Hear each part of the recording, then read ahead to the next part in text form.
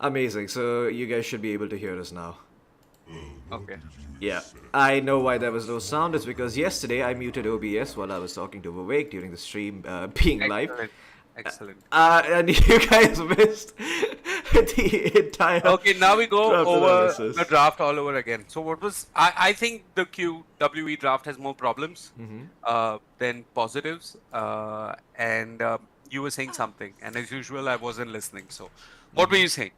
Right, so I was saying that QWE's draft, it's very, like you said, like you had mentioned while we were muted, is that you were very reliant on lanes. They, Also, your YouTube description is Team QWE versus Team in brackets. oh, okay, yeah, well, that. I'll fix that real quick. Yeah, you On can. YouTube team hashtag versus. If you do it on Restream, it'll apply to. Yes, that is what I'm doing at the moment. Oh, whoops. All right. Unpause coming through. I'm gonna just quickly cover this fight and then go back to changing the settings. But yeah, level 1 smoke by QWE as well as hashtag Reaper. I mean, getting this early ward up, it doesn't seem like it does all that much, to be honest, but it's actually quite important when you look at the way Team QWE needs to play this lane, or to play this game, right? They do want to snowball, they do want to find themselves some sort of early pickups, and they do have some very strong level 1 heroes. I mean, Krish with the meld does do a lot of burst damage and armor reduction. You also have the Skyrath Mage with the concussive shot, which is a 40% slow at level 1. And Nature's Prophet is just a very good overall level 1 hero, so if they were able to find some sort of kills and snowball into good lanes, that'd be an amazing start for them. But it doesn't look like that's gonna be the case. I mean, Gondry, he feels manly, he tries to go forward, but instead is just gonna lose 80% of his HP, and then Toy tries to do the same, first to pick up the bounty rune, tries to man up, gets punched in the face instead, so it's gonna be 3 going the way of QWE. And they are off to a fairly decent start because, yeah, getting 3 bounty runes in a lineup like this, it could go, quite the distance here. Yeah, 3 bounty runes, and also now Gondry has to chew through his tangos. He just came to lane with 1 set of tangos, so I mean, he's not going to offer too much in terms of aggression. He's actually going to trade with Ace towards the side. But this mid lane matchup that you're looking at, Floki, is largely boring. There is nothing much that one can expect to happen. And it's just going to be there you go. meaningless back and forth. This is where I see a chance of Reaper taking over the lanes. And, the interesting thing was yesterday Reaper didn't do all that good in their lanes. They were actually losing the early game and the early mid game, but they had a Spectre and they knew very well mount a comeback. At some stage, Dota Plus expected them to have only a 13% chance of winning the game. And yeah, they took that 13% and they rolled with it. So they know how to play from a winning position and they know how to play from a losing position. For now, Trish has got to be careful, but he's got stick charges and that's going to allow him to stay alive.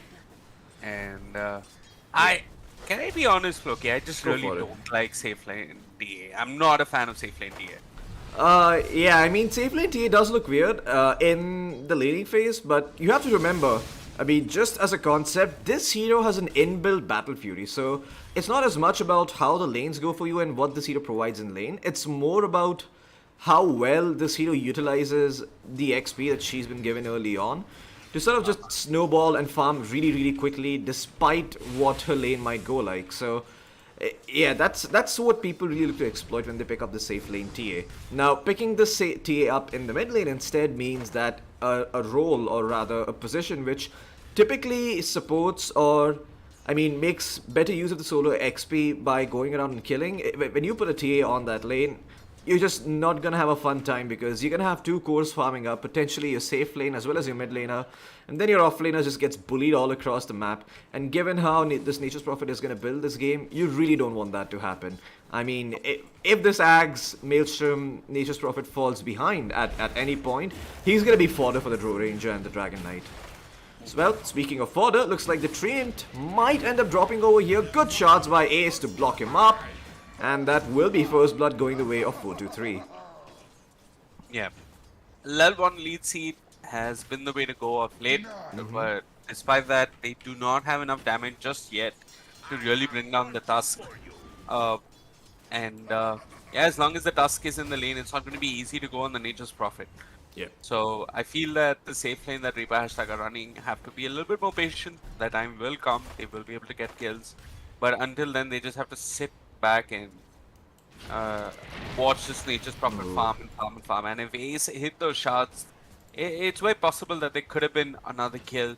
Fortunately, Gondry as well as Toy have the wave close to that tower, so they can move back in that tower armor range and have a small little buff working in their favor. So the good thing about Treant in this patch is that even if you do get dumpstered in lanes, this hero with Living Hour is always going to have impact. You know, you're either going to be healing up towers or you're going to be giving some hero on your map an extra 8 armor, which considering the lineup of the Dire, they are sort of reliant on the physical damage. So, you know, going back towards the draft, when we saw them pick up the Zeus, this might have been, you know, one of those things that they thought about. Like, guys, we're too reliant on physical. Yeah, and bottom lane. Should be okay. Toys okay. Yeah, he's okay. The shots were perfect, so for a moment I thought that he was going to be in trouble. But yeah. The other thing that I've been wondering about Floki is the resurgence of Meteor Hammer. Change from 2.5 to 2 seconds. Will the Dragon Knight think of building a Meteor Hammer? I think it's fairly viable in this game. I'm not sure I like it on the mid Dragon Knight. I mean, it sounds good, but the issue is sustaining the Meteor Hammer. I mean, you know, it's 100 mana every 24 seconds. It gives you 2.5 mana per second when you buy this item. So it's not exactly mana positive. It's quite close to it though. So maybe with a couple of clarities, this is sustainable. But I'm not sure how I feel about it. Oh my god, top lane. Glad I got that in time. Rubik just ends up dropping as Krish with the Melt Strike is able to find, well, the position 4. Hong Kong drops. Bounty runes also favoring the side of QWE. They were able to pick up both of them across the map. And again, when you have a lineup as greedy as theirs, you want to give them every bit of advantage, every little bit of gold that you can early on. Ace gets a little aggressive, but yeah, there's no one really there to follow up with him. The creep wave not in a spot where the Nature's Prophet felt comfortable capitalizing on the tag team. And yeah, I mean, the lane does get better for the side of the Radiant as time goes on. Once you have a couple of levels on this Treant, I mean, which he is level 3 now, and you know, Toy also has multiple points in the Frost Arrows. You can kill the Furion, but it is a little bit difficult. Oh, well, Fearless, this might end up being a kill. Sanctity, nope, he is going to be able to leapfrog away to the high ground. And yeah, for those of you who haven't watched Dota in a while, Zeus does have this ability now instead of Static Field. It got moved to his shard, and his shard got moved to his primary ability. So yeah, and Sanctity got moved back all the way to his fountain because everybody came to contest the 6-minute rule. The Rubik was also there. So I mean, fortunately for QWE and hashtag Reaper, nobody ends up dying. But yeah, that's more time for the Dragon Knight in lane. More time for him to apply pressure, and I think his Siege Reaper is still standing. However, he's not going to be able to do too much damage to the tower. Down bottom, this lane has been a lot of back and forth. Gondry's died the once. Oh boy, Toy. I think he might just be dead over here, Vivek. Those shard blocks in the Nature's Prophet right click might be a bit too much. Snowball is dead. There's a Thunder God's Wrath. As Sanctity will pick up his first kill of the game and start to snowball. Very important for the Zeus to find these sorts of global kills. Even the Treant Protector ends up falling down bottom. That's unexpected. A little bit surprised that that came to fruition, considering that, well, I mean, the Treant was doing just a-okay, but now this tower is gonna take a bunch of damage, considering that there's a siege creep, and well, it's 7.5 minutes in, and if you end up losing a safe lane tower, you're not gonna have a lot of space on the map for hashtag Reaper. Yeah. I think another cute thing that I've seen in a lot of Nature's Prophet players do is that when they're in this advantageous position where they're pushing with the siege creep, some of them like to just sprout the siege creep. So even if the opponent glyphs it, you're keeping your siege creep alive, and they keep the push going. But this time around, 4-2-3 didn't keep his siege creep alive. So that's not an immediate tower, and it wasn't going to be one because I feel Toy and the others still want to defend. Krish, well, he's moved back into his jungle. Uh, if you look purely at net worth, yeah, he isn't doing too great. He's just about the same place with the Timbersaw. But like you said, this hero has an inbuilt value. Yeah. Wow, Rubik moves to the bottom lane and they find the task, and it's not just the Rubik, it's the Rubik and the Timbersaw. Yeah. It was a big rotation coming out from the side of #Reaper, and they find the enemy 4 position. However, in the midst of it all, they did manage to take that tier 1 tower up top. Yeah. And another thing, I mean, you look at the Drow Ranger's net worth, right? She is 1k behind the TA, and this is quite relevant because no matter how strong the Timbersaw and the Dragon Knight do get, what the side of QWE have are the luxury of picking their own fights. When you have global damage, when you have global teleportation abilities, you know, when you have heroes like the Tusk as well as the Skyrath Mage on different lanes, the potential for you to kill across the map is very, very high. So they are going to have the option of picking the engagements that they want. They are walking into a fight. And well, there That you go. is one deep snowball. Toy is going to die regardless. That's probably his second death in the past couple of minutes. And yep, with the Chain Lightning and the Arcane Bolt coming out from the Skyrath Mage, Toy is a very easy kill for the side of QWE. And elsewhere, the Nature's Prophet is applying pressure on the tower. This is the Treant Protector trying to make a case for himself in this game of Dota with the Living Armor. And I don't think it's really enough. It's just Can he get the deny? Oh, he does! Does get the deny. Yeah, well, I mean, you know, it's not as much about the money as it's about the mental damage. It is. It is truly mental damage. And I think all you can do is press your taunt key and act as if nothing happened, which is exactly what the Nature's Prophet did. Oh, yeah. But just look at the map. This phenomenal dive vision towards the bottom half of the map. Gondry is actually walking under enemy vision, and Ace might just go upon him. Yep, there you go. He's not caught the Walrus Punch just yet, 10 minutes in. But he's got Sanctity by his side, and with the Heavenly Jump and the slow coming in from that, and all the damage coming out from the Chain Lightning, they'll eventually bring down the Treant Protector. Yeah. They can keep that push going if they want to. But more than talking about QWE, Floki, I want to shift my focus to #Reaper. Okay. What the hell is their plan? What are they even trying to accomplish? I did hear a smoke being popped by Hong Kong. So one of the things that you have to remember about #Reaper's draft is that even though they are feeding gold across the map with their supports dying and whatnot, the Dragon Knight and Timbersaw are extremely hard to kill. These two heroes, or at least the Timbersaw, will be able to occupy a part of the map that is extremely undesirable for the rest of the team, and just stay there and make sure that someone has to address him as a hero, because there is going to come a point where if this Timbersaw feels like, you can often pick up the Aghanim Shard early on, which is the Flamethrower. It allows you to deal damage to towers, and while it might not be much, if you start skipping creep waves on this hero and you're able to get away with it, you can quickly take down tier 2 towers, and then the game starts to become a bit more problematic for the side of QWE if you end up losing your tier 2 super early on, because that does deny access to most of your jungle. And well, they are going to have to hold on to it for a little while longer if they want to run these 3 greedy cores. They've got the Nature's Prophet, they've got the TA, and they've got the Zeus. All of these heroes need some semblance of farm. And speaking of which, Sanctity, doing God's work, quite literally, pushes out the top lane and is going to make sure that this tower stays alive a little bit longer, because if it doesn't, then, well, there's not going to be a lot of space remaining for Krish to play across the map. Oh man, I love this little play coming in from Hong Kong. He stole the Treants, and he blocks the Ancient Camp, as well as the Strong Camp, so Krish actually doesn't have anywhere to go at the moment. I didn't quite catch his Treants block out the camps, but yeah. Yeah. Also, this new Psionic Trap visual is pretty cool. I have not seen this too much before. It's the Immortal. The Golden Immortal that was released, I think, 2 years ago. Anything that costs money, I haven't seen it or heard of it. So, yeah. I see. I haven't seen Dota Plus either. I see. True story. The Nature's Prophet, he's got his Maelstrom. I mean, this again, this feels a lot Well, like that's the ambitious. previous game, Mm-hmm. the Shards. Yeah, it feels a lot like the previous game between both these teams, where in general, QWE have a better idea of how to play the early game and the mid game. But it's not as if hashtag Reaper are getting nothing on the map. They're still farming reasonably well.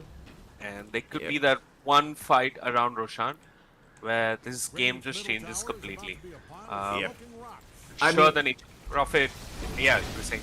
yeah, it's really gonna come down to this Dragon Knight rotating towards the Timbersaw, because the Timbersaw really does not want to leave the top part of the map. He kind of wants to stay here and apply constant pressure, force a core to play this part of the map, and he really would like a rotation from the DK in such a way that DK comes in, he's able to get he's able to get a free kill. All of a sudden, you have to commit more resources from QWE towards defending this top part of the map. And then, life just starts to get a bit more difficult, because then the Drow Ranger gets some space, and slowly but surely you start to get map control back if you're hashtag Reaper. And hashtag Reaper, once they get map control, they can actually hold on to it. I mean, like I said earlier, killing this Dragon Knight and Timbersaw isn't going to be easy. I mean, you've got the Hood of Defiance completed now on the Timbersaw, so even if he ends up eating a full Mystic Flare and, Zeus's Burst, chances are he's gonna live! I did not catch that. Okay, that deny on that tier 1 tower did moral damage, but all of that moral damage has been reversed because Gondry just uses Overgrowth on a Nature's Prophet, which had already TP'd away. Oh, yeah. And I think 423 is on the hunt for him again. He knows, he senses that the Treant Protector is still there in this area. What he doesn't know is that the Treant's working with an Observer bot, so it's going to be okay for the time being. But both teams, Floki, very, very happy with this static, quiet turn of pace. Just as I say that, Reaper hashtag, they have 3 heroes that have smoked up and they're trying to make this wraparound play for the mid tower. The Dragon Knight has his blink. He didn't want the Zeus. The stun was there, but there's Ace with the snowball and the Walrus Punch. He'll interrupt. He'll cause a bit of a distraction. And with the Nature's Prophet joining this fight, Reaper hashtag feel as if they have no business being here. They're just going to run away, pop the hood, and back off for the time being. Pop the pipe, excuse me. But yeah, that was Reaper hashtag trying to make a move for the tier 1 tower. In the end, no one died, nothing happened. And everybody lives happily ever after. Oh, yeah. A nervous uncertainty in the air because, like, what the hell? I mean, I don't know, you're pretty much doing a Rickroll or whatever and hoping that my carry is stronger than your carry as this game goes later. So, the TA is considered to be one of the stronger heroes against the Drow Ranger, quite simply because you output a lot more damage compared to the Drow, so you end up killing your targets faster. But the issue is that this hero does need the Aegis to be effective. You can't just waltz into a fight and expect that you're going to be able to kill, especially not when you've got a fair amount of catch. You've got yourselves the Overgrowth from the Treant, you've got yourselves the Dragon Tail coming in from the Dragon Knight. And as time goes on, hashtag Reaper will start to get answers to what the Dire lineup can do. The Rubik is going to get the shard, which is going to allow him to save people with the Telekinesis. The Drow Ranger is probably going to pick up a Manta Style and a Hurricane Pike, so she's going to be able to dispel the root of... Gondry in the top lane. He's invis for now, but his fellow Drow Ranger is in, and Toy getting gone upon will be saved by the Overgrowth. Turns around, does a little bit of damage. The Dragon Knight is here, and with that Fate Bolt, they find Krish. That's Krish, the Templar Assassin, dead. And now the rest of QWE are in trouble as the Nature's Prophet doesn't get anything done. Masaros actually gets himself a double kill as 2 cores as well as the Dusk fall for the side of Reaper hashtag. And with that, what was once a 3,000 net worth advantage has dwindled to a measly 1k. Man. 4-6. Yeah. I mean, if you are the side of QWE, you're probably thinking to yourself, hey guys, I need to farm more on the TA. But back at mid, Mystic Flare did it. And with that concussive shot coming out from the Skyrath Mage, they'll actually find that Prophet Ace is looking for more. He always should, but the shards don't connect. And yeah, they find a Dragon Knight for all their troubles. Overgrowth committed elsewhere.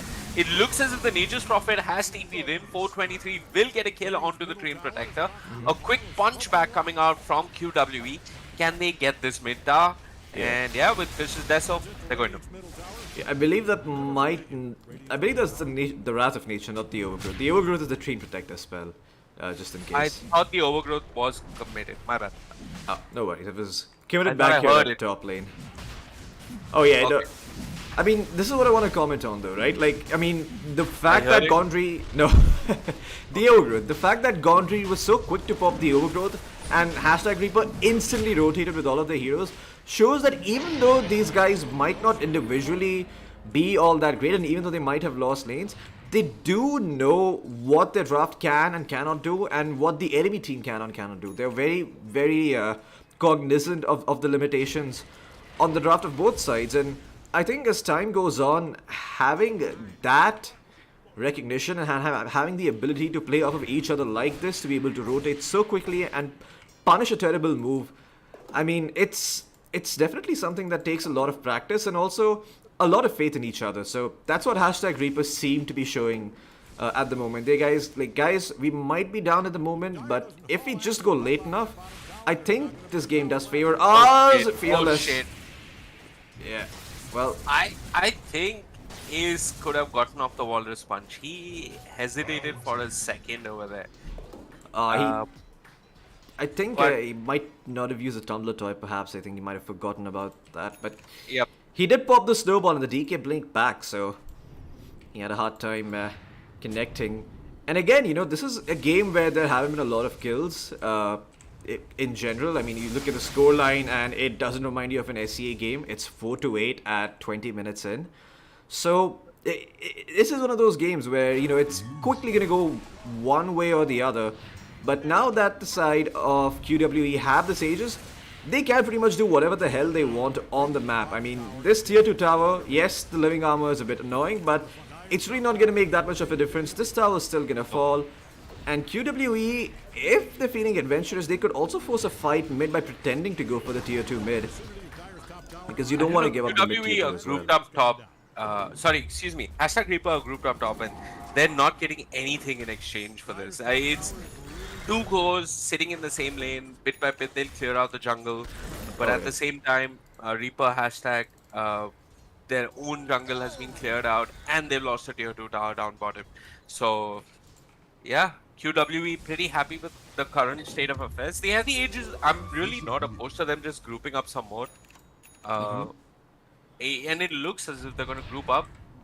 Maybe pop a smoke. Yep. No? I think this might be... Okay, yeah, there you go. There's the smoke. Yep. I was going to say this might have been a farming Aegis, but that's... I guess I was wrong. QWE, well, 4-3 is actually not going for the Aghanim Scepter this game. He's itemizing into the Mjolnir. He's got the BKB finished up, so he's not going to be too worried about the Treant Overgrowth, or the Gust, or the damage coming in from the Timbersaw.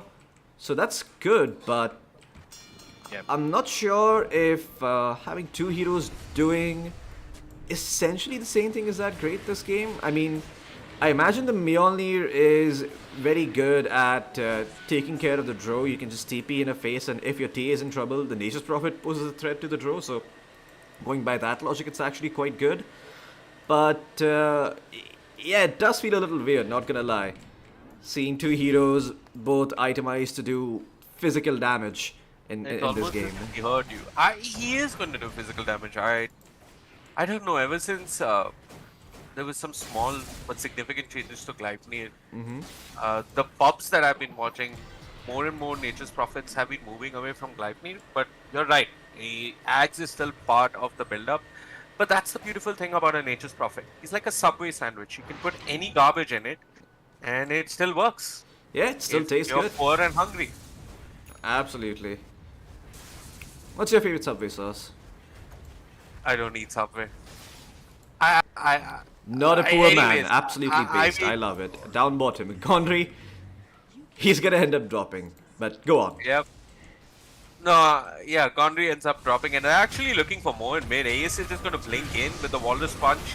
Quick telekinesis coming out from the Rubik to keep that Timbersaw alive. what? Shards stolen, shards committed. But look at that Rubik. Well, he's actually going to be able to TP away because the Sprout Leash's talent isn't up just yet. Fish has joined the fight. No one's died other than the Dream Protector and the Dust. Now they get a coat. Now the Timbersaw falls, and the second Sprout coming out from the Nature's Prophet does the trick. Fearless is still hanging about in the area. It looks as if Reaper hashtag are contemplating going back in, but there's not much to fight for.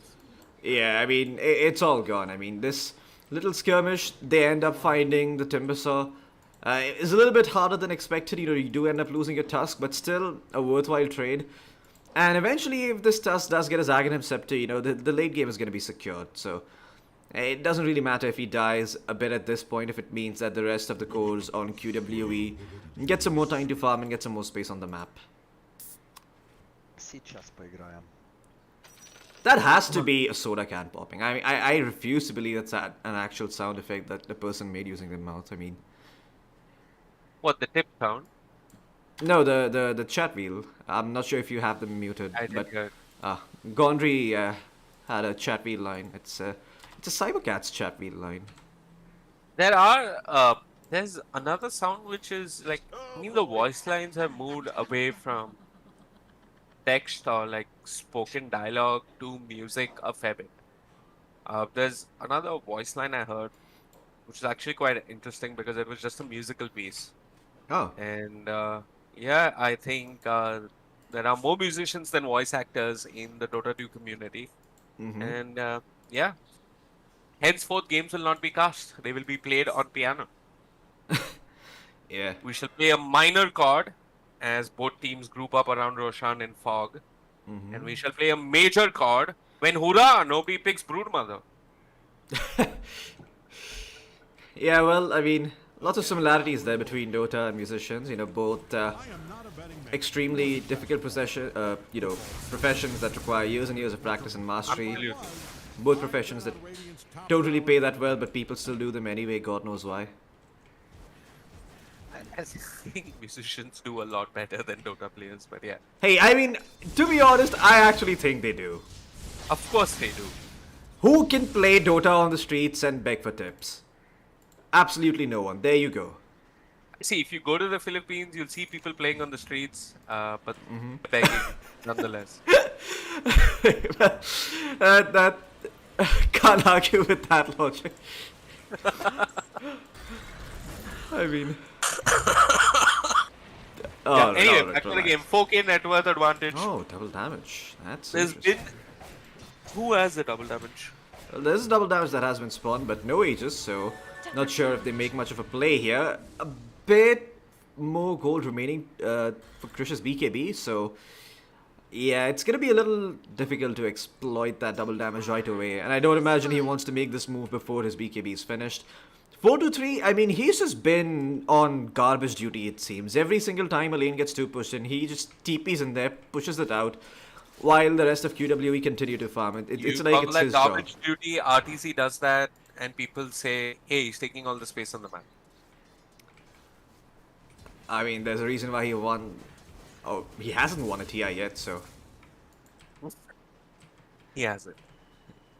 Nah, I'm But just yeah, I joking, mean, this is the way to play Nature's. Oh, top lane. I think the Dragon Knight tried to make a move, and quickly he was controlled Good. by the Tusk, as well as Krish joining with the Desolator.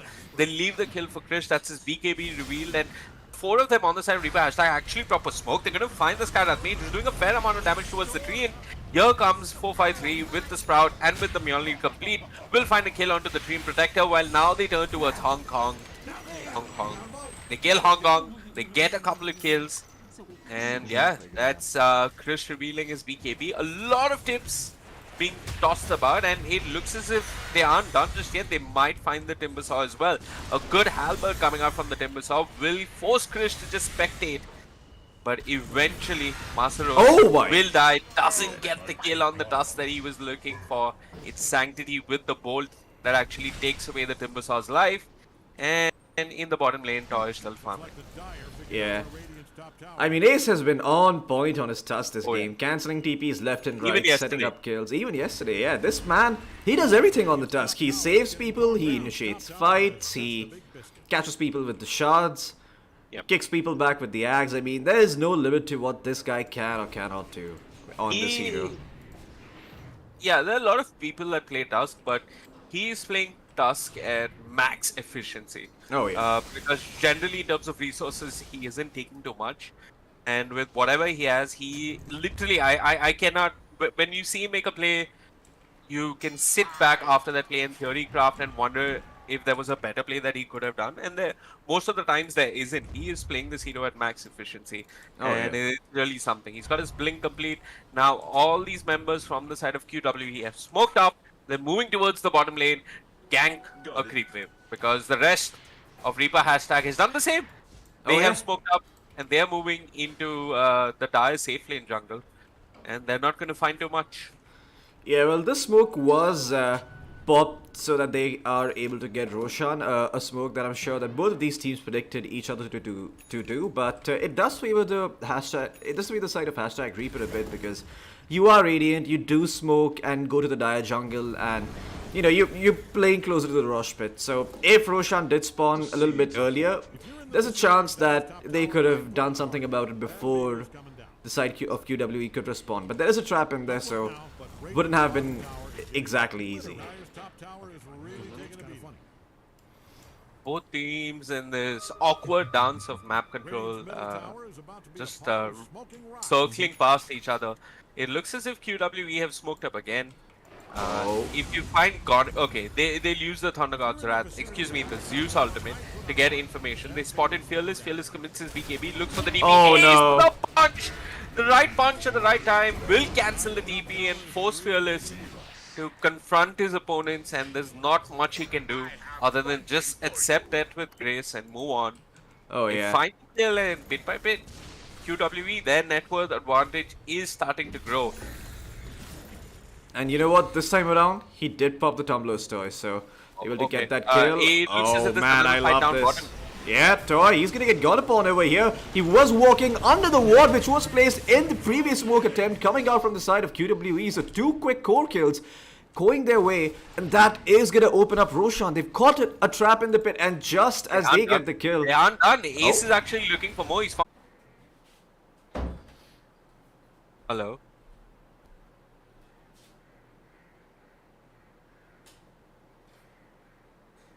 Okay. I think Floki's stream should be Oh, back I'm back, up I'm back. any moment now. Yeah, and it looks as if Krish and the others are still on a rampage of sorts as they find themselves the Aegis Floki. They also find themselves Hong Kong Oh man, I've been.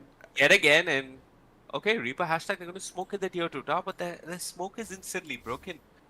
Vivek, I've got some bad news. The viewers don't see anything. I got disconnected I from know, the game. but I'm casting to what I see. Just But the viewers can't see the Making- game anymore. I Absolutely. can't. The lobby Are is. you live now? I am live, and the lobby is well. Can you Spoiler watch it alert: the through game's me? over. Can you watch it through me? Can I watch it through you? Well, if you could stream, I think I could. No, like, No, I Like can't. me- No, I can't. I tried me- that. I tried that. Yeah. Tried watching it through you. Tried spectating you, but didn't work. oh, okay, the lobby's not found, so okay. I will stream the game then. Somehow, and then will you be able to take... Yes, I will be able to. So just give me a second to add an application capture. Can you DM me the assisted camera command Sure. on Discord? Sure thing. Just a second.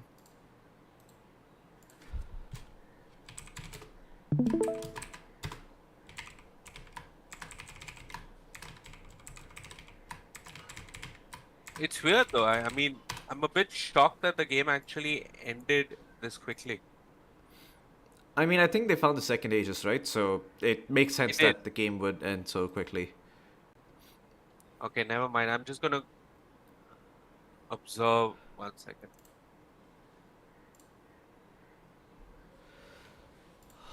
Need to enable my console and all of that.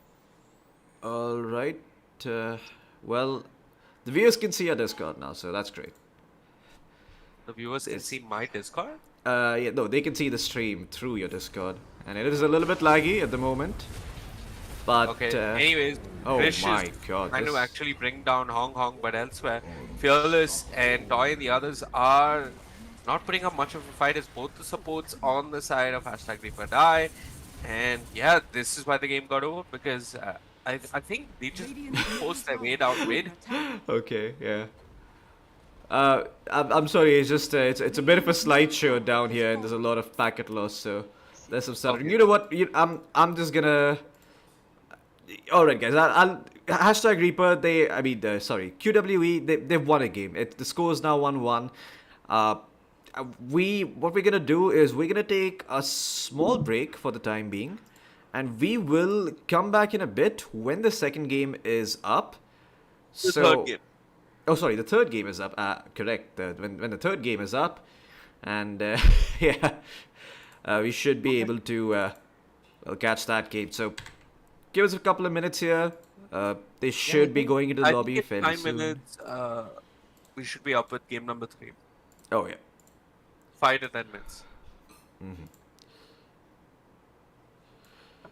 Okay, see you soon, guys. Bye bye. Yep.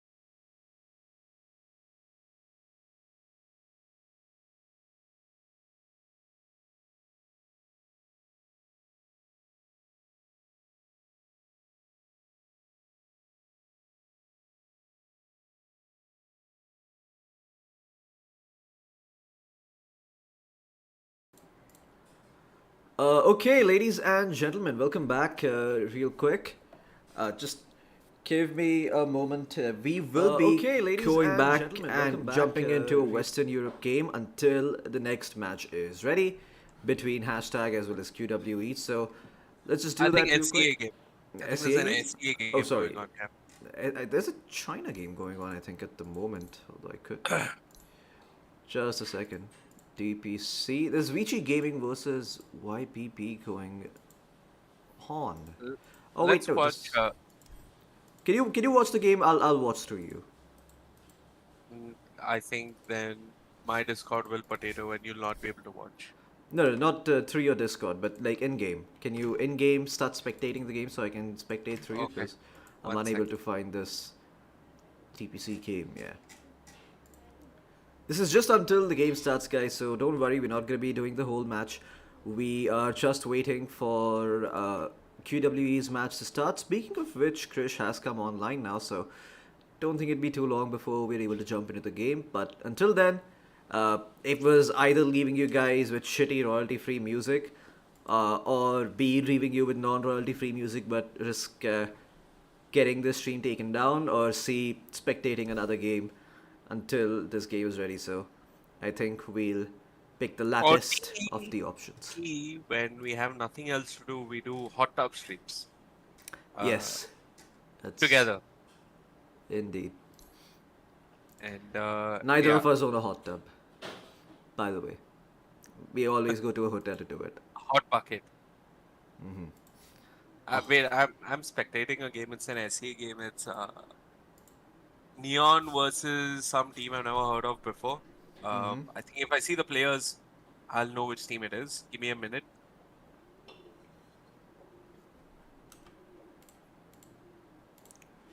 Well, Wait, I'm loading into the game. amazing sound effects. Thank you. You should be a professional background SFX artist. Absolutely. I think I'm gonna step it up and try. Oh, what the oh my god, what am I watching? You're watching a wait screen.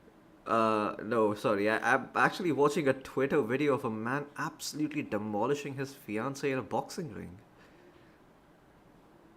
Do you Oh, guys want to see this? Hold on, you know what? This is way too entertaining to not be shown.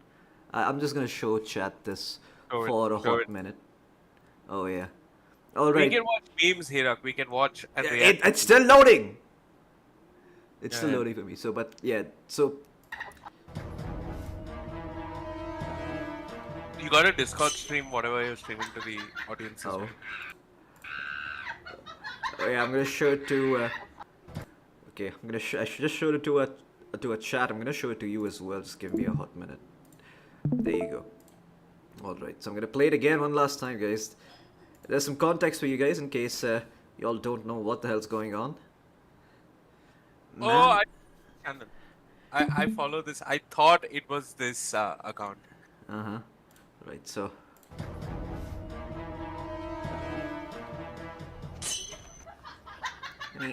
My God, this. What the hell? This is absolutely fine, right? You're already like Average getting a Asian household? desensitized- You're getting a desensitized to the possibility of domestic violence. If you normalize it like this, then you can just go home and do it better. Because Absolutely. hey, this is how we are in front of you. If my wife's beaten up and something happened to a fetus before it was born, well, we warned you about it. We desensitized you to this kind of violence. So kudos to this couple for being so forward thinking. And all this needs is a Jordan Peterson thread, justifying it with vagaries, and then we're absolutely in the okay. I love how it transitioned from, man and woman fighting to dunking on Jordan Peterson. Absolutely lovely. Another video, Floki. Absolutely, another video indeed. But Let us- I'm still loading into this game. I mean, the game. Even you're I'm watching. still loading into this game. Amazing. Until then, I'm actually gonna watch a pub. You know what? Fuck it. There's no point waiting so long. to I think you watch should a just. game that we're only gonna watch for a moment. You know, hashtag Reaper's game is up. I'm just gonna go into that one. Okay. Yeah, it's gonna be a while before I actually get to load in. Oh, I believe you can watch Moon's game live with Dota Plus, but No, you we can't. won't have. You can't. Oh, You'll only tournament games see his cannot be spectated. perspective and you won't see the enemy team. Yeah, exactly. Let me just check this. This is for research purposes, chat. Oh, you cannot spectate a live league game. There you go. Yeah, Yeah. fair enough. Something that Vivek already knew due to his vast years of experience commentating. Coaching. But me, being the edgy 23-year-old youngster I am, did not believe in the wisdom of old and still wanted to touch the paint to see if it was wet. Hmm. And I have to ask you, Floki, just looking at your wallpaper, This. is Leshrac completely useless now? Is there still room to pick him? Yeah, That there's room one to kill pick to him. Bloodstone, that 1 second less, and Yeah, it's a little rough. I mean, his damage. I remember at one point Pulse Nova was I think 120 damage on ult. It's literally been nerfed by like 30% since then. But this hero is still strong.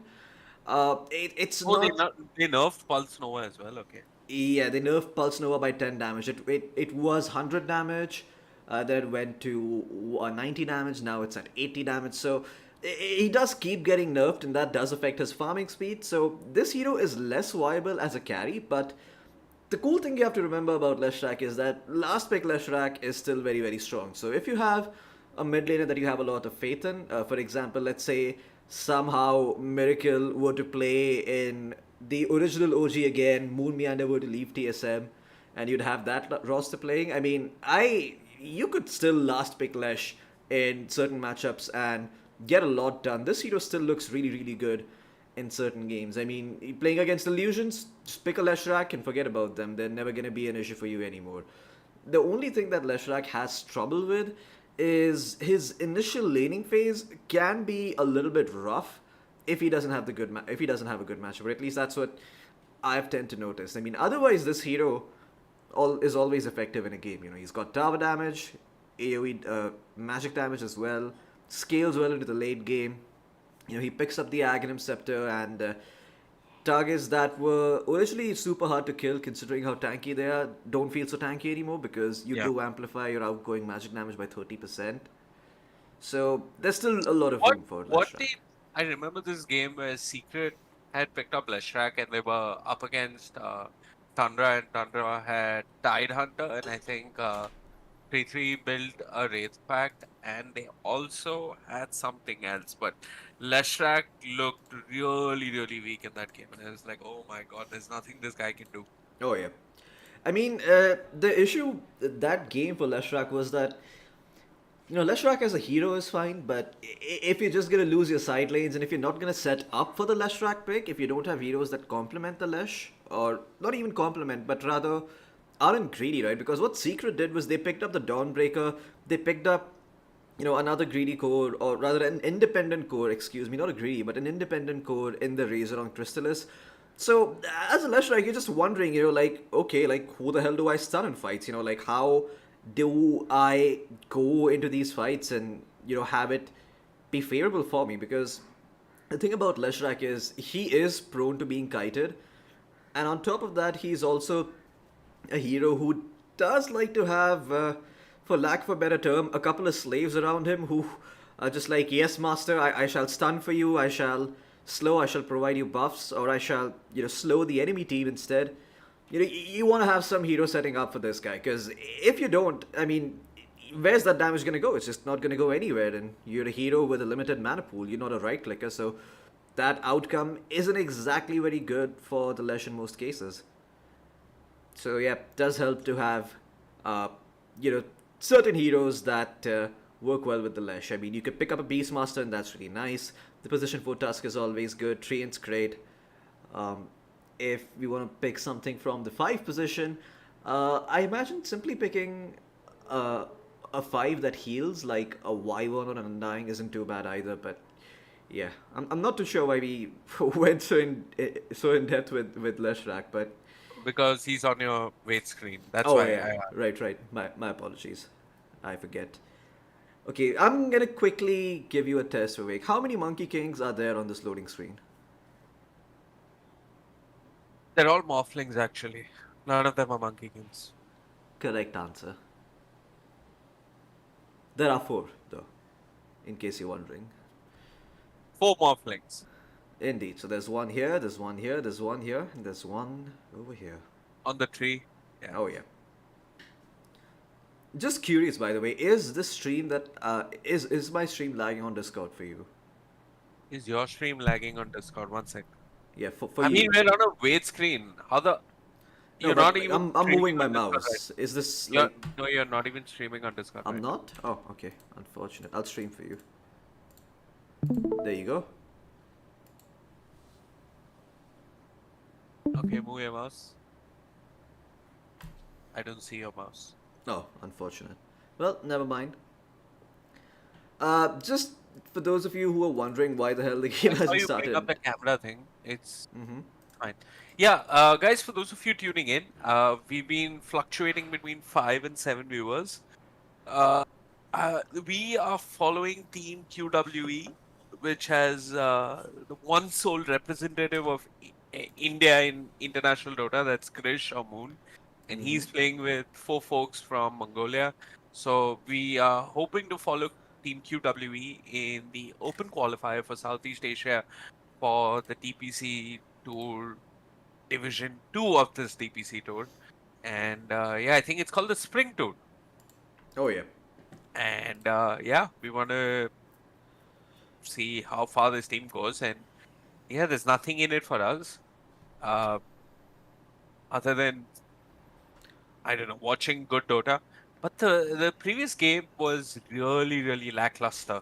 Yeah. It felt as if, I mean, I mean, I would rather have that game than, to be honest, after seeing what happened yesterday. I mean, that was such an insane throw. I know I sound a little biased here, and obviously I am. oh, I'm not gonna okay. pretend that I'm not. But Mhm. yeah, I mean, seeing the side of QWE throw a 21k lead away yesterday was kind of insane. Probably more.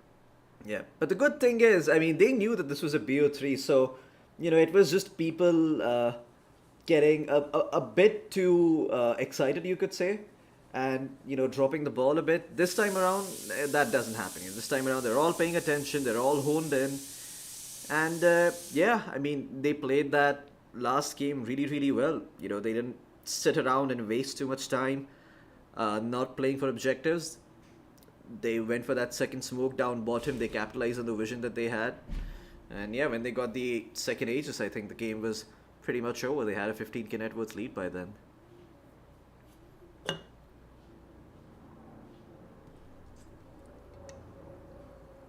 Yeah. Someone's at your door. Mm-hmm. Just a moment.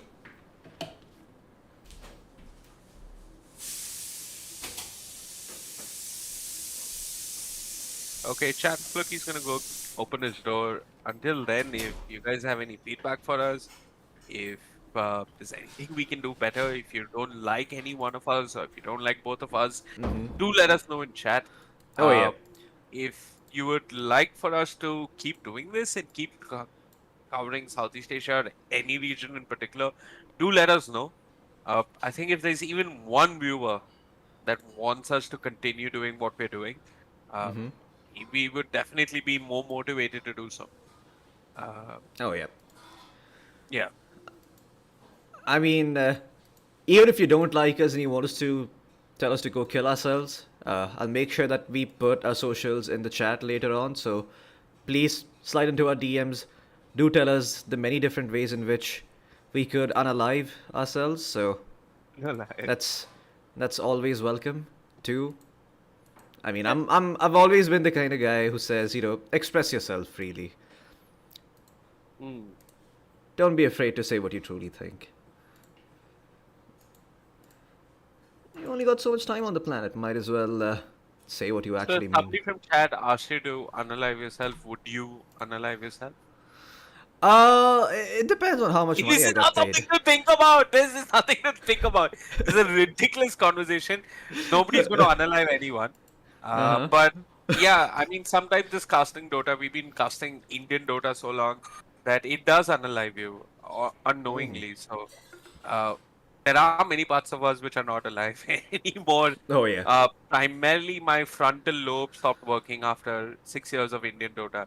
So yeah, Yeah. in a way, if you have that request, well, we've already fulfilled it. So we're Partly. not. Yeah, that's it. We've done our bit. Oh yeah. I have unalived myself, but yeah, guys, if you are not part of the official broadcast team for a tournament, and we have not been part of the official broadcast team for any international tournament in a while, uh, you basically have to go to Dota TV, where you click on the game in the watch tab to spectate the game. And what's happening now is that the game has already begun. They are in the future, and a delay is being set up for us in the past. It is Yeah. this is just Dota TV waiting to set a 3 minute or a 5 minute delay. I don't even know what the delay is. Depends on whoever made it in the lobby. Yeah. And yeah, this delay is set. We will eventually jump into the game. Yeah. Until then, I would really enjoy looking at videos of things on Twitter. All right. Yeah, I think that's completely okay. I think you can pull up more videos of things on Twitter Okay. You know what? Yeah, I'm just gonna do that real or quick. Instagram. Do you know Instagram has a really good desktop version now? Really. Have you logged into Instagram on desktop? They've I completely have. Oh changed yeah. the You interface. can actually, you can actually send messages now. And okay, Yep. right, I'm just gonna open up Fight Haven, and I'll stream this for you as well. Just a second.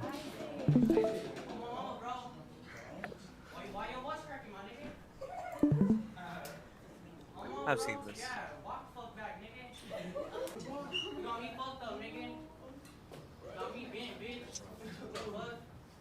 So for I think context, this young guy is absolutely about to get decked. yep. This is where like a turn, all the 15 classmates beat up the teacher. Oh really? Oh well, the Oh, game's okay, live. the game's begun. The game's begun. We'll watch this video real quick though. Okay. Because Black Lives Matter, you know. Oh yeah, they do. They do. They generally do. Absolutely. It sounds so much more disingenuous when we try to sound convincing. I mean, are they actually gonna fight? What the hell's going on? Oh, There. oh, there Jump you go. cut to fight. This guy Oh, wants to walk yes. through. Other dude doesn't want to walk into room. Oh, he got his hands up. I like how in all these fight haven videos, the fights are ultimately disgusting and weird. But Oh, yeah. until the fight begins, everybody's got a very proper pose or stance, whatever you want to call it.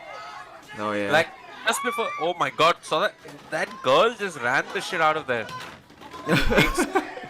Takes a white woman to solve the black man's problem. Look at that white woman in the fluorescent jacket. She stepped in.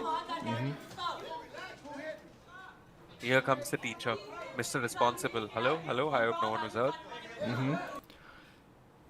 Yeah, Sure, he there goes you to go. church every Sunday. Yep. All right. Just another day at school. Yeah, Okay, now we can jump back into the draft because hashtag Reaper picked up a Naga side. yeah, there you go. Just a second. Let me just remove the couple of winter captures I have up, and yeah.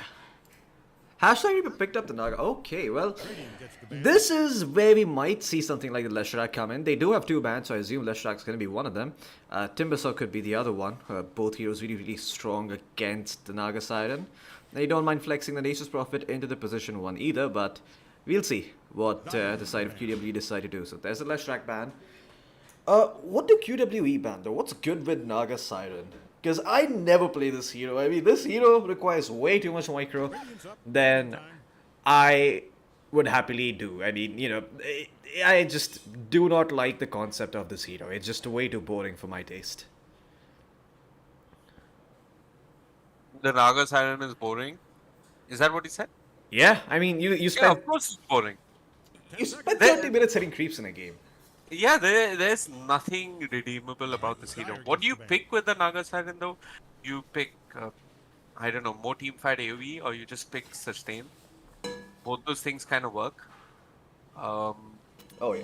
They're banning pretty much everything that's good against it. They banned the Zeus, they banned the Leshrac, they banned the Ember Spirit. Uh, Somebody in chat is making a case for Pudge to be picked up. Oh, someone is saying that it's, well, What? It might be against Twitch rules to show violent videos. yeah. I mean, we aren't snitching if you aren't. I don't know. I mean, like Twitter allows those videos. I don't think the terms of uh whatever the terms and services are that drastically different, and I think I mean I mean, I think it isn't. I think if anything, it's more a copyright issue, but I don't think it's a copyright issue even. Nonetheless, can we get back to the draft? We'll find out Yeah. soon what Twitch thinks about violence. Uh, yeah, we will. yeah, a disruptor. Uh-huh. That is kind of good versus the Naga Siren. I mean, if she 10 songs seconds left. and Wow. tries to get away, sometimes if you just happen to have vision in the right area, you might be able to get a glimpse. Seconds, with or And without. you might still be able to catch the Naga Siren. Alternatively, you can just not even give it a chance to play a fight with your static storm, provided you commit it on the right Naga Siren illusion and whatnot. First phase Rubik, I'm okay with that. This is an okay Rubik game so far. This is where hashtag Reaper pick up their second support. Radiant's turn. Well, Dyer's turn. I like the Snapfire. It's quite decent with It's an Blind. offlane Snapfire. yeah, it's an off-lane Snapfire, it seems. And And- yeah, Budge picked up by QWE, as someone in chat correctly pointed out. Tarnish sings 715, calls it like a man and gets it right. Oh yeah. Yes, Shout out there to is- you. So I know that Pudge 10 from my seconds, head just long enough to regret is every pretty good choice you versus the made Naga if Sign, you but hurry. in general, like 5 I mean, seconds. Riptide 4, really 3, reduces Pudge's really low armor, and then Mm-hmm. I don't think Naga has a problem killing Pudge. Yeah, me neither. I think it's not the fact that the Naga can kill the Pudge, rather, but it's just that the AoE rot is so difficult to deal with. Even if you don't die and you've got yourself a Mate Slayer, the Mate Slayer actually requires that you as a hero hit the Yeah. Pudge. It doesn't work on illusions as far as I know. So it's actually not as strong as people might think. I mean, having the Mate Slayer is obviously going to be very important against the Pudge in this game, but there's just so many items that you need before that as the Naga. It's uncertain if you can get away with that. If you can get away with building a Mate Slayer early on in this game. What I do imagine you 10 could seconds do, left. or rather what Toy is going to do, is that he's probably going to pick up the Orchid early on, and he's going to try to be a bit more active with it. The Nature's Prophet is not that strong against the Naga Siren, actually, when you go for that build, because you always have the ability to get on top of him with Song.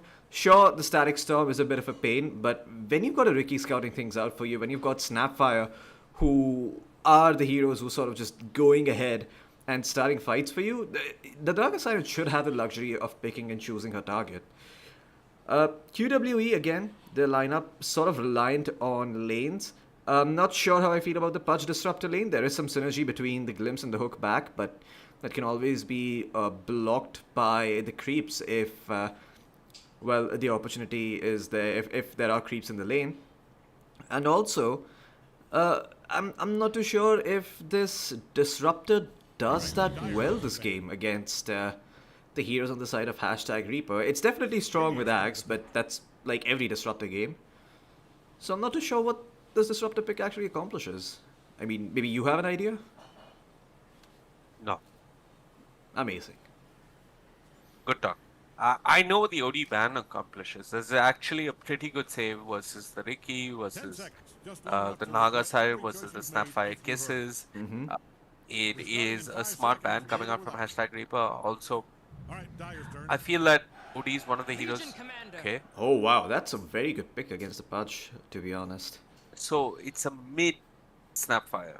Yeah, It's probably a mid Snapfire, but now that you know that it's a mid Snapfire, I mean, Shadow Fiend's in the pool. You could just pick Shadow Fiend, build him for magic damage, and that's also really, really strong this game.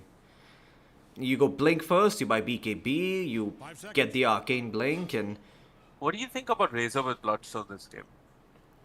So the Razor did get nerfed, by the way, in case you're not aware in the last patch. They nerfed the shard so that it can only proc once every 1 second. Okay. So you don't get ridiculous amounts of HP back on that hero anymore. I mean, it's still workable, but if you know for a fact that it's only going to proc 5 times at most, then building Bloodstone doesn't make all that much sense. Kunkka is also not bad, yeah. But I think the Shadow Fiend might be a bit better. What else is there? Let's see. Storm Spirit's still available. No, it's not exactly the best against the Riki and the Legion. And yeah, well, looks like you called it. There you go. I mean, I called it. Kudos to you. I have played only 40 games of Dota in the past 4 months, but I'm calling shit. Don't ask. Well, Kunkka helps them set the tempo of the game. Shadow Fiend does not. It's not something I considered, so... It does seem like... also that boat is like kind of good versus duel. Oh yeah, the boat's actually really good. I mean, it's also a way to protect your heroes that get caught in the smoke, right? You could just throw it out there. Although it does give the Rubik some room to steal some cool ultimates this game. I mean, you know, there's the Static Storm already. The Dismember's always nice to have. So Krish is going to have to be on point with those rot toggles to make sure that Hong Kong can't have it. And Sanctity is also going to have to be a bit careful with his boat usage so as to not use it in vision such that the Rubik is able to steal it, because a stolen boat is just the worst thing in the world, man. Like that thing deals so much damage, plus you get that rumble for your own team. It's just game ruining. It's honestly as game ruining as picking OD, maxing Astral, and then seeing a Rubik being picked up in the enemy Loki, one team. small note. Can you stream the game on Discord? Can you stream your POV on Discord? Absolutely. Anyway. Somebody asked or was hoping for an OD pick. Unfortunately, OD's been banned. And yeah, looking at this draft, there's one thing that I really want to talk about is that, one, we should wake the fuck up because it is do or die for both of these teams in open qualifier number 1. Oh, yeah. 1-1. And whoever wins moves forward, whoever loses, well, they come back to open qualifier number 2, if there is an open qualifier number 2. Oh, yeah. But Oh, the wait. one I sound really dumb when I say this.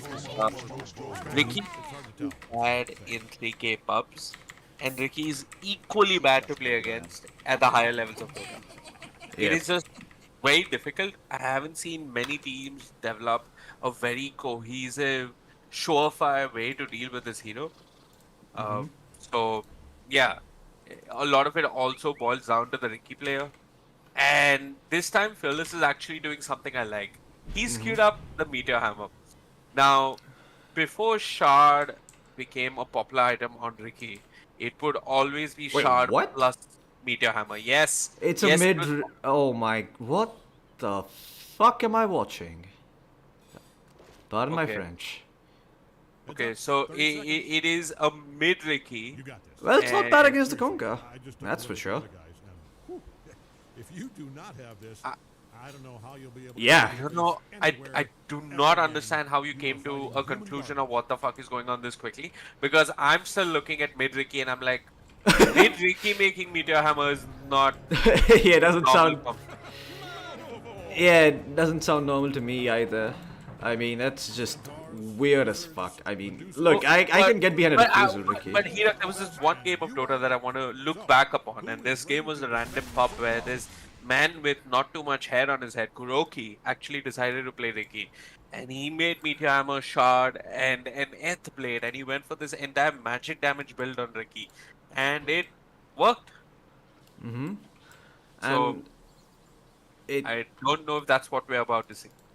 Yeah. Okay. So here's a cool little thing. This is a little nifty. I mean, they are gonna be playing the Pudge down in the bottom lane instead of against the Legion Commander up top. And I really like this decision because the Nature's Prophet doesn't mind leaning into the LC, but The LC isn't particularly happy against Nature's Prophet. Even though you're able to proc the Moment of Courage rather easily, it's not really the best matchup in the world for you. But given the way Master Ross is playing, this is actually really good. He goes for the overwhelming odds early on and just mans up on the Nature's Prophet. Nature's Prophet doesn't really have the best armor level 1, so it is a little bit hard for him to sustain all the damage that's going to be coming out. Like this, the overwhelming odds and the Fate Bolt, my god.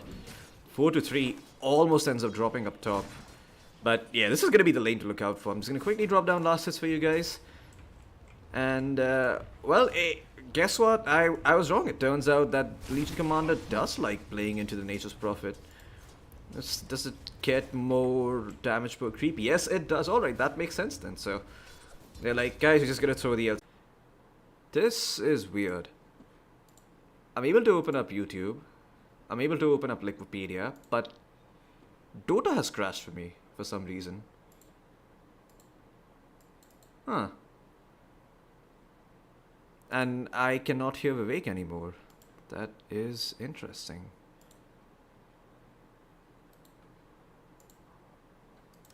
Alright, I'm just gonna restart my Dota real quick, guys. Apologies for the issues, but let me just quickly go back in and see what the hell is going on here.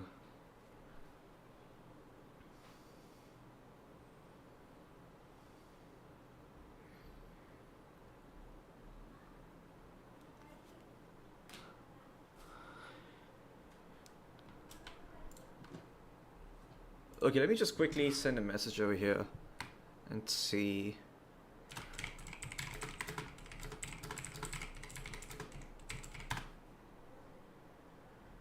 Okay, so my internet's fine.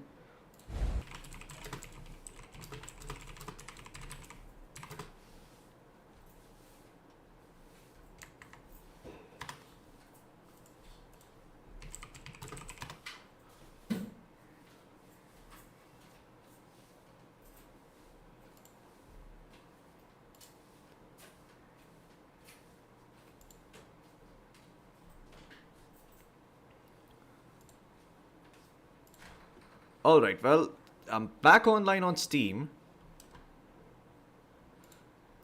Vivek is still there on Discord, although I believe his internet has timed out. But you know what? We're not going to wait around for Vivek. I'm going to take you guys through this game. I'm going to wait for Vivek to come back. And I'm hoping that when I go back in, I'm able to spectate this game. This is weird. Vivek is online on Steam, but I can't hear him on Discord.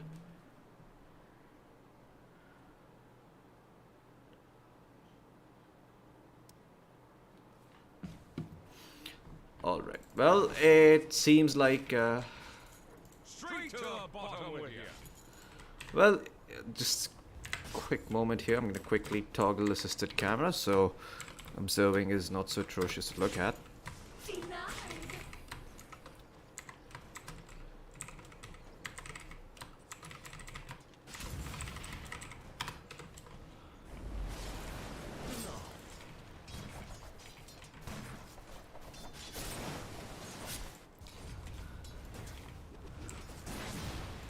Alright, well, I'm back in the game. I'm gonna wait around for Vivek. I have texted him, let you know what the problem is. But, yeah, he should be back in a bit. Speaking of lanes, it seems like it's going rather well for the side of QWE. They seem to have stabilized up here in the top lane. They did kill the LC once. The Nature's Prophet seems to have gotten the kill before the LC, so there's a big XP advantage for him here. I mean, the Rubik... Hong Kong, he's just been standing behind Masaros, but I'm not sure what he can accomplish in this lane against a Nature's Prophet, as well as the Tusk. The Tusk, though, might have stepped a bit too far forward. He's going to end up dropping. However, Sanctity is here. He's going to straight up drop the boat, no questions asked, and that is going to be the death of the Legion Commander. So, yeah, a successful first rotation made by the Kunkka towards the top lane. He did TP in here, so he's not going to have a town portal scroll to go back to lane, but he's going to pick up the boot, so he's going to be a-okay. Towards the mid lane, the Fearless, looking towards SE, try and get that kill. Ace is going to rotate towards mid. They're going to try to take down Fearless here. Fearless doesn't really have any allies to blink back to, and now Sanctity is here as well. He's got the torrent, but nice smoke screen coming in from Fearless is going to prevent the stun from coming through. Although he's still under a sentry ward, he will be able to run away and live to tell the tale. But again, Fearless, every moment he spends doing weird stuff like this is a moment where he's not finding creeps. Does pick up 2 bounty runes for his troubles and finds the courier, so that actually might have been worthwhile. Ace isn't too happy about this. And when you aren't, you taunt away, you pretend that everything is fine and dandy. Such is life. But yeah, down in the bottom lane, Krish also managed to find a kill. Was it on Toy? No, it was not. It was on Gondry. So he's doing A-okay. He's finished up the Vanguard. Gonna go straight towards the Ags. Also bought himself a Wraith Band. And yeah, it seems like the Spudge is doing fine for himself at the moment. Although Toy is also getting free farm. It's not been an easy lane for the Pudge by any means. This is gonna be... well, it's going to be a fair game for the Pudge. He's going to have to hit his Axe timing. They're going to have to make a good rotation. It's not going to be as simple as we get the Axe and we win the game. It's going to be a little bit harder than that. I'm just going to quickly check with chat. If there are any issues with the stream, guys, do let me know. The stream is fine. The stream is fine. Could you just stream on Discord as well? Sure thing. Just a moment. There you go. But, yeah. I mean, while you were gone, or rather, while I was gone, I'm still confused about that. It seems like QWE did stabilize both their side lanes. The Pudge found a kill, the Nature's Prophet found a kill, and although he died, he did get a lot of XP because he died after the LC. So the XP trade did favor him. 4-3 is doing quite okay on the Nature's Prophet. You know, he's gonna hit his Maelstrom timing rather well. And that's the thing about the hero, right? Like, Yeah. no matter how bad your lane's been, you can just like go into the jungle and hit creeps. And I mean, Yeah. you will be judged if you do that in a pub, but I think it's absolutely fine regardless. Also, Krish is on a much more active one-position hero, so I expect him to move around the map and get a lot done. That missed hook on Gondry was kind of weird because the creeps were giving vision as to where Gondry was, just a second after Krish threw that hook. So yeah, but Krish has got his Vanguard. He's farming. He should be fine. How is the Ricky doing? So the Ricky's already got his meteor armor, and now he's building towards his threads. I think he will go for the shard. He's actually keeping up towards the top lane where Ace has gone in with the snowball and the shards. The Ricky's Oh wow, that's a overwhelming man. odds. The cookie as well will connect onto 2. The duel there for the Kunkka. This should be some easy dual victory damage. Actually, it doesn't get the dual victory damage, but they get the kill nonetheless. Ace and Sanctity end up falling, while back at mid, it looks as if 4-2-3 rotated all by himself and took the enemy mid lane tower. Well, yeah, and he's also going to find a double damage for his troubles. Does have a town portal scroll, so they can look to go back towards top. Kunkka spawning in 8 seconds. Unfortunately, though, he doesn't really have a TP, so this tower's gonna fall. I think you give up that tower, and if possible, you look for the trade on the enemy safe lane tower as well. So you try and get the Radiant safe lane tower in exchange for your safe lane tower. Yeah. And that's probably the best move that they can make. And yeah, 4-2-3, he's TP down, and they should get this tower. Now, from here on out, the game really starts to take shape. You could call this the end of the laning phase. Sure, the Nature's Prophet will look to farm more, but it's really up to Krish and Ace and the others, Krish and Sanctity, in fact, to really start taking control of the map and looking for opportunities and looking for kills. Oh yeah, I mean, Sanctity is just... I mean, he's not been too happy with how the last gank went, but... I mean, I think he's still alright with it as the Kunkka. He's queued up the Blade Mail and the Radiant. Not sure how I feel about the Blade Mail first. I mean, it's a decent item if you feel like you're going to be focused down, but considering that he wants to go for the Radiance after and he also wants the BKB, might be a while before he gets those items. Top lane, LC does end up tanking an entire boat and a Static Storm. Was almost going to be alive to tell the tale until SE glimpsed him back. Back towards the mid lane though. Looks like they will find Ace for their troubles. A 4 for a 3. And, well, the goal change does favor the Dire a bit more. Absolutely. I think the Kunkas very happy with that. Sure, they lost Ace to get the enemy Legion commander. And yeah, Sanctity, like you said, he's building this Blade Mail first. 12 minutes in. I mean, I don't know when that. Off to the side, they found the Disruptor. Fearless, really causing issues, just moving around with the Invis really catching a lot of heroes off guard, and that Walrus Punch doesn't seem to phase him too much. Oh, yeah. I mean, this Kunkka is going to be a bit of a nuisance for the side of Reaper hashtag. I mean, once he's got that Radiance, right, the Naga Scion's not going to be able to kill him. I imagine that's what he is trying to accomplish with his build. Back down towards bottom, Toy pops the Song of the Siren, gets away, but that Song on cooldown for 3 whole minutes, so... Yeah, big window of opportunity here for the side of the Dire to try and make something happen if they would so like. Radiant are making a play. They've smoked up and they're moving towards Krish. Uh-oh. This is not going to be an easy kill. They're going to have to work for it. Smoke Cloud committed. Actually, with the Mortimer's Kisses and that magical damage, they will eventually bring him down. Fearless somehow manages to get his Meteor Hammer to connect, and obviously the stolen shards on the Rubik really helping the cause over there. So they get the enemy one position. That's Krish caught snoozing, but that's also Krish who's trying to build towards an Ag Scepter. It seems as if QWE are waiting for a couple of key timings, and after that it's probably just go time for them. This Observe Ward placed by the Disruptor towards the top lane where the LC is just walking about. Yeah, that Observer Ward did get pinged, so LC does know that there's an Observer Ward there. This is the weirdest Observer Ward I've seen in my life. It is. I think the Disruptor just wanted to put some vision on that side of the map towards the triangle, but he didn't have too much information as to where Reaper hashtag exactly were, so just drops a ward and panic. He'll take what he can get, then he backs off. Okay, well, fair enough. Back towards the mid lane, another boat available for Sanctity. I believe there should be another smoke coming out on that courier. Oh, nope, it's actually a dust. But yeah, they should be able to find themselves a couple of kills. Ace, I love that he's picked himself up, you know, a sentry ward, dust, raindrops, just all of these small items that are going to enable him to make some plays early on. If he's able to connect on some of these rotations and, you know, actually find some success on the back of the Nature's Prophet or the Kunkka, I mean, this game could slowly start to look like the previous game where the Reaper hashtag's map just gets more and more limited because QWE's lineup is greedy and they are getting away with that greed. Like, they aren't being punished as hard as one might imagine they would be. Yeah, they aren't being punished just yet, but at the same time, Floki, it feels as if QWE want to fight as well. They've got their Blade Mail complete on the Legion Commander.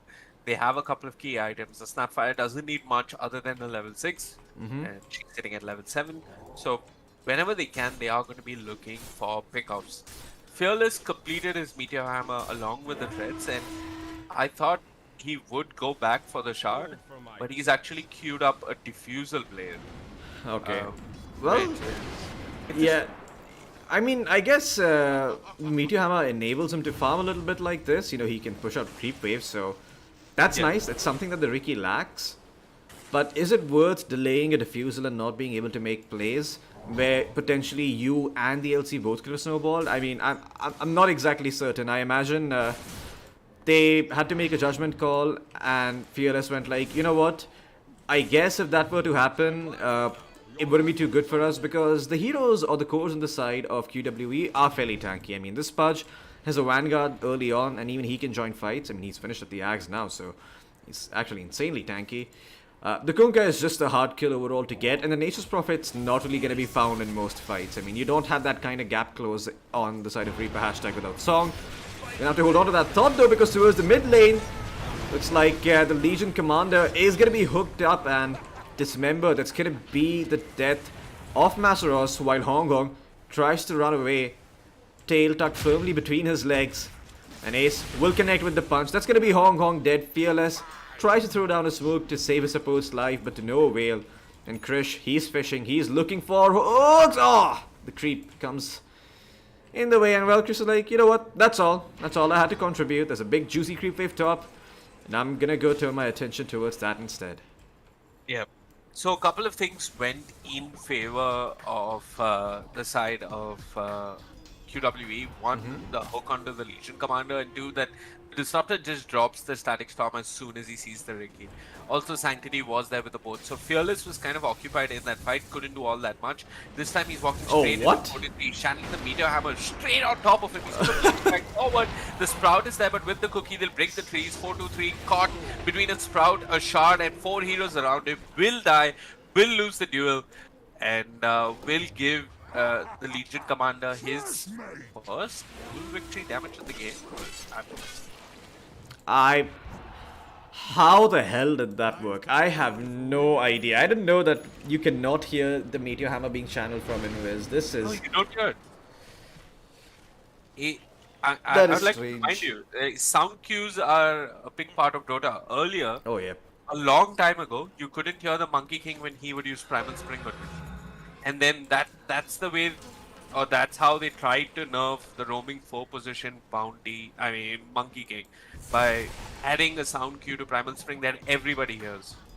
So you know that he's going to jump on you. Likewise, Meteor Hammer, the sound cue, you don't hear it. Opponents don't hear it. Yeah. Well, down towards the bottom lane, it seems that QWE were keen on finding themselves some kills, but Reaper hashtag well aware of the possibility. And while Reaper hashtag is running away, this might seem like they've dodged the gang, but you have to remember, there's still a Nature's Prophet farming away. And there is a Naga Siren in turn for the side of Reaper hashtag. But yeah, I'm not too sure if this Naga Siren No is ball going to come. up top towards Roshan. They actually tried to glimpse the Ricky, but he did manage to blink strike away. Yeah, he And, probably popped the tricks of the trade. Yep. That's interesting, actually. I mean, the fact that this hero is, in a way, immune to glimpse and the stolen glimpse quickly Yeah, X'd by Sanctity. Yeah, Sanctity quick with the X marks the spot ensures that nobody is going to get glimpsed from his team. 9-6, this is definitely one of the closer earlier games that we've had, and QWE actually want to step on the pedal and look for kills. There's a glimpse though, and that's going to glimpse Sanctity away from the duel, but nonetheless he should end up falling. Duel victory damage going the way of the LC. The Monomus Kiss is causing problems for Krish, but Krish will just walk over and he uses the Dismember on the LC. The rest of Reaper hashtag are just watching. Eventually LC Oh my god.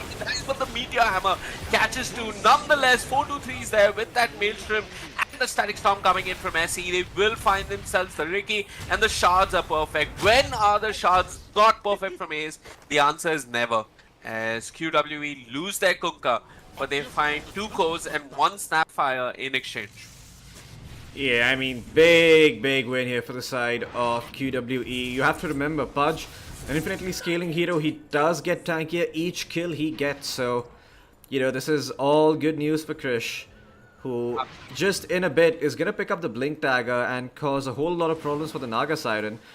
I don't see any way that this Naga Siren can deal with this Pudge at the moment. Sure, you've got yourself the Orchid, but likelihood that you're gonna get a chance to get it off on him is just so low.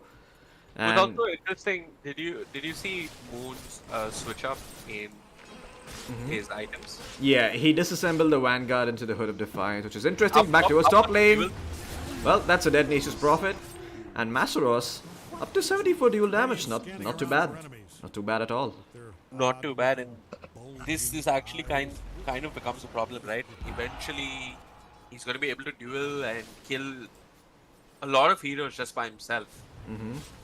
You got to respectfully not push outside lanes. You got to have Eth Blades, and then I don't know, the upgraded Yule Scepter, and pray that you can kite this Legion Commander, maybe a Glimmer Cape even. So those kind of items are needed, but right now the Disruptor has no items, just a Dust of Appearance and a Smoke.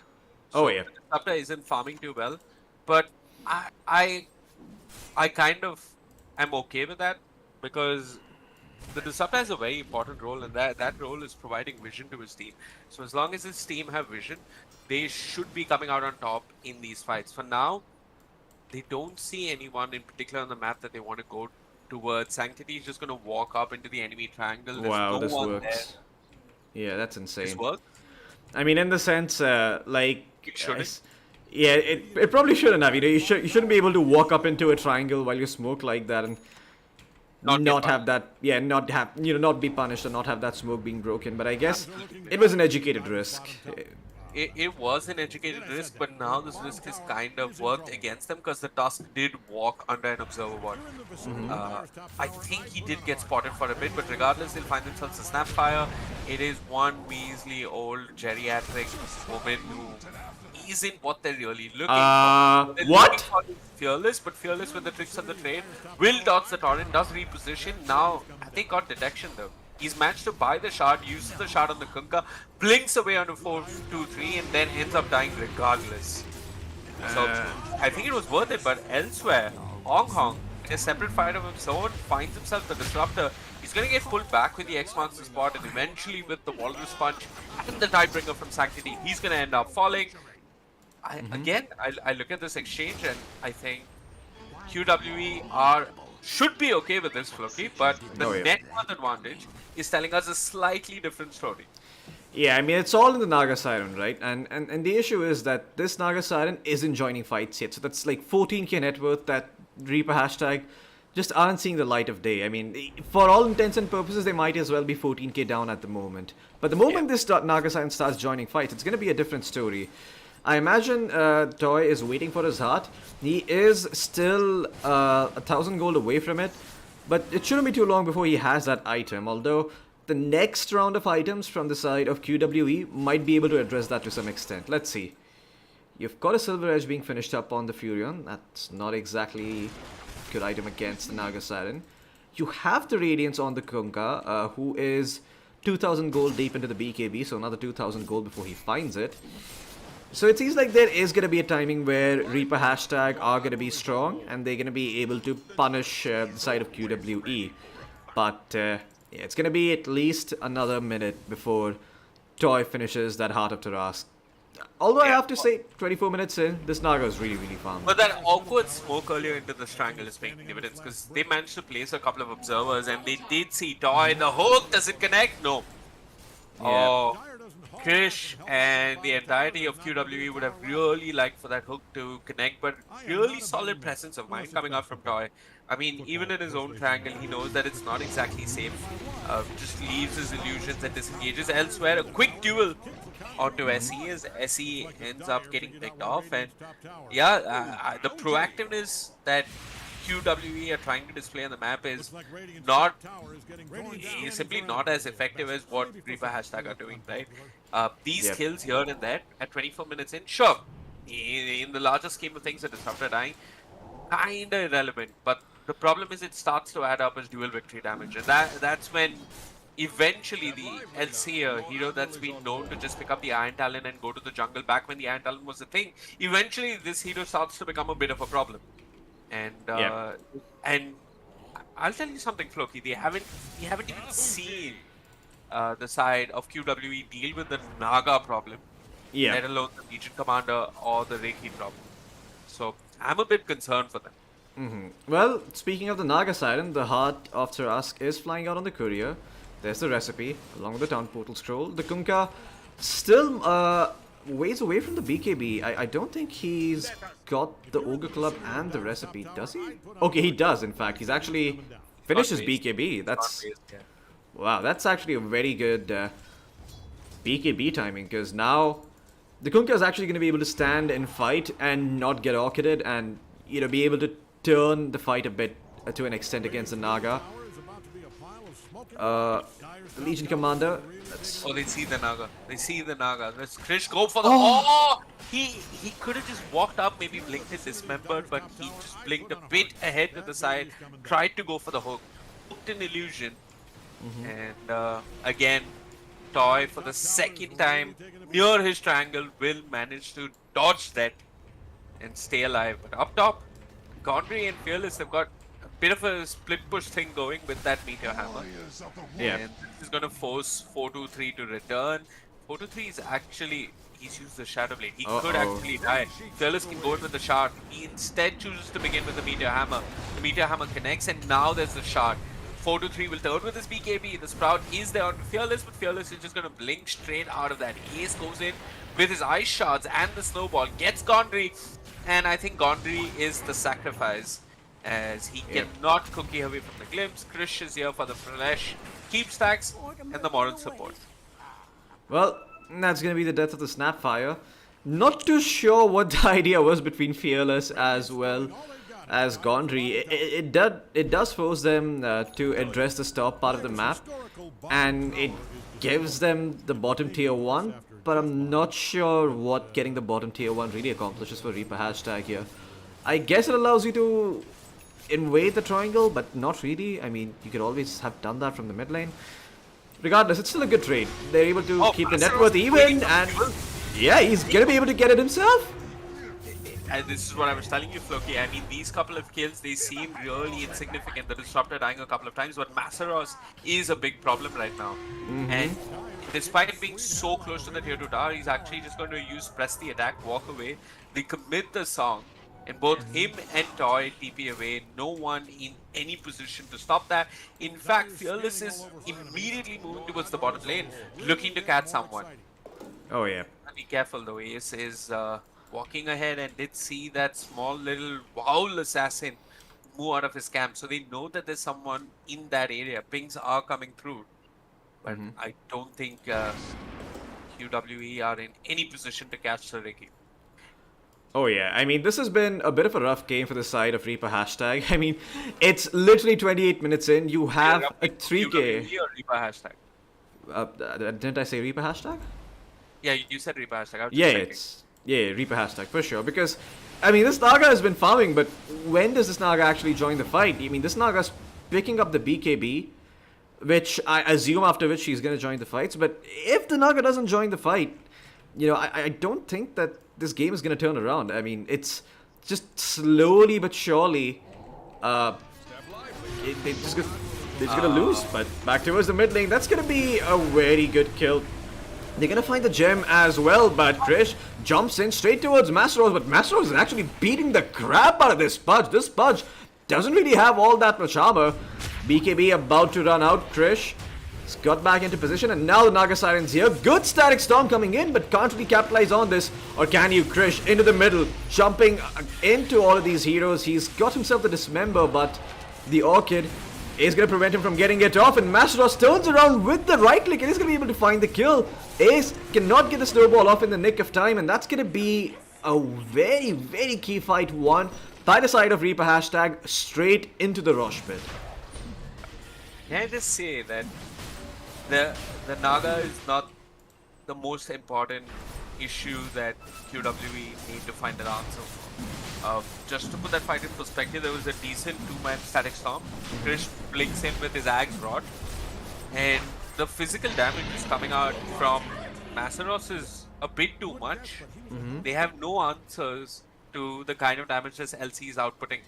And sure, Toy has the Aegis and Toy is the carry and Toy has the BKB, but I think the rest of the team is actually a big problem that QWE just don't have answers for. I'm just thinking about it. How do QWE come back into this game? And I feel like they need the Kunkka Ags, they maybe need a Hex, they maybe need the Disruptor Ags most importantly. And right now Sanctity is being played with in the mid lane. Forced to pop his BKB, he's going to turn towards the Snapfire. Nearly gets away with the first half. Gondi is going to die. But our Reaper hashtag going to allow QWE to get away with this. Krish with the shard will actually gobble up his own mid laner and save him from the duel. And rather unfortunately, this time it's not us lagging, it's the server lagging. What the fuck, man?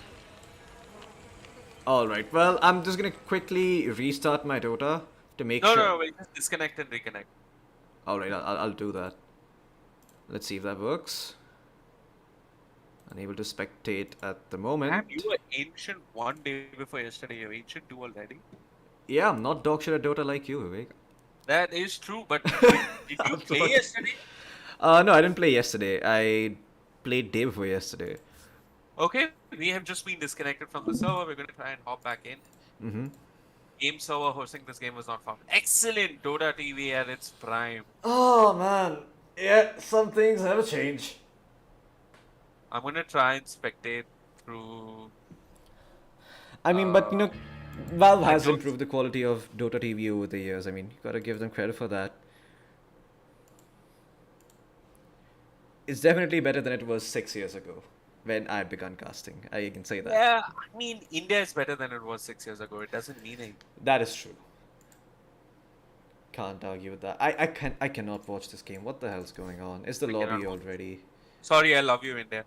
That was The game server hosting this game was not found? Huh? That's a new. What? that's it. I mean, I don't know.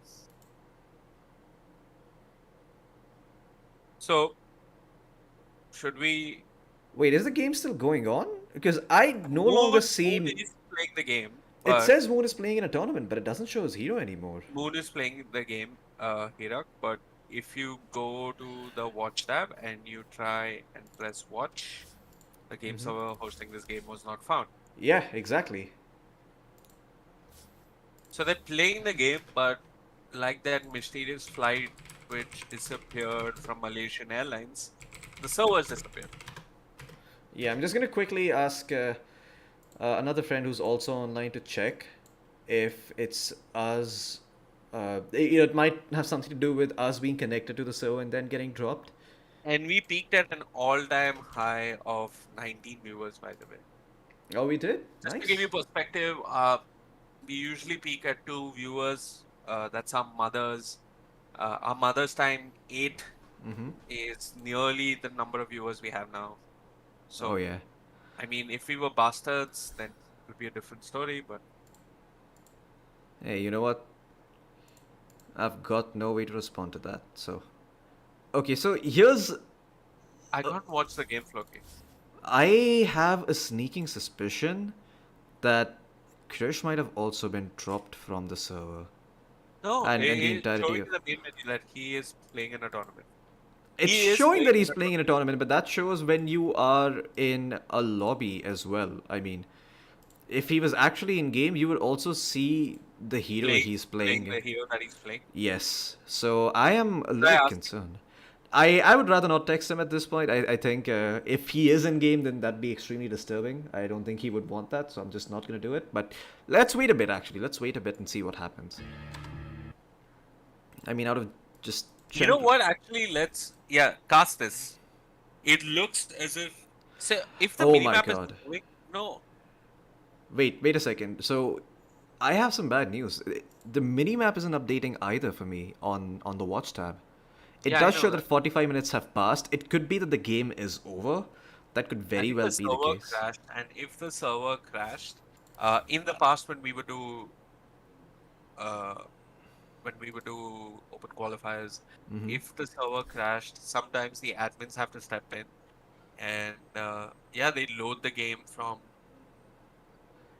the last known point. Yeah.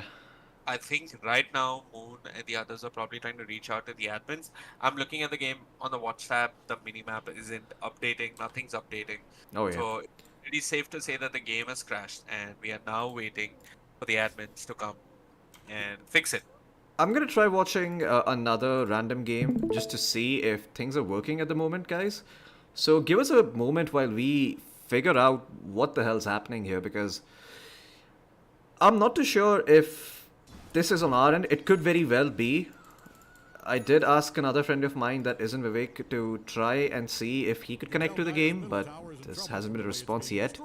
I'm trying to watch a Chinese game, and I'm also trying to deal with the fact that you have another friend. But I mean, he'll always be my friend Vivek.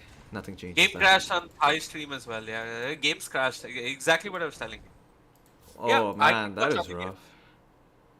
I Alright. can watch other games.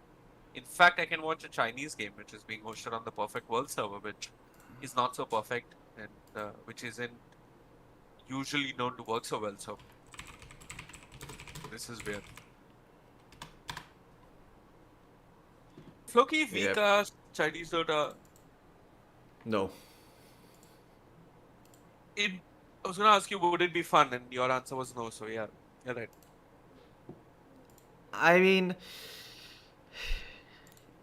I'll give it a go. I'll try to jump in the draft, see what the hell's going on. If it's interesting enough, we can do it. All right, Dyer with the bait. Do you want to do it? I actually want to see how Moon's game Yeah, same. concludes, because for me, I think that they're losing, and they're losing badly.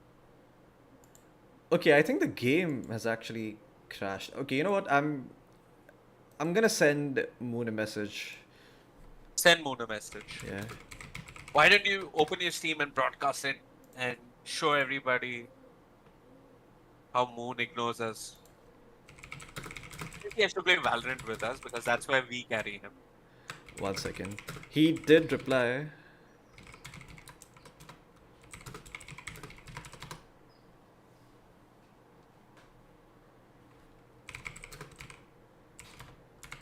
So they've been just dropped from the game. The game is paused, and they haven't. I mean, it's not like the game has been abandoned yet, but yeah, they just aren't able to reconnect at this point. That's the only issue. So yeah, a bit of a rough one. The admin should be stepping in soon enough, and they should be going in. Okay. Do you want to watch Fight Haven until then? Actually, with the number of viewers that we have, I'm afraid that someone is gonna report the stream, so I'd rather not. QWE won, apparently, according to some guy in chat. In which chat? Is that true? Okay, wait. Wait, I why don't. are you believing that? Wait, right? No, wait. Chris is on my friend list. No, that's not true. What the fuck?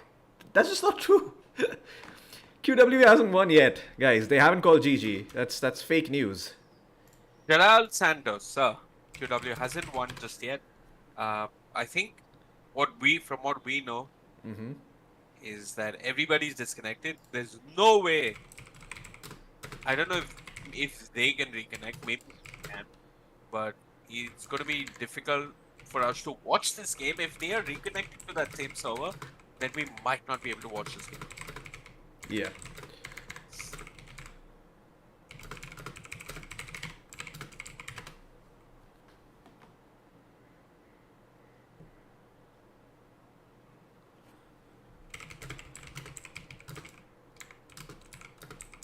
At 40, how are you seeing this, Baltes? How am I seeing? No. One of our viewers in chat, Baldesi, is saying that 45 minutes in, QWE is in the lead. Yacht, we cannot watch because we cannot join the server. Yeah, Mr. Yat, that seems to be the issue. I'll just quickly show you guys for who are just tuning in. Just give an update, Hirak. I'll be yeah. right back. So, No, we can't see from WhatsApp. yeah, we can't see it from WhatsApp. I'm just trying to show the viewers that it's not working out. All the players have been dropped from the game. They've disconnected. I did end up talking to one of the players on the teams. He has confirmed the same. We will be jumping back into the game as soon as it's up, though. So rest assured, it's just a matter of time before the admins come in and, well, are able to find some sort of solution for this. Server issues, man. I mean, I'm surprised that these sorts of things still happen in 2023. It's about time that we start to have, something that's not exactly held by, something that's not exactly propped up by strings and wooden posts anymore. You gotta have sturdier infrastructure than that. I just hope that the servers aren't shit 5 years into the future, because if I remember things like these happening 6-7 years ago, it's understandable, but now for the players to get dropped in the middle of a game, it does make you question the competitive integrity at times of the sport. Much like at TI, well, let's see, last year was TI 11, I believe, at Tundra 1. You have those headphones, but, you can hear the audience, you can hear the crowd. Everyone's whistling when there's a smoke going on. Sorry, that was the Lima Major, not the International, but still. Yeah, this is problematic. I do not like this one bit. Yeah, 4507, 2028 in watch tab. The game is paused, guys, so yeah, it's gonna be a little hard. I cannot pronounce your name, a good our good friend with the Russian name on YouTube. But yeah, your bets are not going anywhere. Don't worry. The players are still connected to the server. It's just gonna be a matter of time before they are able to hop back in and continue the game. It's not the issue with Liquid, where one of the players had abandoned the game, so that's not uh, that's not gonna cause any problems. It's just gonna be a matter of time before the players jump back into the game and we're able to see the game once again. Up until then, what we could do... Okay, I'm gonna give chat a couple of options here. What we could do is we could go to Twitter and watch, and watch some Fight Haven videos, or alternatively, we could watch a random pub, or even the current DPC match going on between Outsiders and Asta in the Chinese DPC. But I'll leave it up to you guys, chat. Let me know what you guys want to watch up until this game is back up.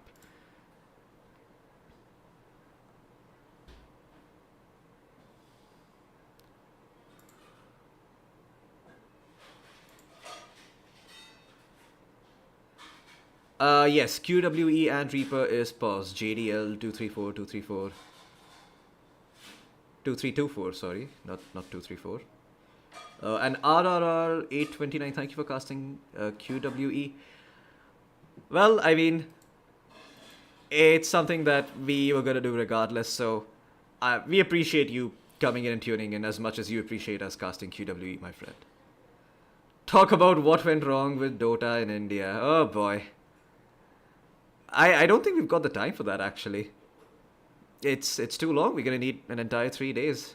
Well, to be honest, that's not true. I mean, you know, we've had opportunities in the past in India to succeed on the international stage, but a combination of factors with, you know, high-speed internet coming to India fairly late at around 2014, 2015, and the fact that by that point other people had already figured out what team dynamics are and that you need to have a positive attitude in a team to actually win tournaments.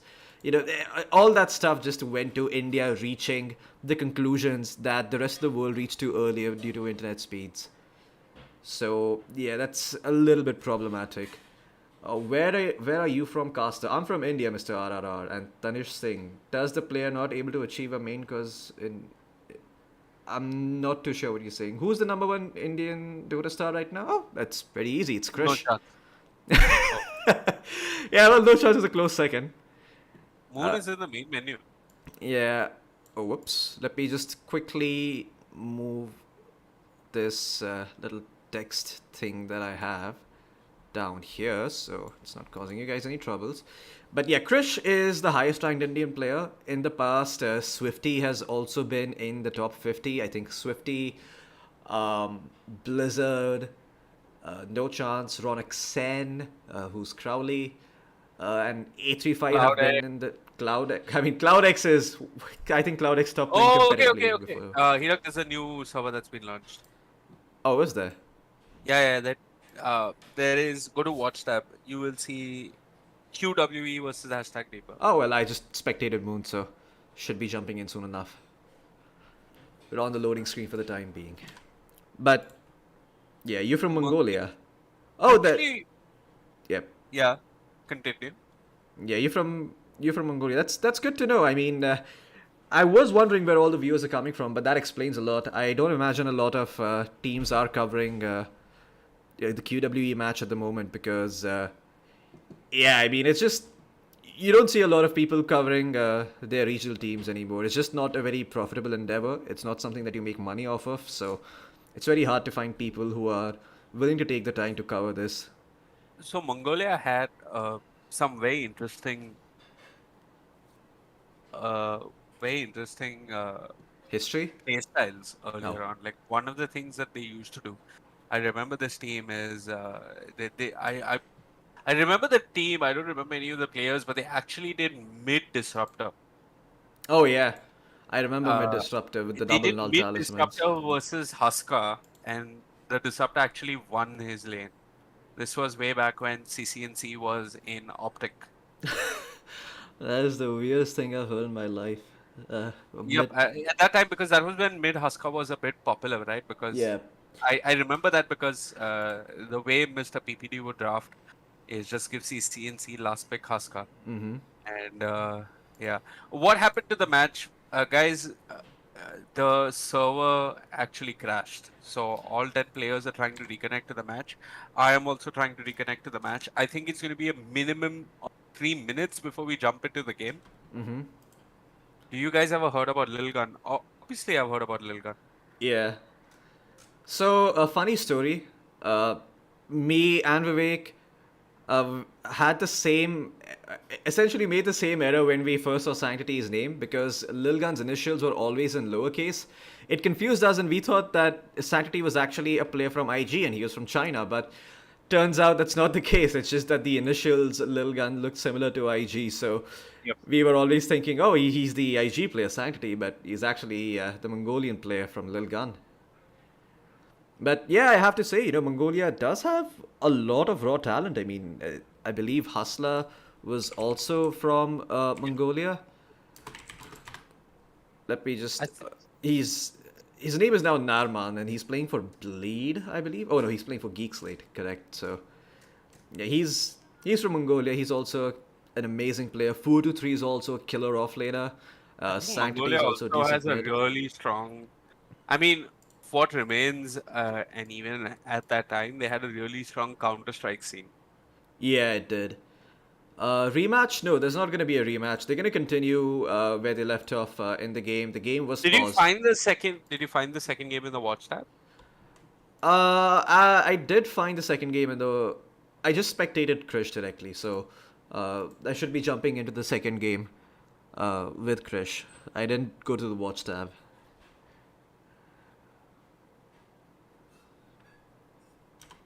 So yeah, I mean, you're still stuck on the loading screen, right? Mm-hmm. Yeah. Why is Krish playing in carry role? I'm not too sure. I think. Oh, 4-3 is a carry? I did not know that. Well, seems like they switched things up. They wanted to have. I mean, I believe that Krish has always played core in his life, so it was one of those things where 4-3 felt that maybe he could be more flexible and go towards the offlane. And he's been doing a really good job of it so far. I mean, it's been more and more of a trend where carry players are actually shifting towards the offlane, starting with Epileptic Kid, also known as Nightfall, I believe. Yep. Switched to the offlane for EG. That didn't work out too well, but now is playing for BetBoom, and that's going great. Toronto Tokyo, former mid player, went to the offlane. S4, the man who started it all. One TI on the mid lane, switched to the off lane on OG, won a couple of majors, but yeah, hasn't been quite relevant since, unfortunately. Who else? Was shifted from Carry the or mid to mid the to off carry. lane. Yeah, I'm trying to think. I believe there have Carry been other players. I know that in the past, support players used to switch between that and the offlane because offlane traditionally was a role that was starved for farm, but that actually changed as time went on, and Ice Frog made it so that offlane isn't really the masochist experience. So you are actually able to get yourself some farm and have a fair bit of impact in the game. But yeah, we'll see what the hell happens. Uh, to Arara's question, I don't know. We actually don't know. They probably decided that 4-3 wants to play offlane and Krish wants to play carry. We can ask Krish later, probably after this game. But yeah, they must have decided. I know that Krish plays offlane as well, and Krish is a really good offlane player, and he admits it. But there must be a very good reason why they chose to put Krish as carry. Yeah, Maybe they think that 4-3 offlane is better than Krish offlane.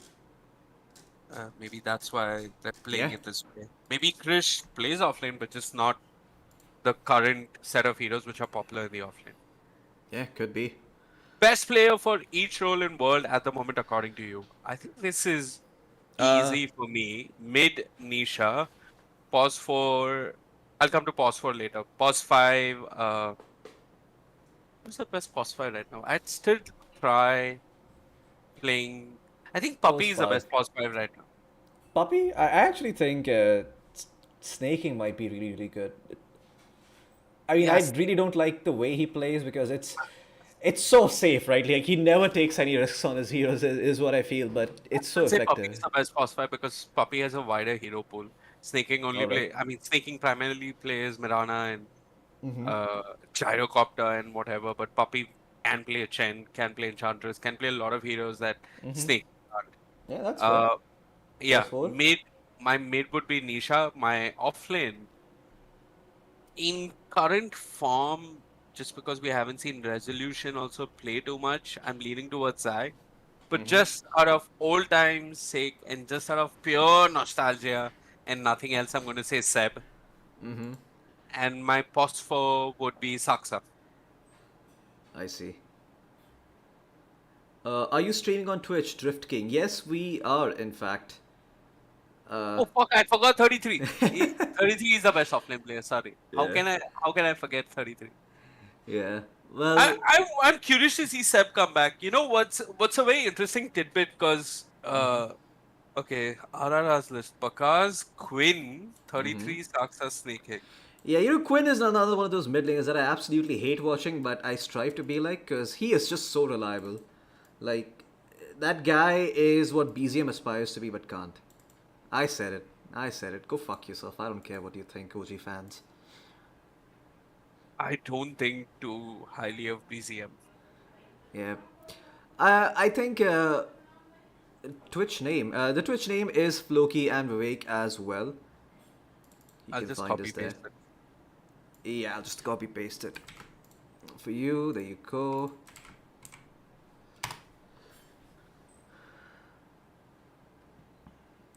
Yeah, but as I was saying earlier, uh, yeah, Quinn is one of those mid laners who is so extremely consistent, and his hero pool is very annoying to deal with, right? Because you not only have an annoying offlane player on Gaming Gladiators and like an annoying position 4 and a post 5, you also have an annoying 2. So, how many heroes are you gonna ban out? You're gonna have to play against some cheesy shit, and you're gonna have to learn how to You play gotta against admit it. that Quinn has improved a lot Oh, yeah, recently. Quinn is probably the Since guy who's coming to improved the most. Gladiators. Yeah, he's the most improved player. Um, and he also said something towards the end of TI, which is that I think Korean Barbecue shared this that I'm either going to play in Western Europe or I'm not going to play. Yeah, And uh, to have that, he yeah, you got to admit it to him. Like everybody, a lot of people get the opportunity to play in Western Europe but don't live up to it. Uh, yeah. Quinn has, Oh, and yeah, for sure. you got to understand where he's coming from. He's coming from North America, a really pathetic server where I've jumped 1,500 MMR just playing there for a week, 10 days. So yeah, Oh yeah, I never got around to Mickey telling could you my make heroes. case for best carry and Boxy for pause forward. Yeah, that works as well. How about How about Dirachio? that? Here? Dirachio is weird, but he's one of those carry players that people just don't understand. Where I feel like they don't understand what he does. Yes, he throws. I'm not denying that. That like you're much better off with a carry who doesn't throw. But there is something that he does differently than other carries, and it's that he recognizes that sometimes in the game things just tend to go to shit if you don't join fights as a carry. Certain fights, really. And that's where Deraccio is different from all of these other carries. He's not going to sit around and pick a hero that just farms and farm. No, he's going to show up to those fights for Gaming Gladiators. He's going to be that fifth person joining in the nick of time and clean the fight up and be really, really strong. But yeah, I mean, he could do a lot better if he just fed a lot less. He'd do a lot better if he wasn't host, so to say. I mean, it sounds like a weird comparison, but Deraccio does remind me of a modern day Havost. Although this version of Deraccio is still like TI1 Havost, where Havost actually played really well. TI2, TI3, fell off a cliff, sure, but I think it's Wolves was still good in TI2 and TI3. He I think was what happened at TI2 was Dende got schooled hard on the by mid lane ID Ferrari. Ferrari. Oh yeah. Yeah, those were very painful games to see because until then, Dendi was like, like Michael Jordan, right? Like nobody Oh could touch yeah. him. And 100%. then, yeah, and then like he was untouchable. And then Ferrari just came and touched him in all the wrong places and went Yeah. without his consent. And I remember Puppy would hang around the mid lane so much. I think at that time, one of the common things people would do is pick Lich and sacrifice the range creep. So Yep. Poppy would keep doing shit like that to help Tendy in the mid lane. But it wasn't enough. I think IG were. I think that was one of the few TIs where you could see that a team was just mechanically a lot better Oh yeah. because there was still room for growth for everyone mechanically. And nowadays, at least the more recent TIs, it's like this team just understands something about the game that we don't, and Yep. nobody will for another week or two after the international. Having said that, though, I mean, RRR in chat mentioned 33, and Tanish also mentioned 33. Seb, at the end of TI said, I mean, of course, 33's got 33 genius, all of that, but he said that the overall level of theory, just at the overall level of macro decision making in this TI, was not very impressive. Yeah. I mean, I felt the same. It felt very cheesy, but at the same time, I feel like it's a little bit of salt coming in from Seb because to be able to stomp a team the way Tundra did, and to stomp your way throughout, TI is no small feat. I mean, It is. sure, look, Seb has also said in the past that the level of Dota played at TI isn't the best. Like, there are majors which sometimes have better quality of Dota, and I don't think he's entirely wrong about that. But again, if you are constantly crapping on multiple teams and different teams throughout your tournament, then, I mean, yeah, like, I think you're capable of achieving. I think you're a strong team, 33, he's one of those players that comes around, just fucks things up. Nobody's understood what he's done in the game, and then he just leaves. And then after he leaves, there's gonna be tons of videos explaining how he was a genius, and then when What? everyone catches up to him. What? One sec. Moon is playing level 2 Leshrac. Huh? Wait, what the? Eh? I just went back to main menu. Wait, what the hell is going In your on here? tournament. What? Oh my god, there's no way they remade that game. But if they remade that game, why is he not playing Pudge? Shouldn't be same picks. Yeah, no, oh my god, wait, if you go to the watch tab, there's a 1 minute 15-second game going on between QWE and hashtag Reaper. Yep, jump into that game. It's still loading for me. Still loading for me as well. What the hell? Okay, I loaded. I hope you're streaming on Discord as well for me. Am I not? Radiant gets to ban. Well, we're into the game now, and oh my god, QW and hashtag will be playing this game again. What a shame. Shame. Shame. Shame. Absolute shame. We should make Gaben walk around and with bells we should yell shame at him. Oh yeah. What a fucking shit show. Let me just be very honest here, because I'm never gonna be able to say this shit if I... One second. Let me just rephrase how it was a shit show before today even began. Guys, this is a best of 3. Game 1 was played yesterday. You never play 45 minutes of a football match on one day and the other 45 minutes on another day. It makes no sense. This is literally... I have been following and casting Dota for about 10 years now. This has never happened. I've never seen this happen. Oh And my god. I don't understand how anybody could be so mismanaged. It's absolute fucking It makes bullshit. no sense. It makes no sense. Where's the competitive integrity? Where is it? It's Competitive what? There's... integrity. I mean, yeah, like after the way TI went, let's forget about competitive integrity. Yeah, this is stupid. Are This they is picking beyond the stupid. same heroes now? No, I don't think they are. They're redoing the draft as well. I mean, it's probably going to be whatever rules Valve has set. I mean, Asiasis has a point. This is the longest best of 3 match ever. Yep. You are not wrong, my friend. Longest BO3 match world record, Pog. Yeah. Game 3 is remade. You guys should make a Reddit post actually. I don't. I mean, I'll make a Wow, fucking Reddit post if I don't see one. What the fuck is this? it is the longest best of 3 match ever. We actually made a record, Floki. Yeah. I mean, not us, the players. The players have. And now they're just redoing the entire draft. 10 seconds.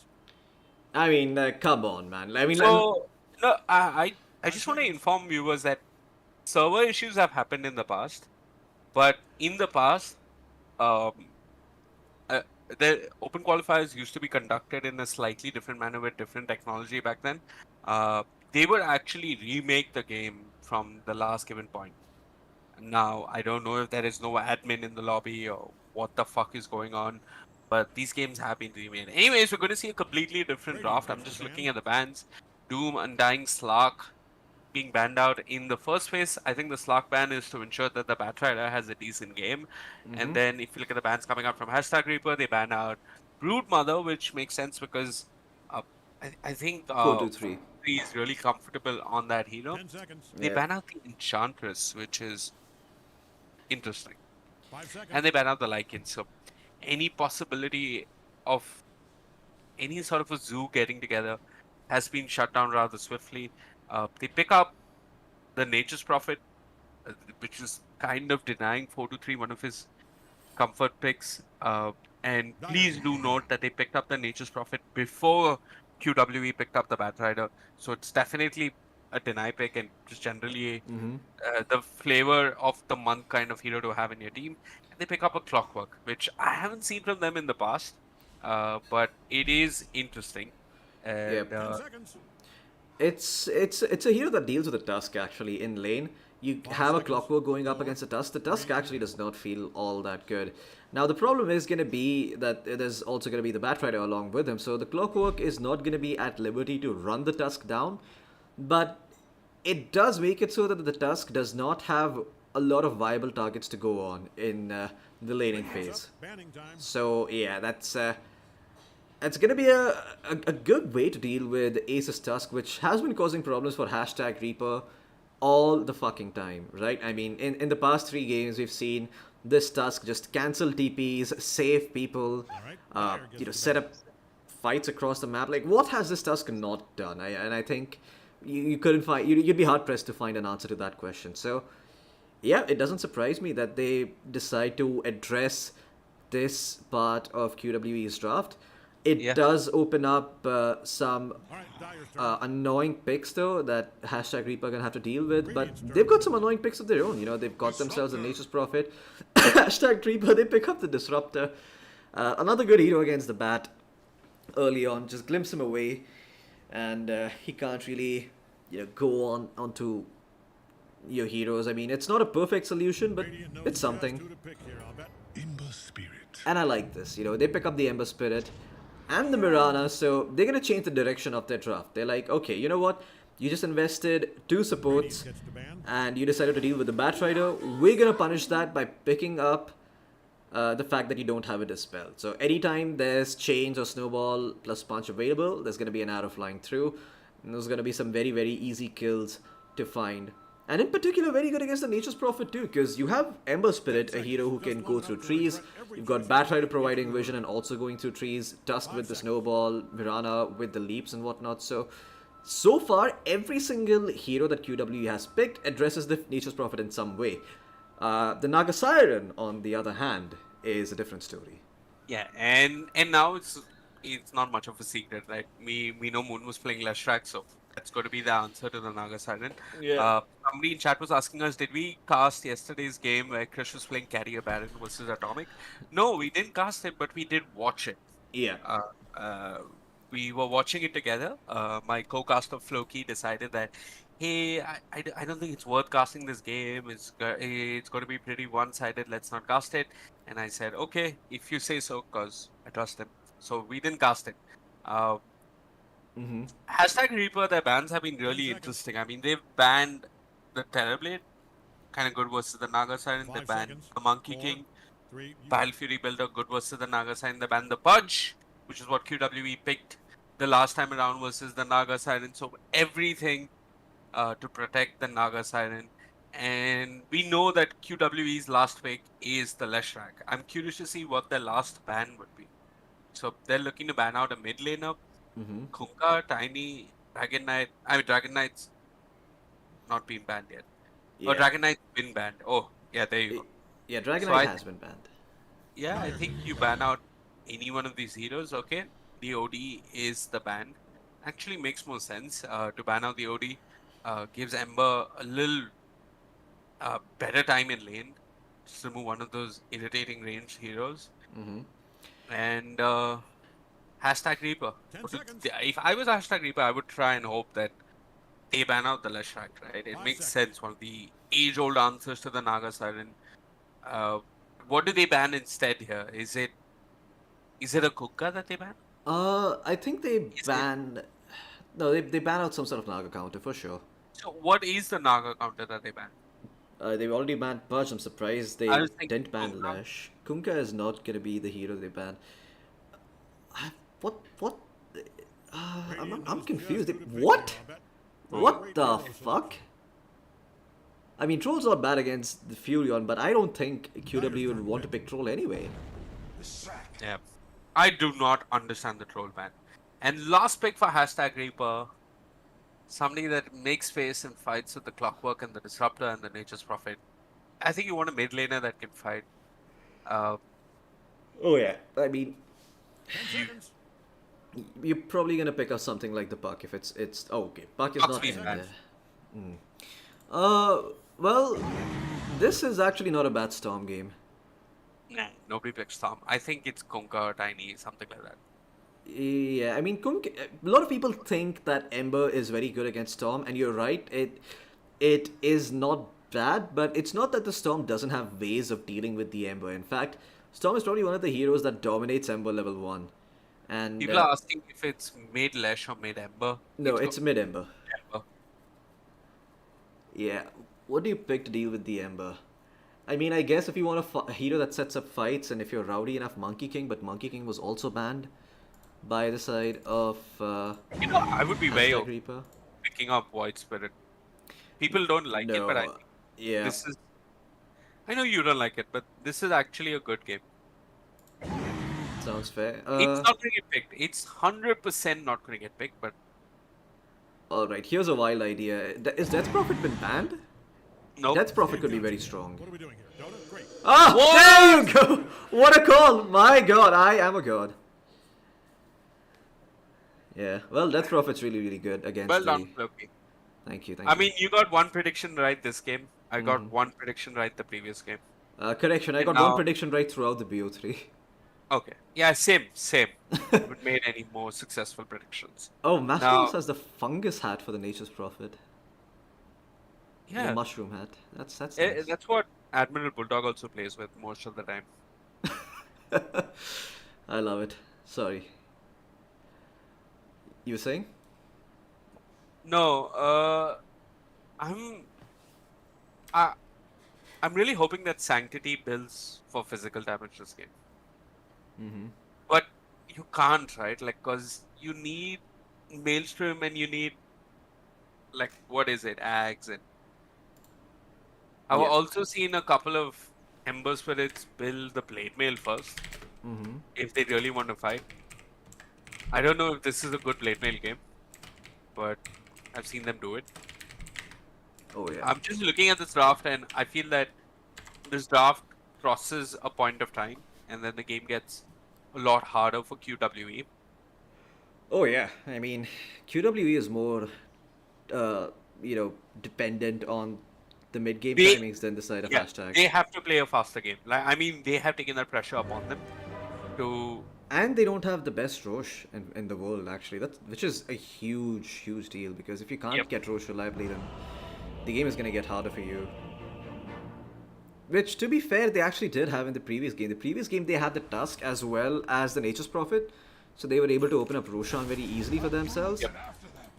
This time around, it's not the case. Alright, get ready. No. If you look at QWE's lineup, they're good at fighting into objective. Their laning is okay. I don't see the Ember winning his lane. I don't see the Batrider I mean, sure, there is this possibility that the Batrider can completely dumpster the Naga, but you never really shut down Naga Siren. Yeah.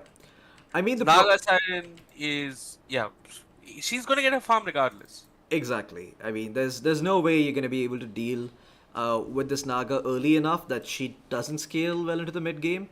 And not only that, but if you do want to go for objectives early on, there's a very specific set of items you're gonna need. You're gonna need a couple of 4-staffs. You're gonna need a Glimmer Cape at least, and that puts a lot of pressure on SE to hit those item timings rather than making sure that the Do you Leshrac think has a good time in lane. there's a case for QWE to actually run an aggressive trial in this game? I don't think so. I mean, they don't have the heroes for it, to be honest with you. I mean, you could run, but Tusk, Mirana, Hey, Lesh they're all actually really like switching- Are they XP. switching up their lanes? They Is are. Krish asking the lane versus the Naga? Yes, and I think that's a very smart choice because there's no other way they pressure this Naga. Real hard. I've seen you. Not watching you Okay. in secret. Yeah, the Batrider, I mean, it sounds good in theory against Naga, but fact of the matter is, when this Naga goes up against the Leshrac, she's a little screwed. And you know what? The side of Reaper do realize what's going on, and they're gonna go down towards bottom as well. Toy is gonna make his way towards the Batrider instead.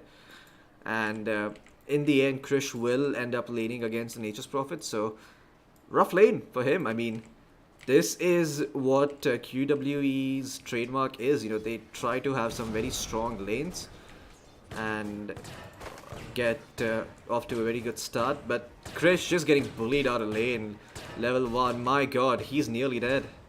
Just give me a minute, Floki, I have to get the door. Go for it.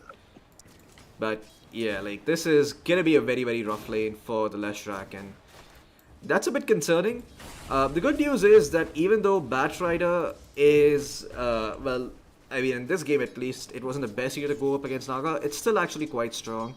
Even though Naga can remove the sticky napalm with the mirror image, the thing is that the Batrider just farms in this lane, and so does the Naga, and Batrider's gonna hit a mid-game timing back towards top lane. They somehow find themselves the clockwork early on. And looks like QWE will get off to a flying start here once again. Maceros running away is a big creep wave. And Maceros could end up dropping. The right clicks come through, and that's gonna be it. 2 quick kills going the way of QWE. As what started off as a bit of a shit show is gonna turn into a rather good start for Krish. He's picked up the Null Talisman, I imagine. He's gonna fly himself out another set of region along with boots, and once he has that, this clockwork is not gonna be as strong because Leshrac actually has 325 move speed. Down bottom, they end up finding Toy, so extremely aggressive plays coming out from the side of QWE. And QWE do have the Tusk, and I'm a little retarded because I forgot that QWE did pick up the Tusk. So my apologies for you. They're still gonna have some way of doing Roshan, but it's not the fastest Roshan in the world. It's gonna take its sweet time. But they do have the ability to take Roshan. I was wrong about that. Maceros in the meantime, well, he is not gonna be too pleased that he died to this Leshrac early on. And Nature's Prophet, surprisingly, very dependent on his lane to be good. If his lane does not go good on Nature's Prophet, you are literally just a walking bag of money for the enemy team. Wherever you are on the map, you get ran at. And there's no way you're able to deal with it. So, yeah, a little problematic here for the Furion up towards the top lane. I mean, just look at this wave. I don't think this Nature's Prophet feels good at all that the wave is pushing so hard into him. The Lesh, in the meantime, he's just chilling and enjoying life. As Krish will get himself a Quelling Blade as well to deal with the Nature's Prophet. Back down towards the bottom lane, it seems like 423 has got himself 3 mangoes, and it just made it his life's mission to make this lane an absolute nightmare for the Naga Siren. And with the amount of napalm stacks he is getting, that might be the case, although doesn't really have a lot of HP, and the Tusk not really there in the vicinity to help out just yet. Naga Siren will have the mirror image in a bit, so the potential to make a play now has gone, and it's gonna take another lane reset for him to be able to go onto this Naga Siren. Another round of the mirror image being used. Back towards the mid lane, the Death Prophet doing really well against the Ember Spirit. Fearless on his Death Prophet.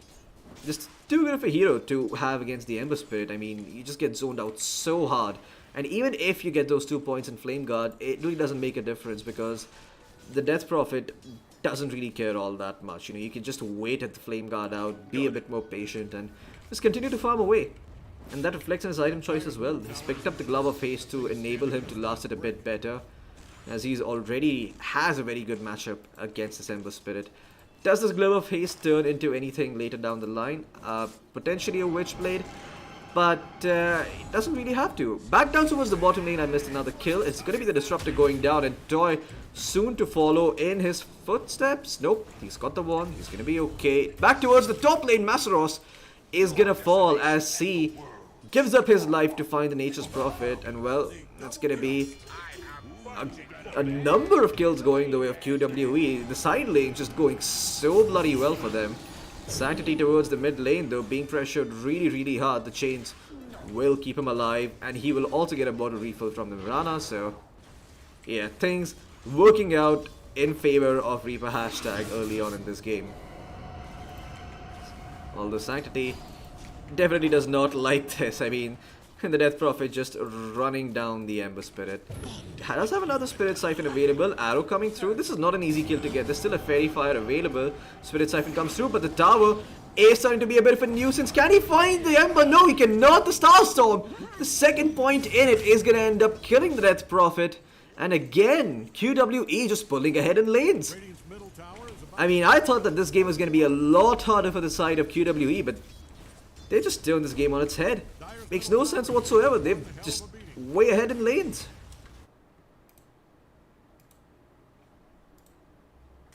My goodness.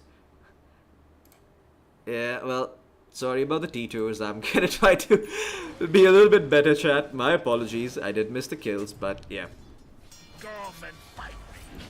Down bottom, Floki. Oh wait, not down bottom. Up top, actually. Masaros is gonna end up dropping once again, and now down bottom.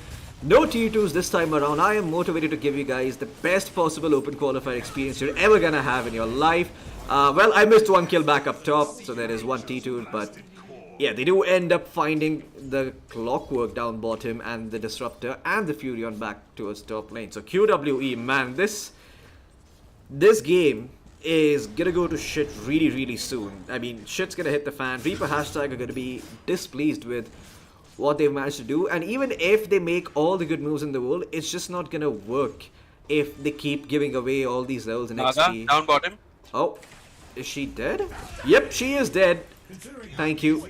That's very helpful, but yeah, Gondry, I mean, he is also in a world of trouble. Does have shots, but doesn't feel like diving. Death Prophet didn't really have the TP, so couldn't have helped there. And yeah, man, Masaros, he's just not having a good time this game. It's gonna take a couple of rotations for this Furion to feel like, you know, his game is going even at this point. This Nature's Prophet is just so far behind.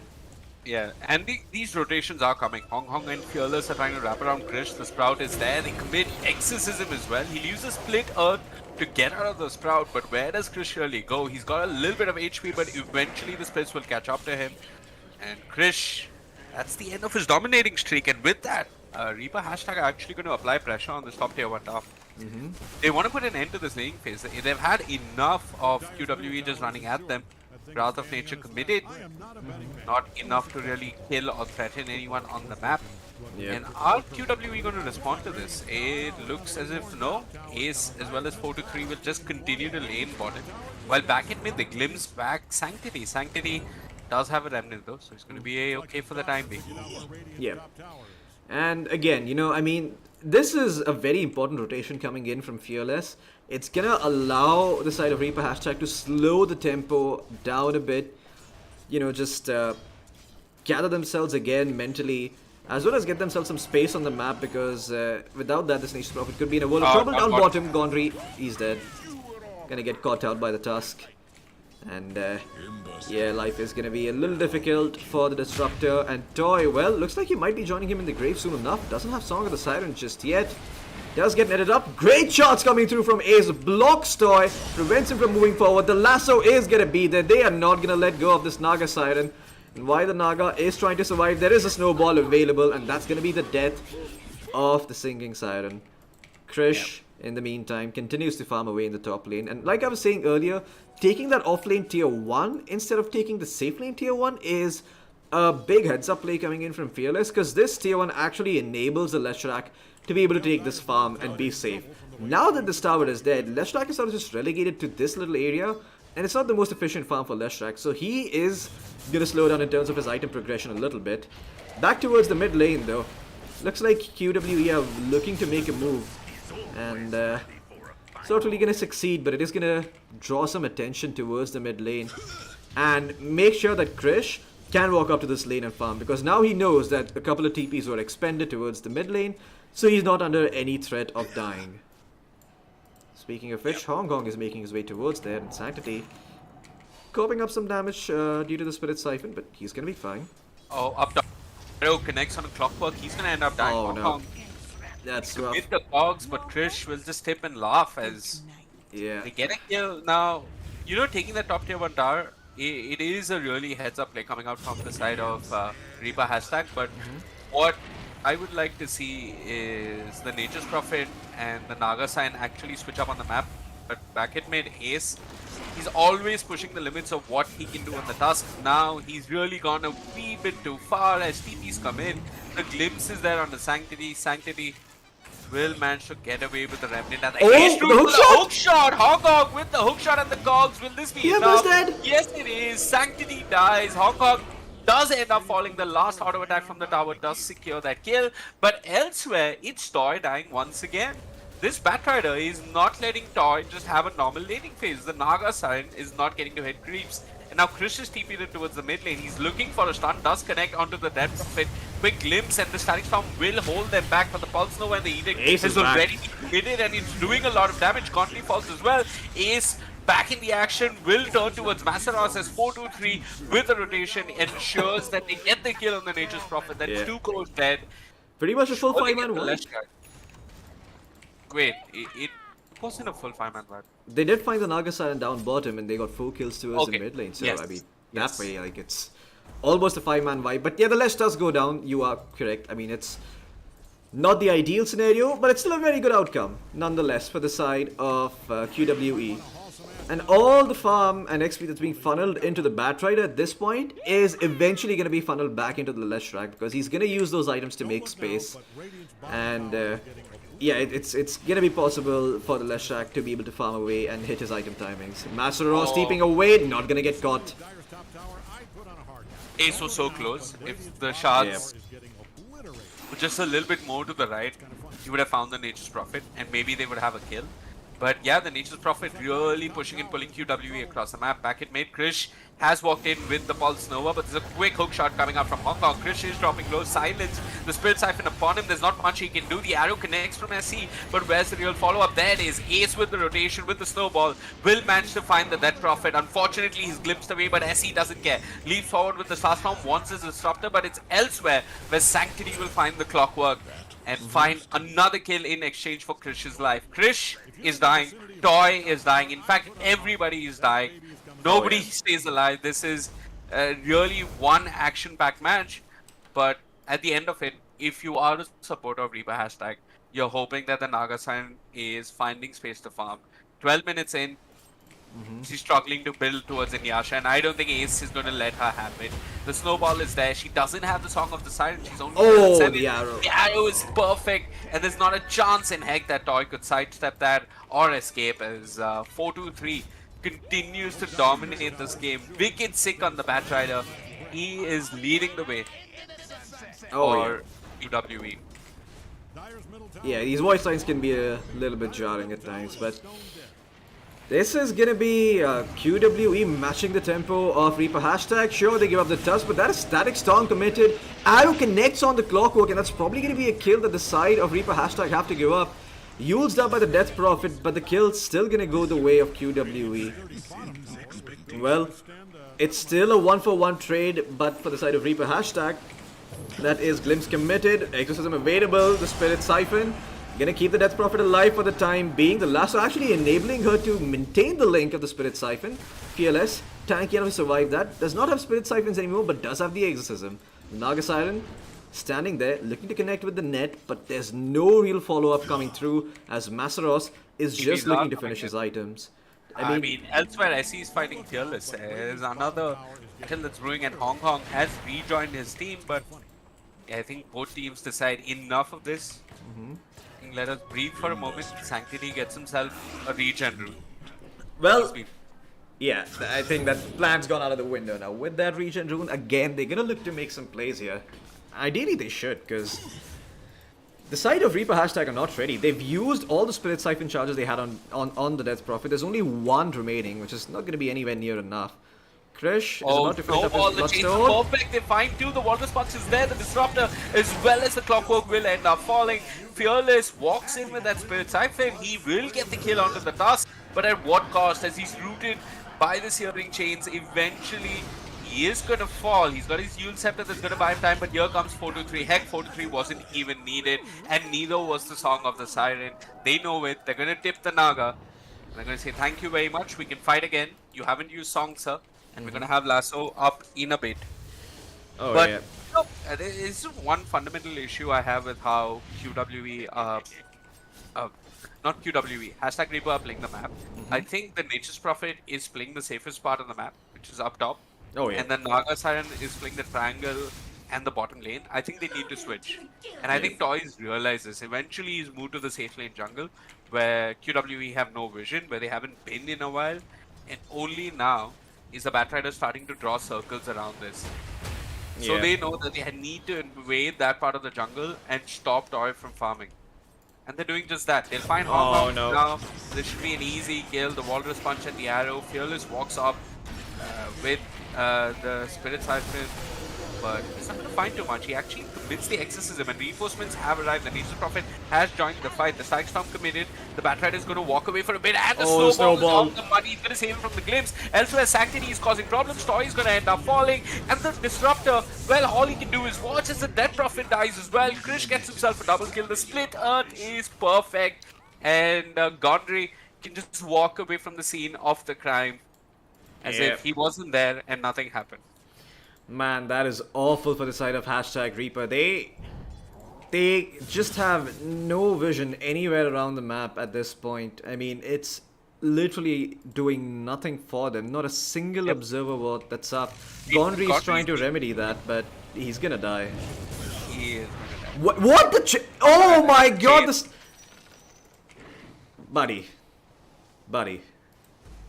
It's a...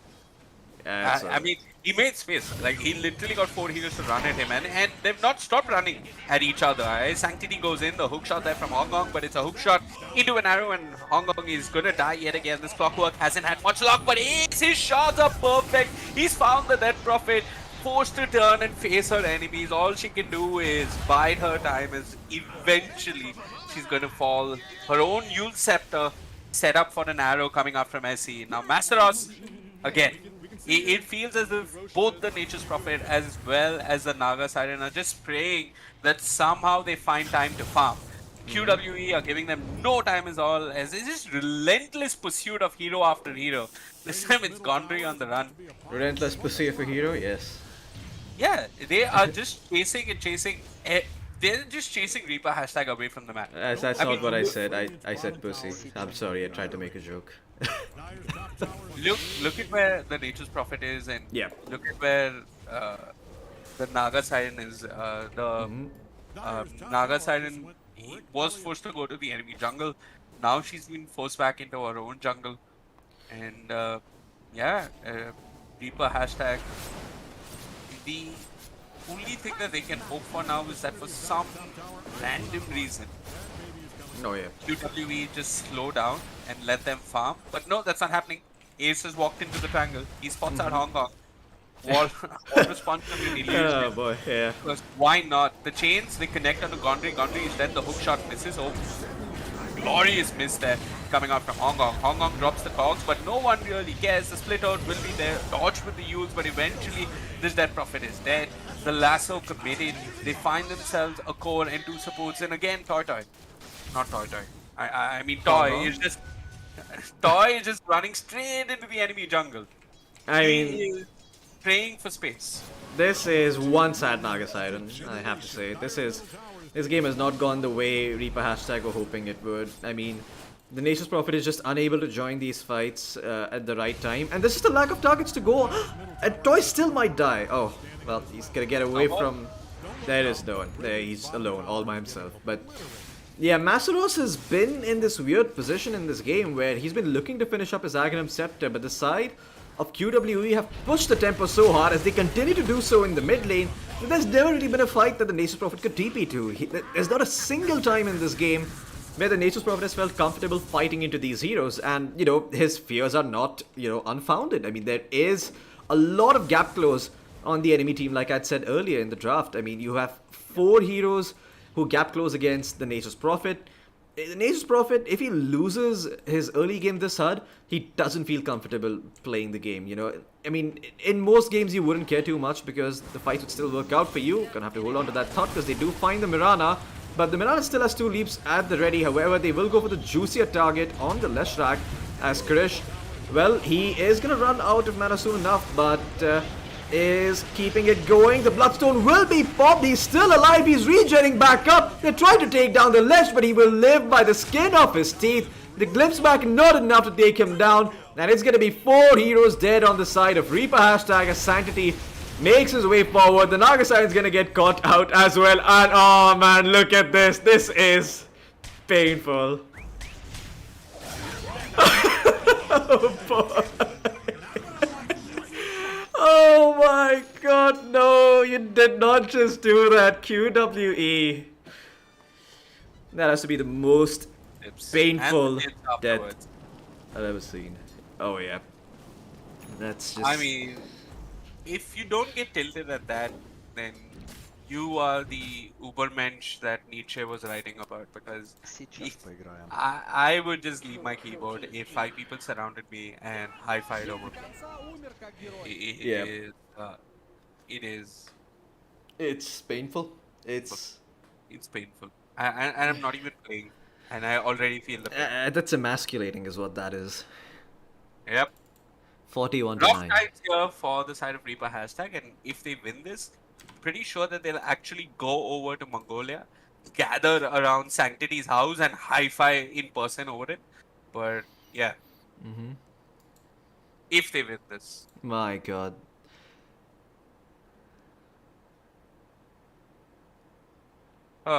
Painful. Absolutely painful.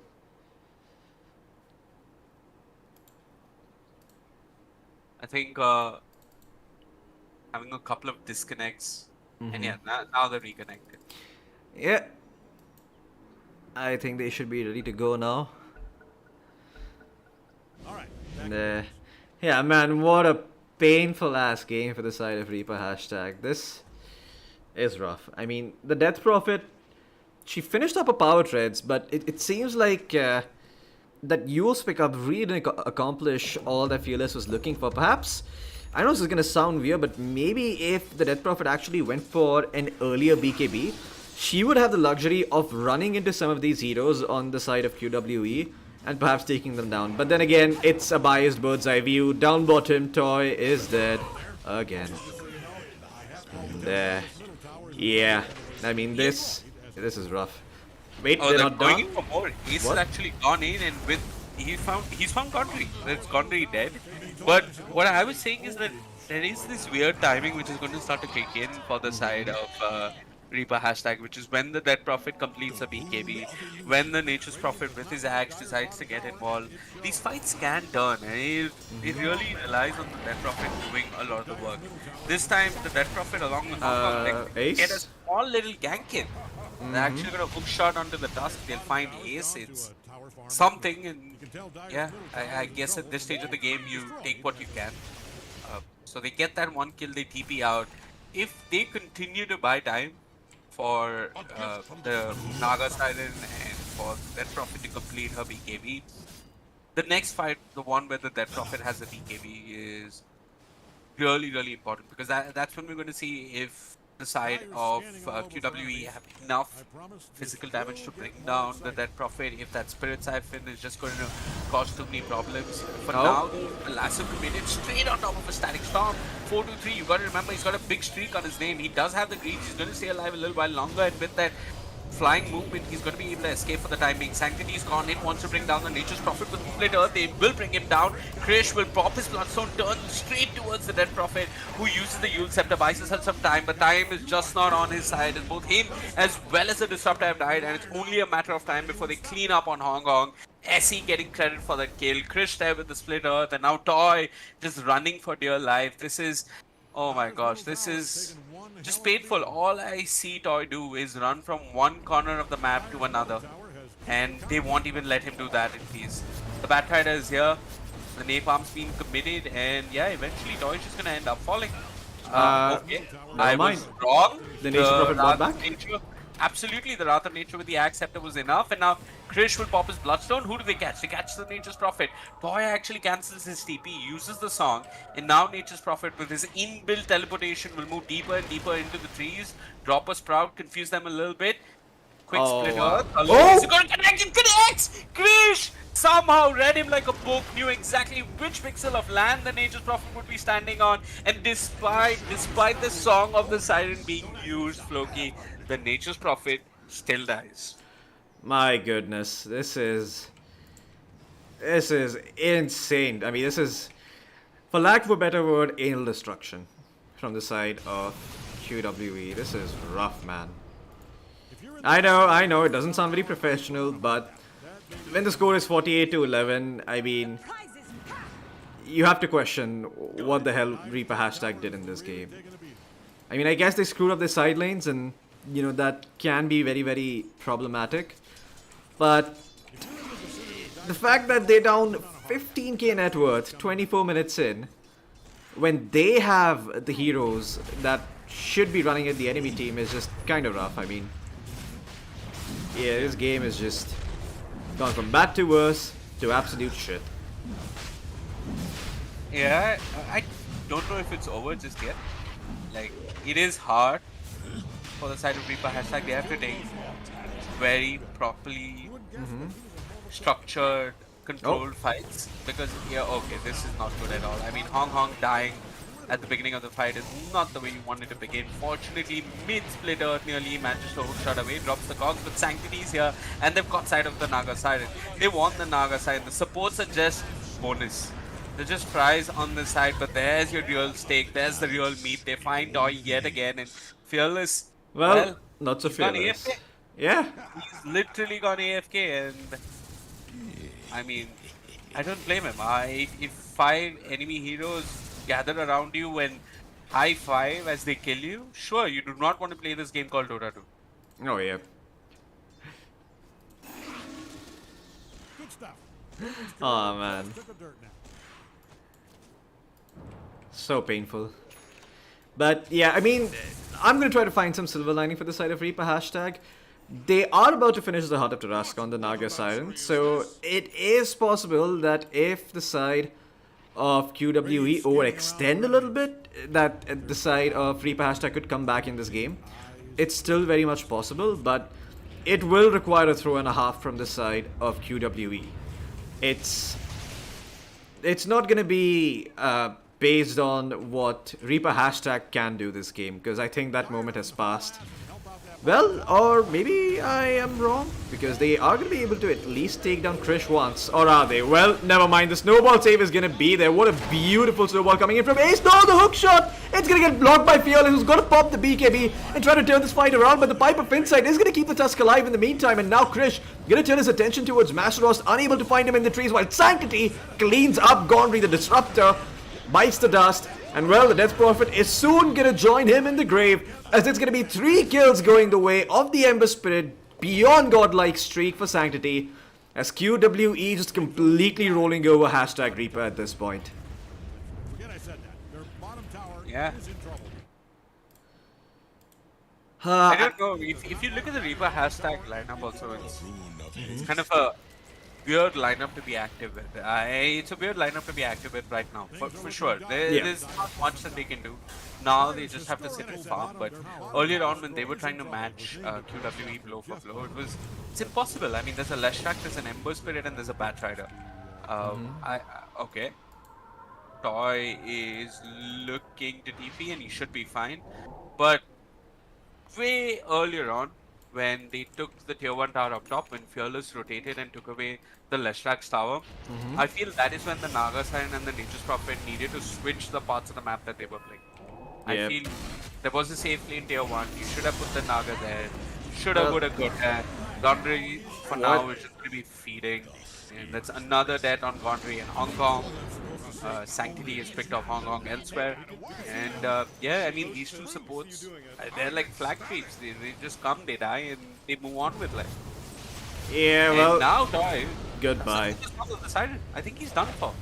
Yeah, he doesn't have the song. He committed it earlier on. He's got the snare, but Krish is there with the Yules, and SE comes in at the last minute, like every Mirana player. Hey, arrow connected. I was of value. You have a kill.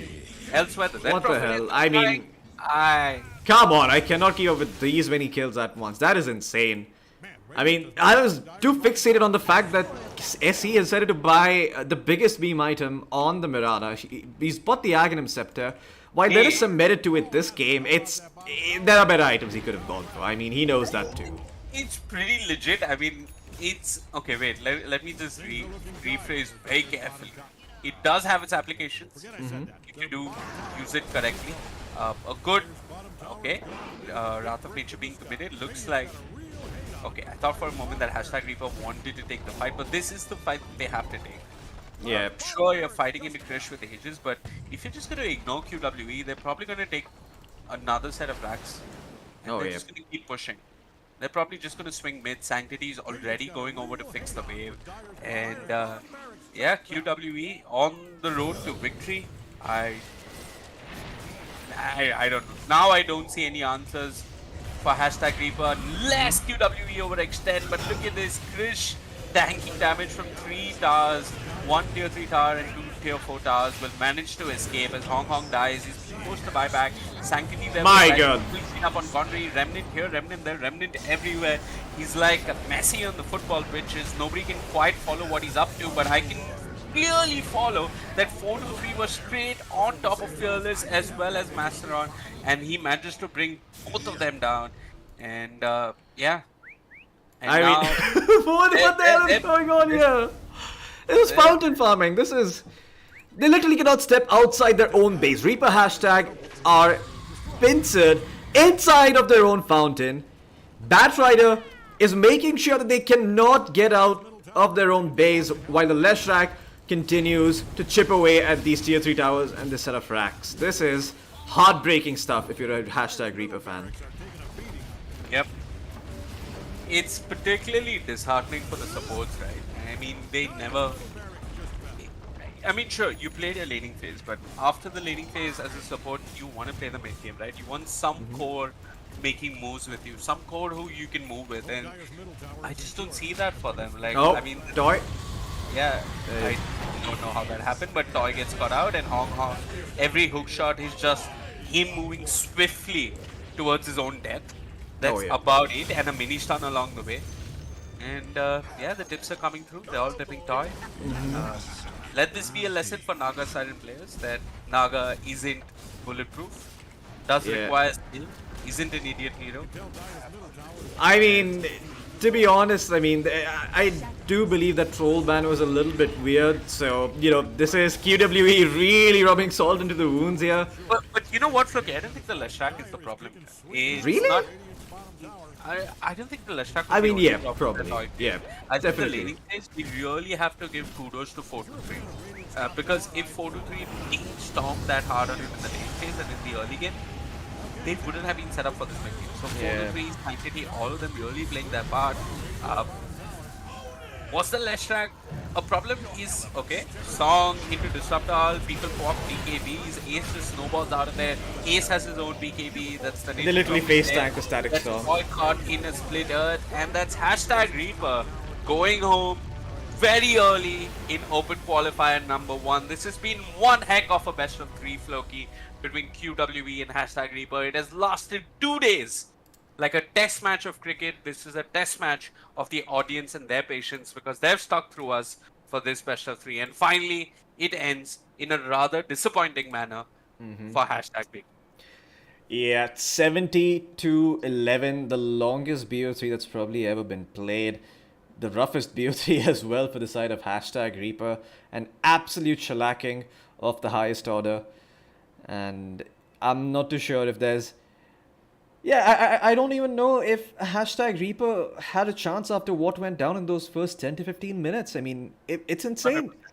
100%. And before our viewers leave, Loki, I want to give them a chance to subscribe if they feel like.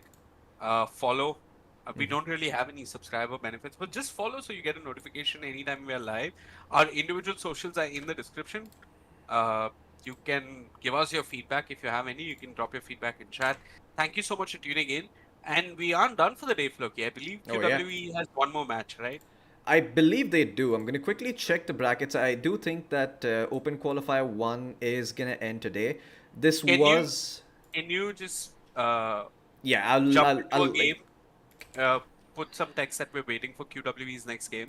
We can go eat lunch. Sure Audience thing. can go eat lunch, breakfast, dinner, whatever time's on there then. And we can jump into the next game while we eat lunch over our monitors. Oh, yeah.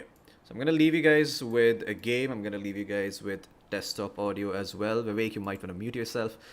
Okay. I'm also going to let you guys have access to the brackets here. I'm going to link it in the chat so you guys know what they're up against.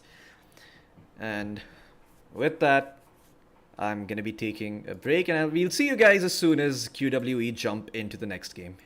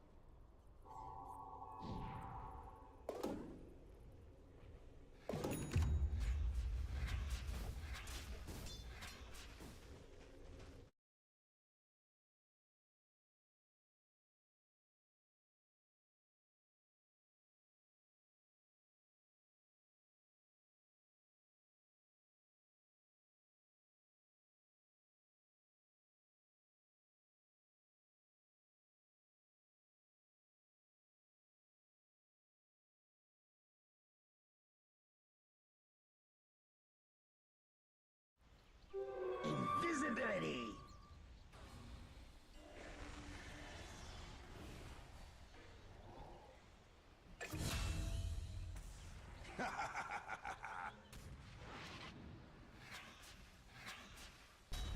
Looks like Radiant's courier just kicked the biscuit.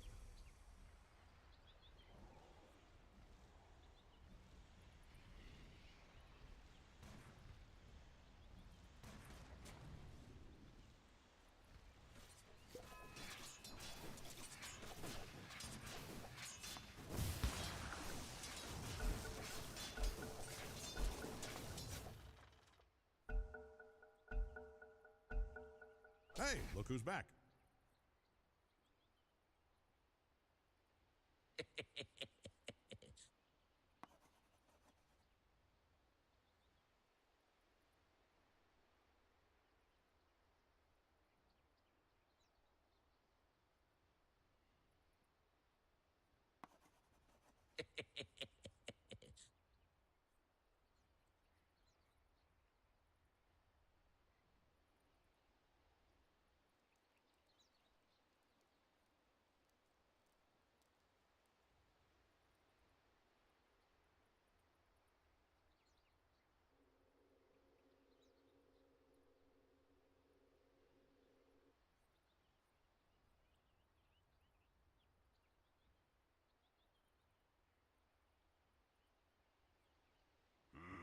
This will please the gods.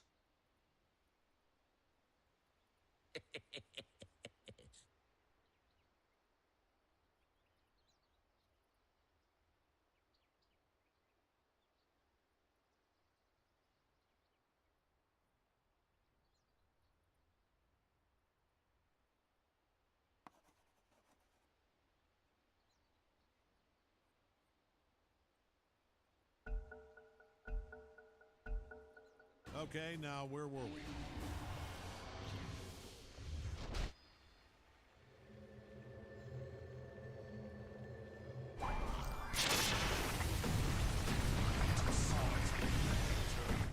You twig like a snake-bitten mouse. Gotcha!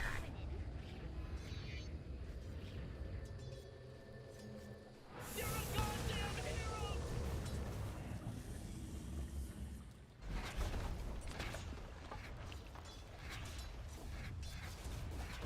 Radiant's throwing all they've got at Dire's bottom tower.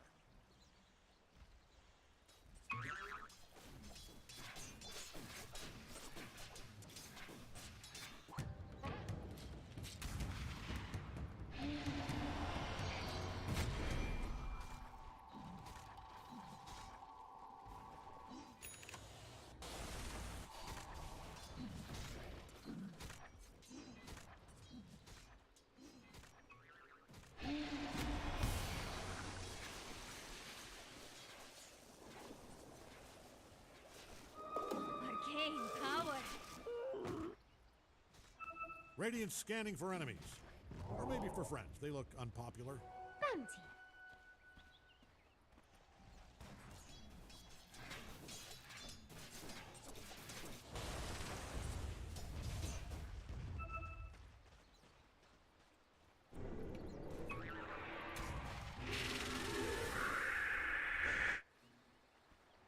No. Just no.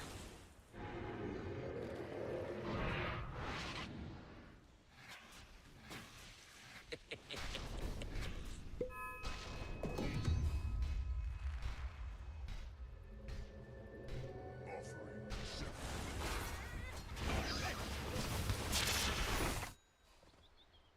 Wait, hold the phone. You can tell Dire's middle tower is in trouble from the way it's being destroyed. As I speak.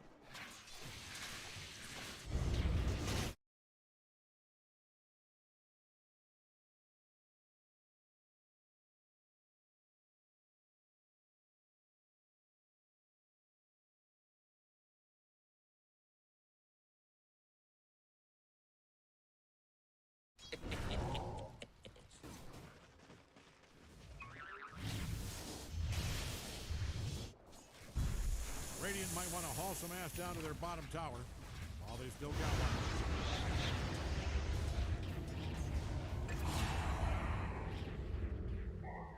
reduced.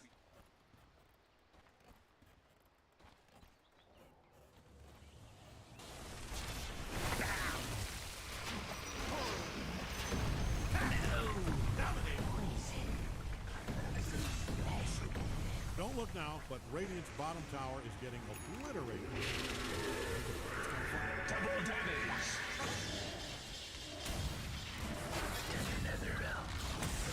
Radiant's bottom tower is a pile of dust and gravel.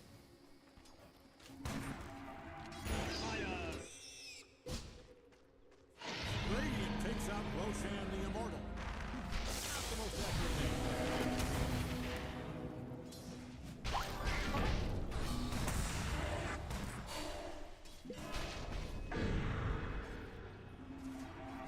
You get yours. Suffer the ravages of time. Kill spree! Fight. I suppose murder's not an honest living. Yeah, Jax, I get it. That was bad. Run you down.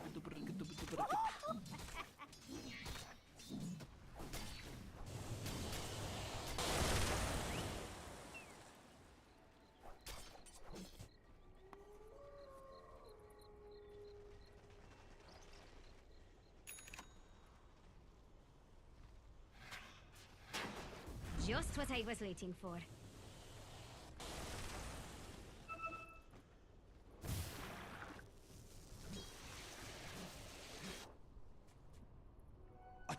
to the impurities.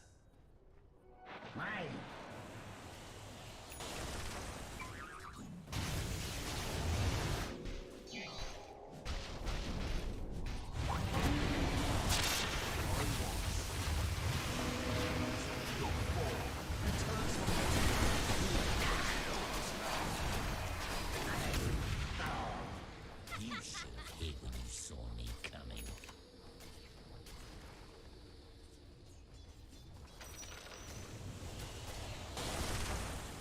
Man, Radiant does not like Dire's bottom tower, and it shows.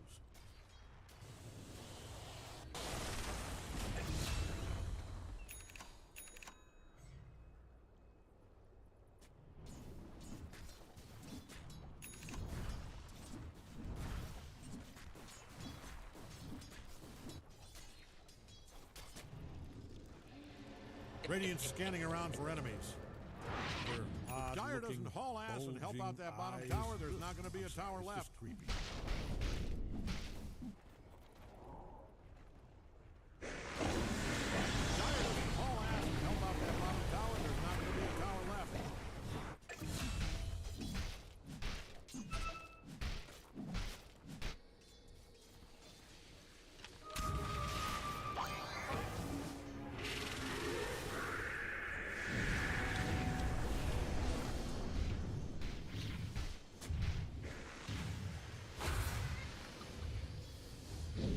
Things are looking dire in Dire's bottom tower.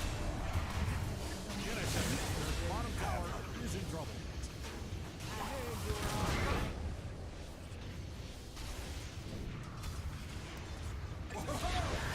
Double kill. Looks like Dire's top Merge with tower the is in some trouble. impurities.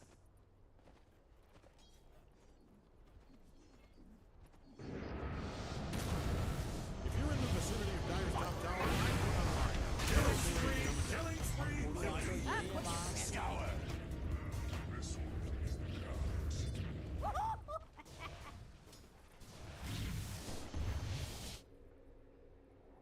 Dire's middle tower is taking one hell of a beating.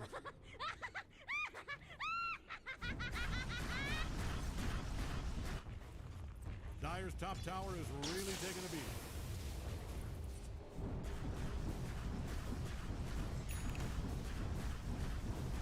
If you're in the vicinity of Dire's top tower, I'd put on a hard hat. That baby is coming down.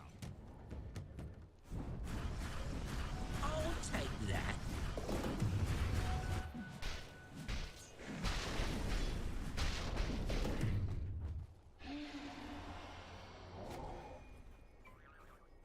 Dire's top tower is really taking a beating.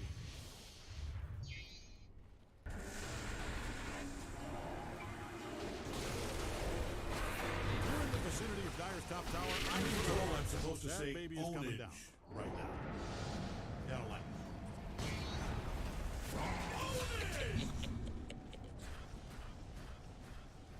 Well worth it.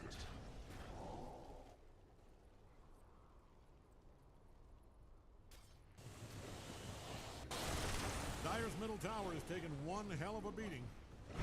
I'm being told I'm supposed to say ownage right now. I don't like it. You can tell Dire's middle tower is in trouble from the way it's being destroyed. As Just what I was waiting for. Dire's top tower is really taking a beating. If you're in the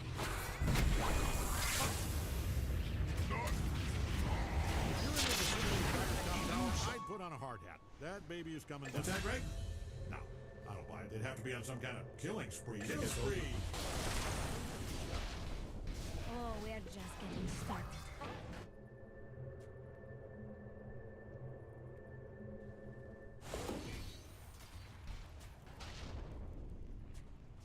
Hope Dire's middle tower is insured. That thing is standing on its last brick. You can tell Dire's middle tower is in trouble. Dire's middle tower is stone dead as I speak.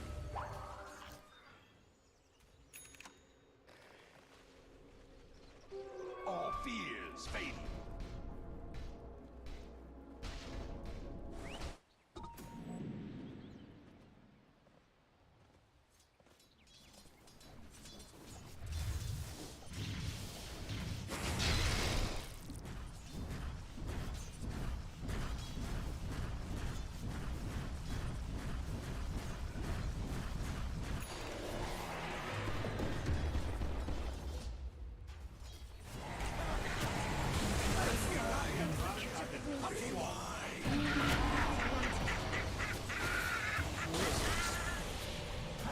Mega kill. Like watching a nice everyone. Weak defenseless one. Look at you out there. You are dominating right now. I'm so goddamn proud of you. I can punch a wall. You are unstoppable. Take a double kill. You see? Add another kill. Boom. You got yourself a triple kill. Hope Dyer's middle tower is insured. That thing is standing on its last brick. Good work down there. Also, just so you know, I have called the police. Dyer's middle tower is taking one hell of a beating.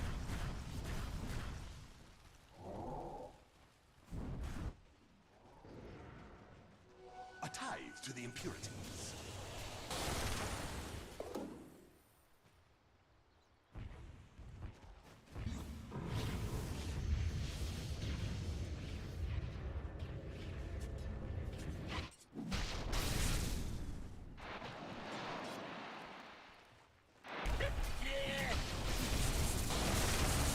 Is this a monster kill? I'm being told I'm not going to say own this game right now. I don't like it. No, I don't like it.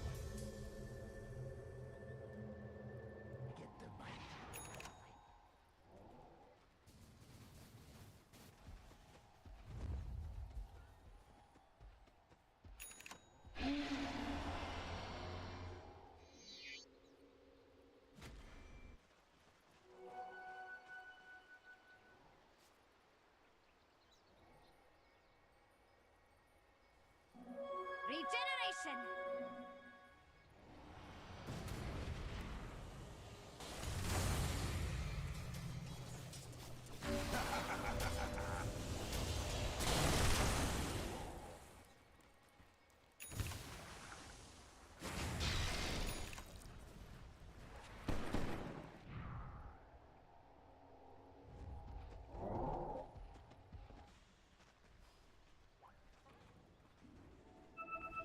Dyer is scanning for enemies.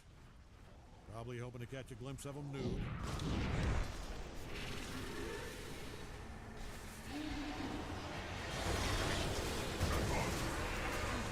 Just like a god. So, godlike. Double kill. See nature's blasted core. Much obliged.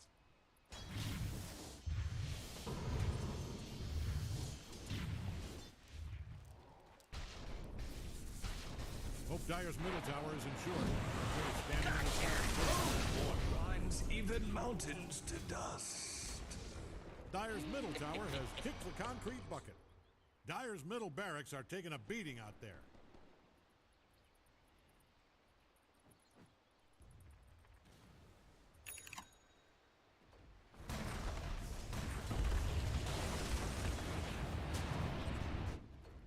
Dyer's middle barracks are taking a beating out there. Dyer's middle barracks just fell. Bet you $10 Dyer does not like that one bit.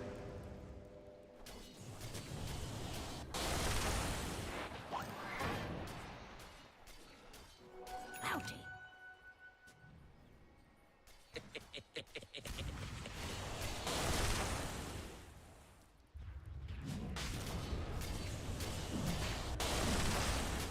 Thrice the torment.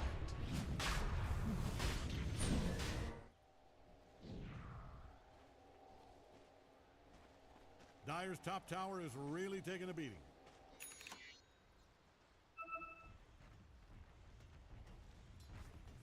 Radiant has killed Roshan. You wouldn't guess, but he was a hell of a cook.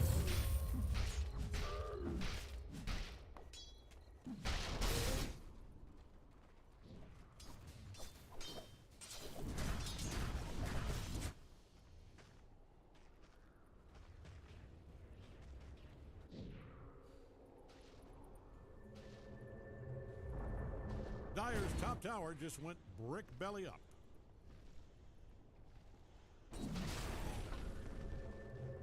Tithe If you're is in the money. vicinity of Dyer's top tower, I'd put on a heart. Oh, Don't look now, but Radiant's bottom tower is getting obliterated. It's funny. Dyer's top tower is really taking a beating.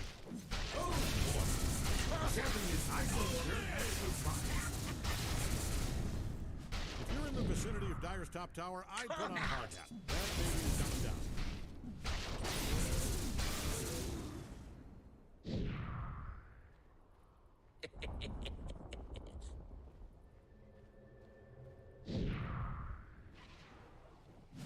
Dyer's top barracks may not be low for this age.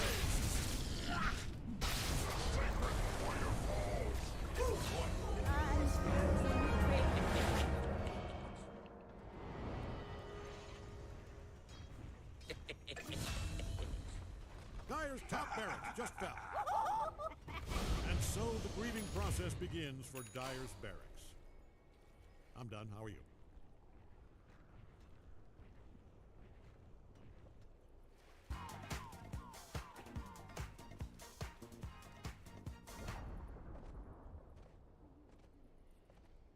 You can tell Dyer's middle tower is in trouble from the way it's being destroyed as I speak.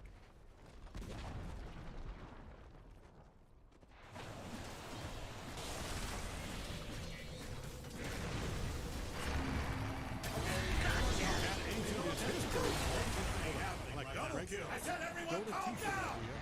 Your ancient is history. And that's one lesson in life. Whether you win for a total of 0 ancients.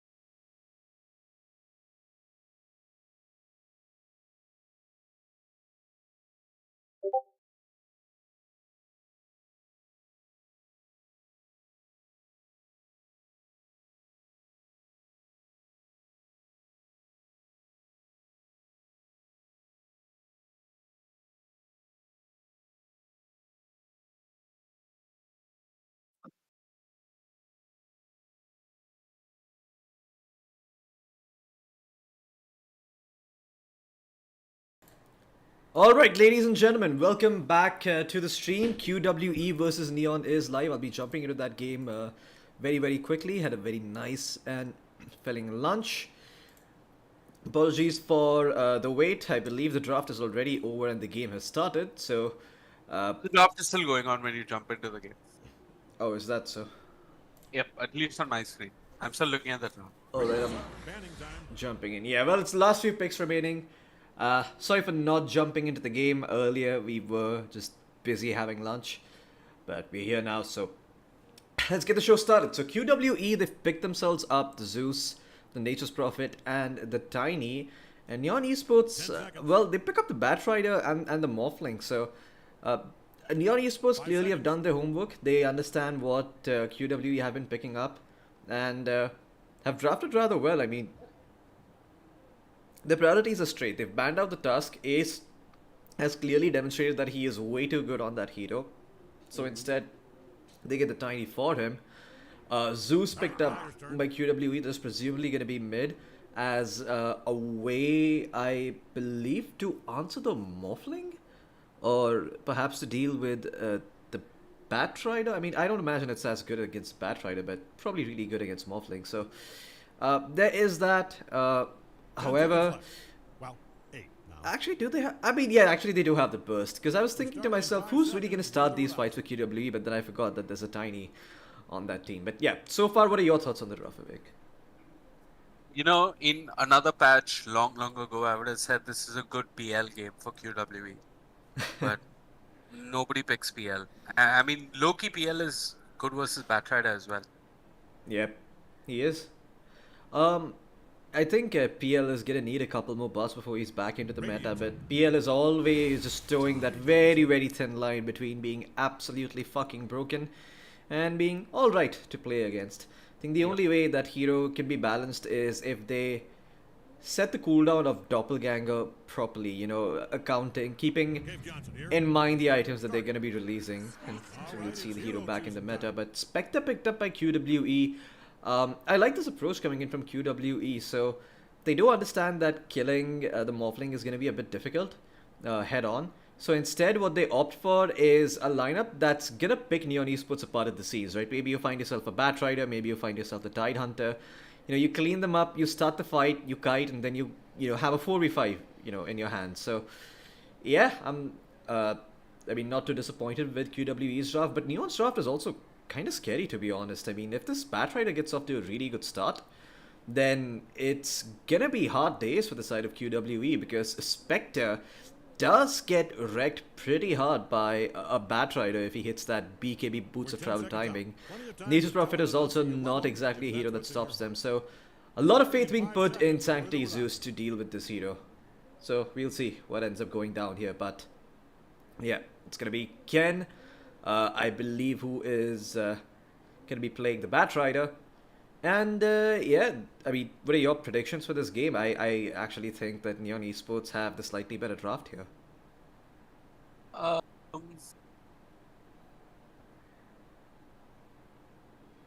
I don't know who has the better draft, but I'm just actually thinking, because when you phrased it like that, I do not have an answer to that question. But if you look at the QWE draft, they're really good at just getting isolated pickups here and there. Like so Yep. much global potential with the Zeus, with the Spectre, with the Nature's Prophet. You could even see them play a much faster game than Neon Esports, because they're not as cooldown reliant as, say, a Tide Hunter, a Silencer, and a Batrider. They can fight a lot more frequently, I feel, on the side of QWE. And yeah, Ace for once is not on his signature Tusk. He's going to be playing a different hero altogether, which is the Tiny. So I'm curious to see how he performs on the Tiny. The Tusk can just be a lot more effective with less farm, but Tiny support needs his levels. And also needs that Blink Dagger or whatever item he prefers for his positioning. So if you look at that, that's what QWE have going for them. As this game goes later and later, also just leaning a bit more towards the Spectre lineup. But early on, Neon Esports, they are strong, right? I mean, this is a great Rubik game. I think you steal any spell from the Tiny or the Zeus or the Mirana. This is the kind of game where you can steal a lot of spells. Like nobody's going to try and cover giving arrow, right? Like if it's black hole or ravage, sure you can steal it. It's an obviously good game for you, but in this kind of game as well, there are like a lot more spells which are of lower cooldown, which you can use much more frequently and much more effectively. Oh, So yeah. it seems like a good Rubik game. Yeah, there is definitely stuff like Avalanche and the Avalanche. Dagger. Yep, the dagger. But it's also the game where if you're Rubik and Silencer, right? Like Zeus hits his. Uh, 1 second, let me. Thunder God's Wrath. I just Yep. get confused between Wrath of Nature and Thunder God's Wrath. So Yeah. yeah. So he hits his Thunder God's Wrath and he gives vision of where all the supports are. Krish is there with the Haunt, and then even the Nature's Prophet is there with the Wrath of Nature. So it's not fun to be a support in this game, and For sure. it's not like your cores are always going to be able to save you in any meaningful manner. But yeah, there is a possibility of you committing for the supports and then you eat a Ravage, or you committing for the supports and then you get lassoed. So these are things that Krish will have to watch out for when he uses his Haunt. So I think at the bottom line is both teams have very interesting possibilities with their draft. I think a lot is going to boil down to how well does the Batrider do at mid. If he starts just running over the Zeus time and time again, then we could be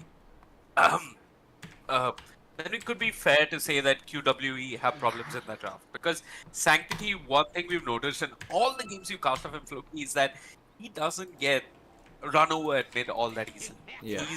He's largely held his own. If anything, he's been winning mid most of these times. So Okay, I apologize. I've been having trouble with my assisted camera operator. Just give me a quick moment and I will reconnect to this game and get the assisted camera set up for you guys. My apologies.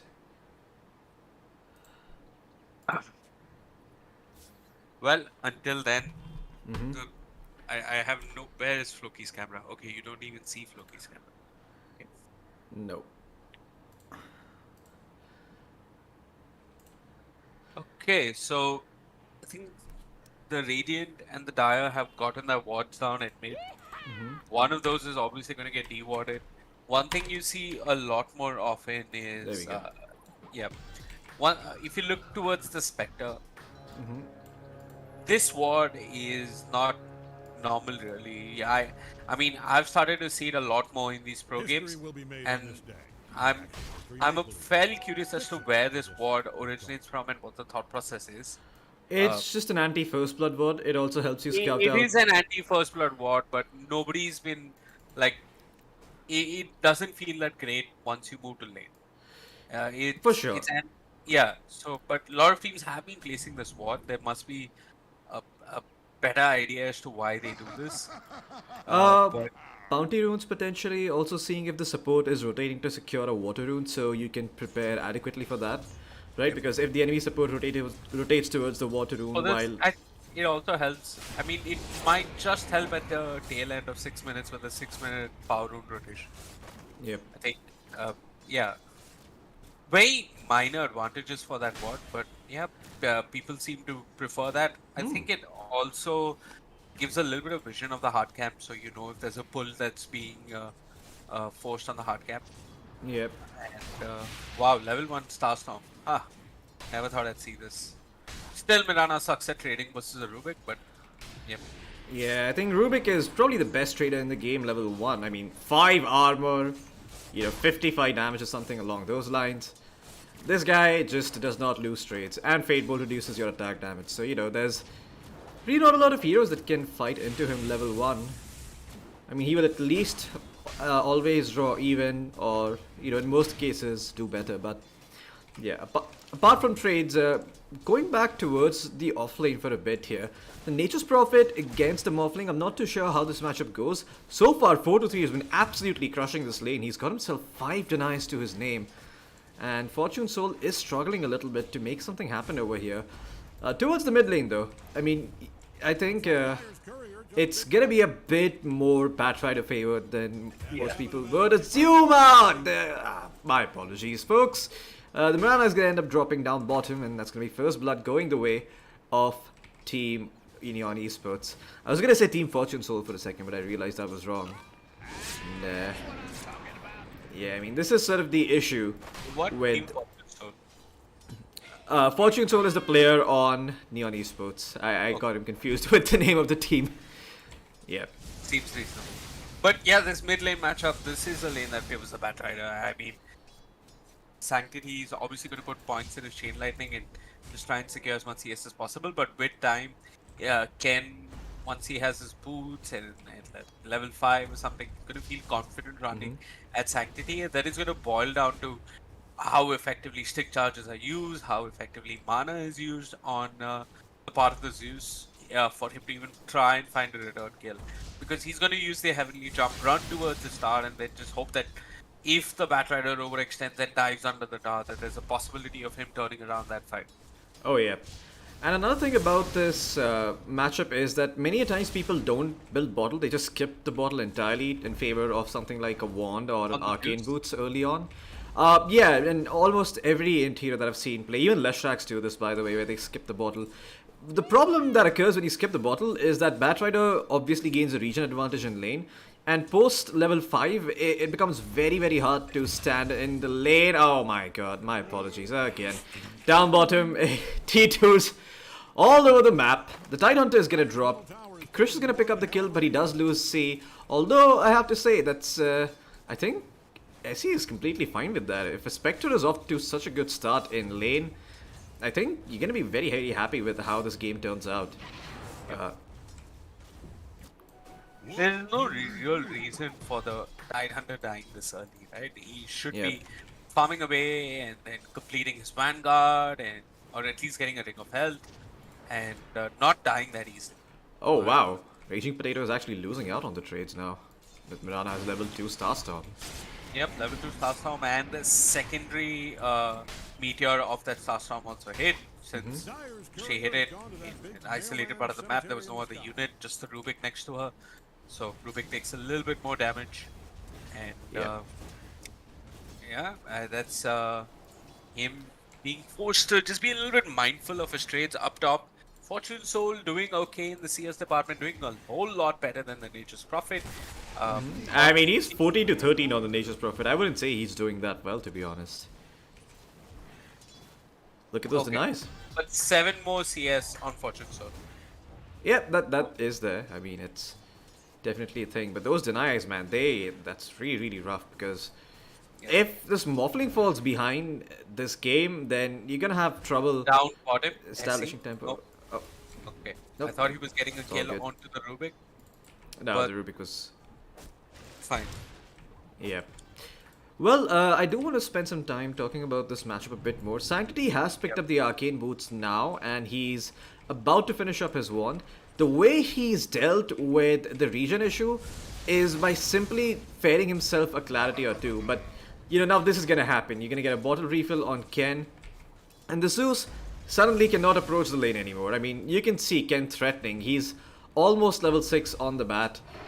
And, well, top lane, looks like they will be able to find the Silencer, but Fortune Soul is gonna get the kill in turn. The Silencer, even though he dropped to the Zeus, it's not exactly gonna be a trade that the side of QWE were looking for. Back towards the mid lane, Raging Potato. Well, he wants to set up this Batrider for success. Oh no! The leap gets cancelled by the Flame Break midway. Gonna get dragged back down towards the low ground, and that's gonna be the death of the Zeus. SE does have a leap available, and he's gonna be A-okay, doesn't even have to pop it. But yeah, Ken off to a flying start on his Batrider in the mid lane, will even pick up the Arcane Rune, so yeah, life not looking all that great for the Zeus. While down bottom, Krish, well, just getting pummeled by the Tidehunter for a bit, is almost finished up his Blade Mail, and once he has that, it's gonna be very easy for him to just shift on over to the strong camp and, you know, just take that farm for free. Top lane. Oh, top lane. It seems like the Morphling is gonna be able to take down the Tiny. Ace steps a bit too far forward on his tiny and pays the price. Good start for Fortune Soul on his muffling, all things considered. He's had 18 denies in his face by the Nature's Prophet, and while he does have 8 denies of his own, it's still a very, very big difference. And to get those 2 kills is just sort of gonna nullify the effect of all the denies that 423 gathered early on in this lane. Down bottom, Raging Potato in a world of trouble as he's gonna get caught out. The Rubik is gonna end up dropping as Ace rotated towards the bottom lane, found a kill. Krish is gonna be fine, gets the TP out just in time, although his courier did die, so that means that the blade mail is gonna be delayed by 50 seconds while he walks back towards his lane. Back towards the mid lane though, Sanctity forced to pop the heavenly jump as Ken on the Bat Rider.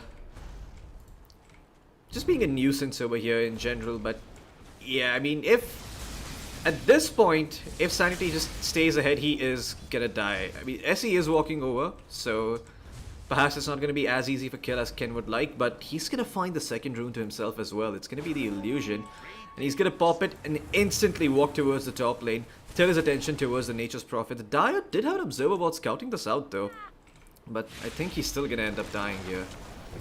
And yep, the lasso is gonna be there. And that's gonna be the death of the Nature's Prophet. Back towards the mid lane. Do they have anything for hated here? Well, yes they do. There's the hour, there's the toss. The arrow comes through. And Sanctity will pick up the kill with the Arc Lightning. Tidehunter, he's now gonna get a free lane to himself. Soon enough, he's gonna start pressuring the tier 1 tower down bottom. While Krish is gonna be relegated to the jungle for a bit as he didn't really have his blade mail, so doing a little bit worse on levels, but still very, very good CS considering that it is a Spectre who, I mean, usually does not have that good of a lane. Yeah, but if you look over at net worth, Krish is not doing too well. I mean, amongst all the 6 cores, he is at the bottom of the net worth charts. And yeah, all these kills that the side of QWE are finding are mainly kills and supports. They've not been cores that are really dying on the side of Neon. I mean, I think the Tidehunter died once, and then yeah, that's about it. They haven't really found a kill on a core, and instead they're just going to try and force the issue up top. And they're going to force rotations actually. Andrew is moved up top, the Bat Rider is there. The Avatos into Arrow does connect on the Bat Rider, but QWE won this fight. And Ace manages to TP out. Obviously, the Tidehunter did feel good about committing a Ravage just for a tiny. That actually is. makes sense that he held on to it, Floki, but just look at the number of rotations that they forced. Yeah, this is insane space for the Spectre. I mean, the Spectre is going to be A-okay down bottom, just farming up this creep wave. Fortune Soul makes his way down bottom.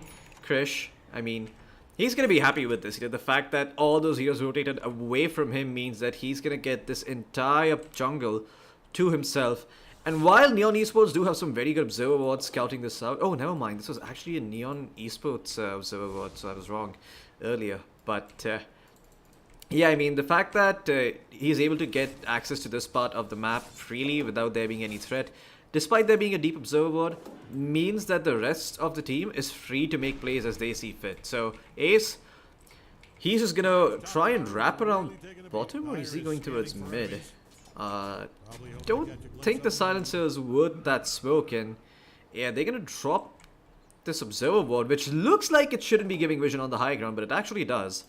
And they're going to try to get the kill on Fortune Soul. There is a Thunder God's Wrath available. It all comes down to the Avalanche.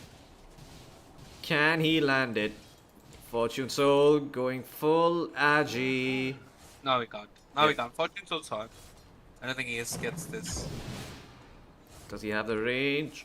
No, he does not. A little unfortunate, but such is life. Back towards the mid lane, Sanctity continuing to farm on the Zeus. Almost finished up the Kaya despite dying early on to the Bat Rider, so not doing too bad himself. He's gonna look to pick up the shot at 15 minutes and just be a menace in these team fights. Down bottom though, Krish not letting this Morphling have as easy of a time as she would like, or as he would like. I actually am not aware what gender Morphling is. perhaps they are gender fluid. But yeah, until I know for sure what gender morphling is, I'm just gonna refer to the thing as him. Anyway. Oh, mid lane. Yeah. I think they're looking for the Batrider. Yeah. Global Silence committee, Krish has also joined this. He's got his blade mail, but it looks as if the Batrider doesn't care. Sanctity uses the Thunder God's Wrath to get that kill. Ravage comes out a bit late. They will get ace. And at the end of it, that's a Spectre dying for the enemy Batrider. And a Ravage forced out. Can QWE get anything else? SE leaps forward with hope. But there's nothing he can hope to find, as up top, the Nature's Prophet is pressuring the tier 1 tower. This is what I like about 4-2-3. Give him a little bit of space, he'll try and find an objective. He'll try and push and pull his opponents across the map. Well, down bottom, Fortune Soul should get this tier 1 tower without too much difficulty. Yeah. 4-2-3 is actually deeping back behind the Rubik. Wait, what? Oh, top lane. Looks like SE is gonna drop. He tried to make Oh a wait, play. no, the Moonlight Shadow. He does not have dust on the Batrider. Yep. That means SE lives. Yep. Well, that's okay. I mean, it's just a Batrider committing a, his Firefly. Not that big of a deal if you are the side of QWE. I'm sorry, if you're the side of Neon Esports. My god, that lunch has really got to me, huh? But yeah, this smoke coming in from Neon Esports, it might end up connecting on 4-2-3. Well, never mind. In fact, they're gonna end up finding Hated on the tail end of that smoke. And that's gonna be the death of the Silencer as well. The Tiny ends up dropping. But yeah, the Zeus.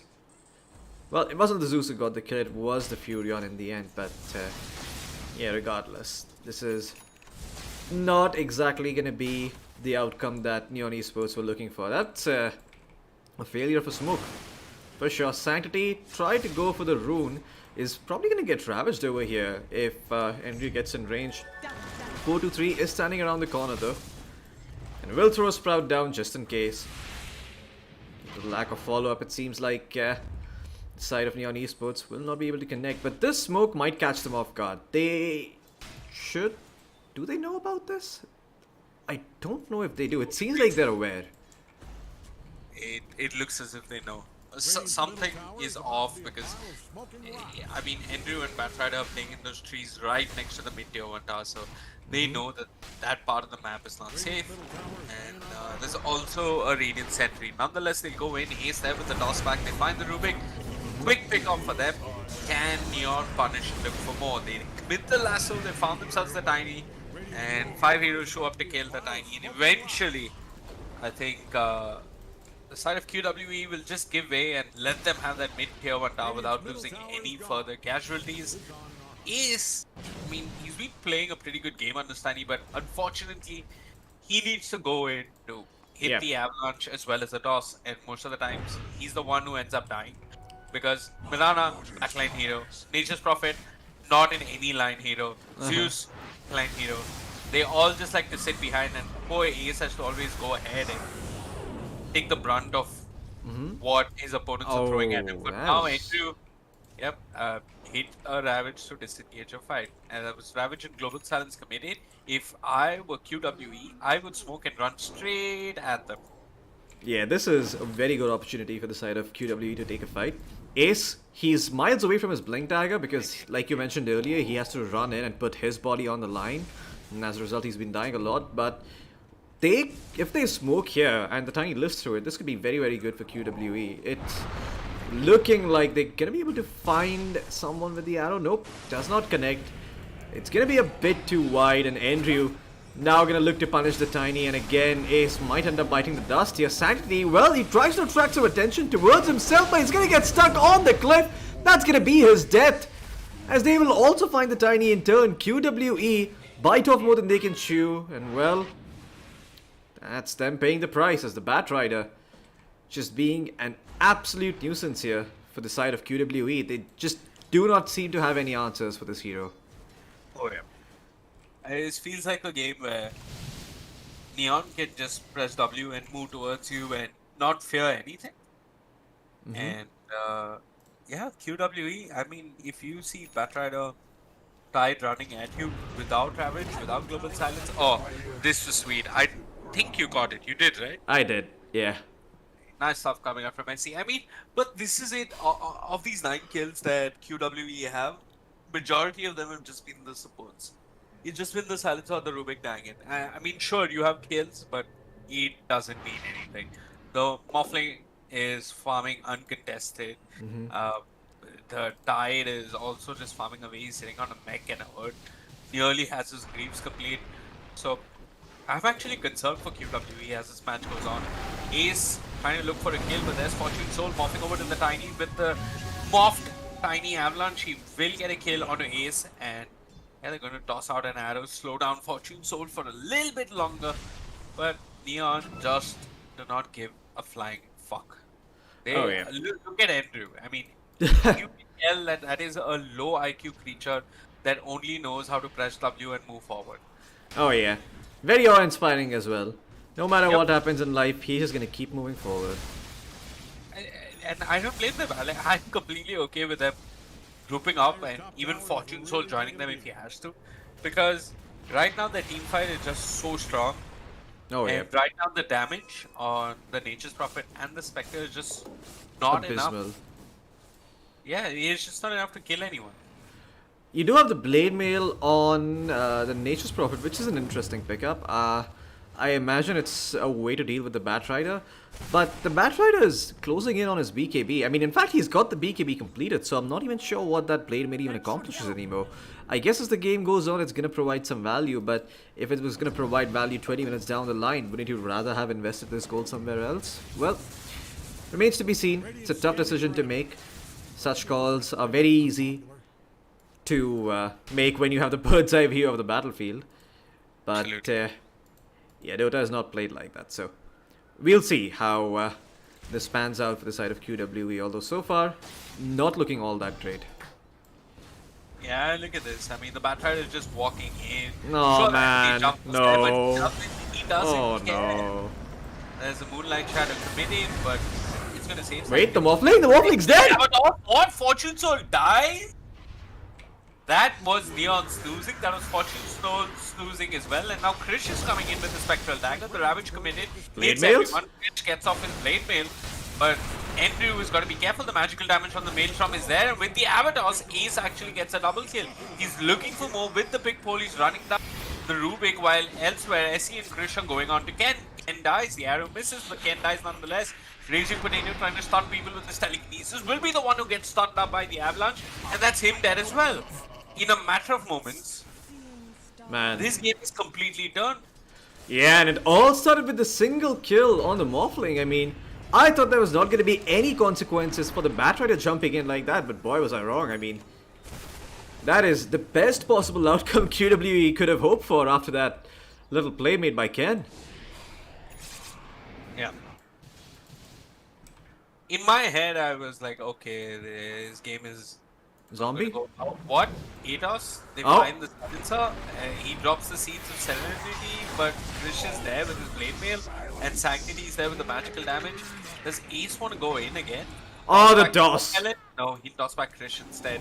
Here comes Ken. Ken is looking for more, and this Fortune Soul as well. Ace will probably be punished for this one. Oh, no, He's gonna Sanctity. end up falling. SE also dies. The Fate Bolt does clean him up, and now Sanctity on the run. Well, he's The not teleportation! winning. Oh my god. Yeah, Fortune Soul did morph forward to the Nature's Prophet, so did TP right behind Sanctity, and did do enough to clean him up. Now Fortune Soul can summon a couple of treants if he has to and go back to farming. Oh yeah, I mean, they're actually gonna walk into the rush pit here, so this is... Yeah, this is a little bit too greedy coming out from the side of QWE. They overextend. Sure, they're able to pick themselves up, I believe the silencer kill, but you're giving up Roshan for that is not gonna feel good. I mean, Neon Esports, they've extended their lead effectively by another 5 minutes, simply because of this Aegis, and I don't think they're done yet. They're gonna try to make something happen over here, QWE. But I don't think they've got anything in the tank to fight this with, and in fact, they could end up feeding away a couple of kills. Well, it looks like there has been a bit of a haunt in here, but who have they gone on? Absolutely no one. They do force out the Batrider BKB though, and that's actually going to open up some plays. Post this Aegis timing. Man, that's... well, I mean, it's better than what the side of QWE could have hoped for. Just, you know, they pop the Shadow Step.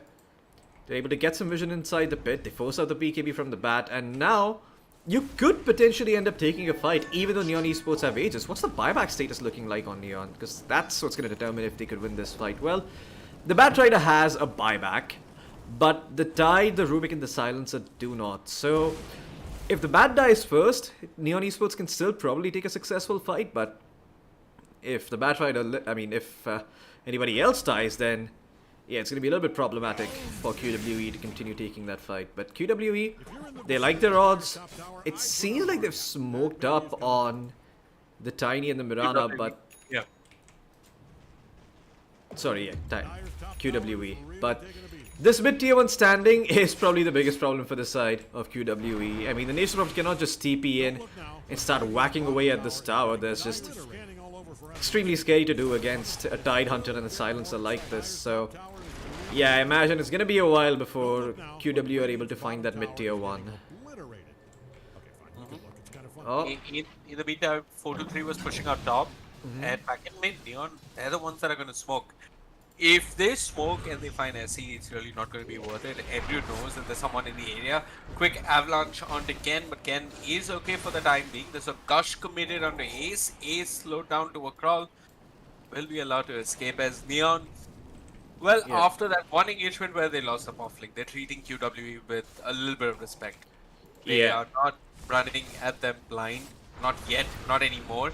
Ace goes in, and this time he's been avalanched. It's Fortune Soul who had morphed over to the Tiny, who controlled Ace for long enough with the avalanche to get the kill. And now Krish will use the Spectral Dagger and get away, but Ace dies yet again. I mean, if you toggle net worth to KDA, you can see how many deaths have been there in general. And yeah, I think the Tiny has died 8 times. Shit. Yeah, that's a lot. I mean, that is a fair number of deaths. And Neon Esports, they're going to get themselves this mid-tier 2 tower now. So it's going to open up a lot more areas of the map that they have access to again. Quite simply put, the Spectre is going to have to start getting creative with where she wants to farm, because all the standard areas are going to be locked out by Neon Esports soon enough. It's going to have to be a lot more dynamic, and the Nature's Prophet is going to have to be very, very careful. I hear an arrow somewhere. They managed to find Ken on the Batrider. Well, that's going to be a free pickup. Looks like they did TP towards the top lane to try and protect this tower, but again, they're going to lose another hero. Silencer ends up going down, but Fortune Soul will find a trade. It's not going to be for free by any stretch of the imagination, but what this has enabled is the Nature's Prophet to try and push out this bottom part of the map, and he even went for the extra tree and talent. So yeah, this tower, it's not gonna be in a good spot as those trees start beating it up. Yeah, if you look at the map, although Morphling and Neon, they're the ones with the ages, generally in terms of vision, the Radiant have a lot of aggressive vision on the map, which is what is allowing them to get these pickups here and there, which is why they found Ken. And this is also really, really helping 4-3's cause. They see Fortune Soul, Ace doing the math. How much damage does he need to do? He's not no, Ken. Ken's gonna die again. It's actually gonna end up dying with the Wrath of Nature. They also find the Rubik? Find Ken, and yeah, Rubik also ends up dying elsewhere because I believe Krish used his Shadow Step to find the Rubik and kill him. And up top, they're going to go on Fortune Soul as well. They get the Aegis! The Aegis taken away. The last stick of the Starstorm working. The arrow, well, it's a couple of seconds too early. Fortune Soul will live. Man. But that is the Aegis taken away, and this is QWE playing their lineup, their draft to perfection. Yeah, there's like so many things that QWE did well there. Firstly, that Zeus ult that was popped, by the way, to find the Batrider also ended up revealing the Rubik on the map, where Krish immediately Shadow stepped in. The Furion TP'd in as well, and they got that pickup for free. And then on top of that, they're able to take down the Morphling. So, yeah, this game just starting to get a little bit too rough for Neon Esports' liking. Morphling, well, he has got a fair bit of HP to work with, but hasn't really found the ideal morph targets in this fight. There's only one, well, maybe two Agi heroes on the side of QWE, but the Mirana really does not care about having her Agi stolen. Spectre, on the other hand, would be a little bit upset, but I don't think Fortune Soul has ever gotten the chance to actually waveform in and find the Spectre with that morph. Yeah, it's like... It's highly unlikely at this point that the I side think of... you still do it on the Spectre, right? Because you take away the status. Oh, yeah. as well, so No, I don't... Do you take a... you take 40%. You steal stats and you believe... Oh, it only steals the primary attribute. So if it's strength, you'll steal status resistance. If it's agi, you'll steal attack speed. Yeah. And if it's int, you'll steal spell, but you won't steal all three. You will steal stats though. Right, so you take away attack speed from the Spectre, but the Spectre doesn't mind. I don't know. I think the I'm not too sure. I don't think this Ags was the correct pickup over here. I think something like the Skadi plus the Satanic could have been a better option.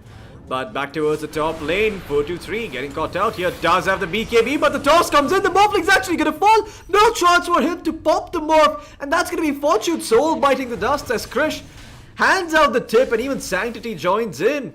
Neon Esports, they lose the Morphling standing over here. Well, I mean, this is about as good as it gets.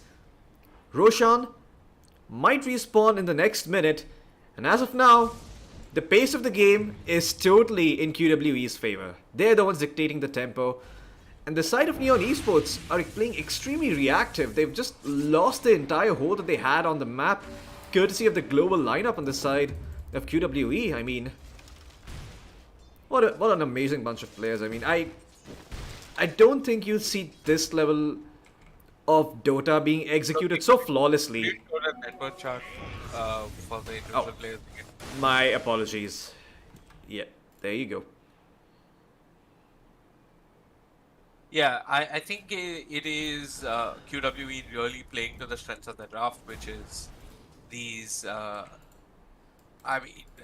scattered pickoffs across the map. Really guerrilla warfare at its finest. Is you get a kill here, you get a kill there, and it feels as if Neon are not getting the chance to group up, walk with their Ravage. It feels as if the Batrider has been rather quiet, hasn't done too much in a while, and yeah, I mean, if you take away the Morphling, it kind of becomes difficult for the rest of the lineup to really deal with everything that's present on the side of QWE.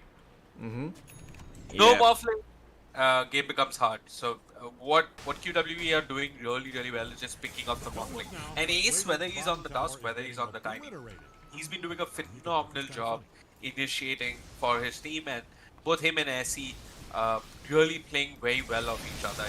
I think kudos to the supports.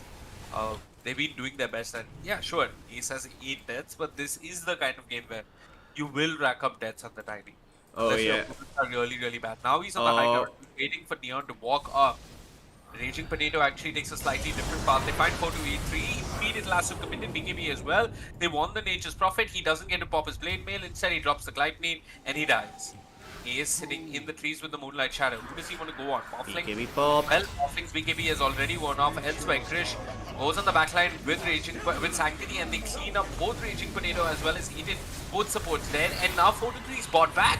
4-3 is bought back with the Glide Nade. He's found the Morphling, rooted him up. Arrow connects. SC will ensure that Fortune Soul is held in place, and now Endu has to slow down this gang with the Ravage. His Ravage and the Shard will buy time for the Morphling to disconnect, but there's a straight on top of Fortune Soul. He's being force-staffed, he's being pushed away from his team, but 4-2-3 will TP straight on top of him. That's Fortune Soul dead with no buyback. Endu dropping really low, but 4-2-3 doesn't care. This could be a dieback on the Nature's Prophet, but he's done his part, and there's Ace with the toss back. This last little piece of the puzzle, a potato that's angry, a potato that's raging, a potato that's dead, and a team that can only watch from the fountain as QWE can very easily take a tier 3 down right here. Yeah. I mean, this is absolutely insane coming in from QWE, just flipping the tempo of the game on its head. And Neon Esports, they just look awestruck. I mean, I don't think they were expecting this to happen. No chat wheel, no pings, nothing from the side of Neon Esports, as they're all a little bit confused as to what the hell just went down. I mean, Fortune Soul gets caught out. He dies, I mean, you know, courtesy of the arrow. The Ravage gets popped, and Ken, he's got the napalm stacks of the Spectre, but he's too afraid to go in for some reason. I'm not too sure what the hell happened there. I mean, I think if the Batrider went in when he had around 3 or 4 stacks, that could have been a different fight, because the Spectre, I mean, she good enough dispelled off those napalm stacks. She'd already popped the Manta style. He didn't have the lasso. I felt like I don't think he was confident trading with the Spectre, and Fortune Soul didn't get to play the game. Oh yeah. He committed his VKB earlier on, found nothing for it, and then after that he was just running back for his dear life, and he gets stunned and force-staffed, and his team tries to back him up. There's a Ravage committed, but he didn't get to hit a single target. He didn't get to play the game of Dota 2. And although, sure, they kill 4-3 at the beginning, they commit the Ravage for the Nature's Prophet. He says, okay, thank you very much, I'll just buy back. He buys back and he gets 3 crucial kills for his team. Oh, Also, Ace and SE. SE's arrow on the Muffling was what actually made that kill possible. Was not a very straightforward arrow, but it connects onto Fortune Soul, and Fortune Soul thought for a moment that he was getting away, but unfortunately he ends up dying. Now Neon, they're sitting at a 9k net worth deficit. Oh, QWE, they've smoked up immediately. It's again Ace leading the charge. He's got a 4-staff in addition to his Blink and his Yule Scepter. What do QWE find? There's a stray Raging Potato walking across the mid lane. But instead, a little bit of de-warding is what QWE will sell for. The Rubik only really finds the tree grab. Little unfortunate. Ace been doing a very good job of making sure that whenever possible he does not give away this Rubik any free spells to work with. And I mean, that's been a big part of these fights too, honestly. I mean, Raging Potato really hasn't found any good spells in these past couple of fights. It's partly because he just dies so quickly early on, but it's also in part because I don't think he's got the right items. I mean, look at that Thunder God's Wrath plus the Haunt, and almost 60% of his HP is all gone. He's gonna drop. Hate is gonna fall as well. Batrider, he does find the lasso on the Nature's Prophet, and while the Nature's Prophet might drop, I'm not sure if that changes anything at all, because Krish, he's got the Aegis. He's walking forward. The Zeus just pummeling the side of Neon Esports with all that magic damage, to which Neon Esports have absolutely no answer. The Tidehunter is gonna drop. Fortune Soul eats the arrow to his face, and while he waveforms back, while he's able to waveform back towards safety, his team has just fallen, and that's gonna be a tier 2, potentially a set of racks for the side of QWE, as there's no Ravage available. Yeah. Again, kudos to Ace. He gets the fight started with a nice 2-man avalanche. And like What? Fortune Soul, Well, that is cute, but is it really going to accomplish anything? Avalanche does connect. Fortune Soul dying inside the Nimbus, forces to use the Manta style. The arrow connects, SE there, and Krish with the damage ensures that Fortune Soul dies. Now Fortune Soul does have his buyback if he wants to use it. Elsewhere, Ken did manage to escape, but I think QWE can keep going if they want to. Sure, they lost Sanctity, but they can try and look for another pickoff, and Ace is doing just that. He's sitting patiently in the trees, goes in, Avalanche connect on review. The arrow is there, but the arrow hits a creep. Unfortunately, SE's arrow hits a creep, and now Raging Potato with the stolen arrow is setting up for a kill on Ace. The Lotus Orb committed. Krish will use the Shadow Step, and that's hated, losing most of his health. Krish actually haunts over to the Shadow Step. They kill the Silencer. They are poking and ripping apart Neon Esports bit by bit. Now Endu comes in with the shard, will manage to stun up Ace, but there's the Glide Need. It catches one. That's the Morphling. Not able to join this fight actually, as Ken ends up dying in now. Yeah, Krish and the others are completely okay with that. Sure, they lost Ace, but they got the Batrider. oh yeah, I mean, this was such a rough fight for the side of Neon Esports. Again, that single Shadow Step took the Silencer down from like full HP to 20-30% HP, and now Krish, he's even got the Orchid, so he's got ways of dealing with the Morphling, and Morphling, while he does have the BKB and the Manta style, I'm not too sure he's gonna have the luxury of saving that anymore. I mean, he's pretty much gonna have to. I mean, he's not gonna have the luxury of using it however he likes. He's gonna have to save it for the Orchid Malevolence. And Krish on a Spectre is just so extremely found at this point that even if he just contributes by pressing a single haunt, the Dire Supports just lose almost all their HP. And again, if Raging Potato is unable to survive these fights, he's just not gonna have impact. He's just not gonna have those stuns that you're looking for. He's not gonna be able to steal as many spells. He's just not gonna be able to be a Rubik. Yep. It is a hard game for Raging Potato. It's a hard game for both the supports on the side of Neon, because if you think about it, Krish can just go anytime. Ace, gonna be okay for now, was walking in the enemy jungle. Andrew going for the D-Ward. Ace wants to go in with the Avalanche. Quick Yule Scepter. This time Ace using his Yule Scepter, and they'll get the D-Ward. I think both teams got the D-Wards that they were looking for. But what I feel, Floki, is that if Neon just react to this game happening to them, they are going to die. These sports will be picked off time and time again until they get an Eon Disc, or until they get some ridiculous item that allows them to survive Wrath of Nature, Thunder God's Wrath, as well as the Shadow Step. So, if you are a Neon supporter, you're pretty much hoping that they push out their waves and they smoke and they just group up, because they have to take a fight together on their terms. Otherwise, they're going to keep getting picked off by the Zeus and Spectre. Oh yeah, I mean, this game does not get any easier for the side of Neon Esports as time goes on, because while you do have some decent heroes that scale well towards the late game, they just not gonna have the game they're looking for. You know, the Silencer and the Rubik are always gonna have to worry about Haunt coming in. The Zeus, he's gonna get off a single Thunder God's Wrath and, you know, almost single-handedly demolish the side of Neon Esports. He's even got a Refresher Orb now, so yeah, these supports are going to be dropping like flies once the Haunt connects. So Neon Esports, they really hard pressed to take an engagement on their terms.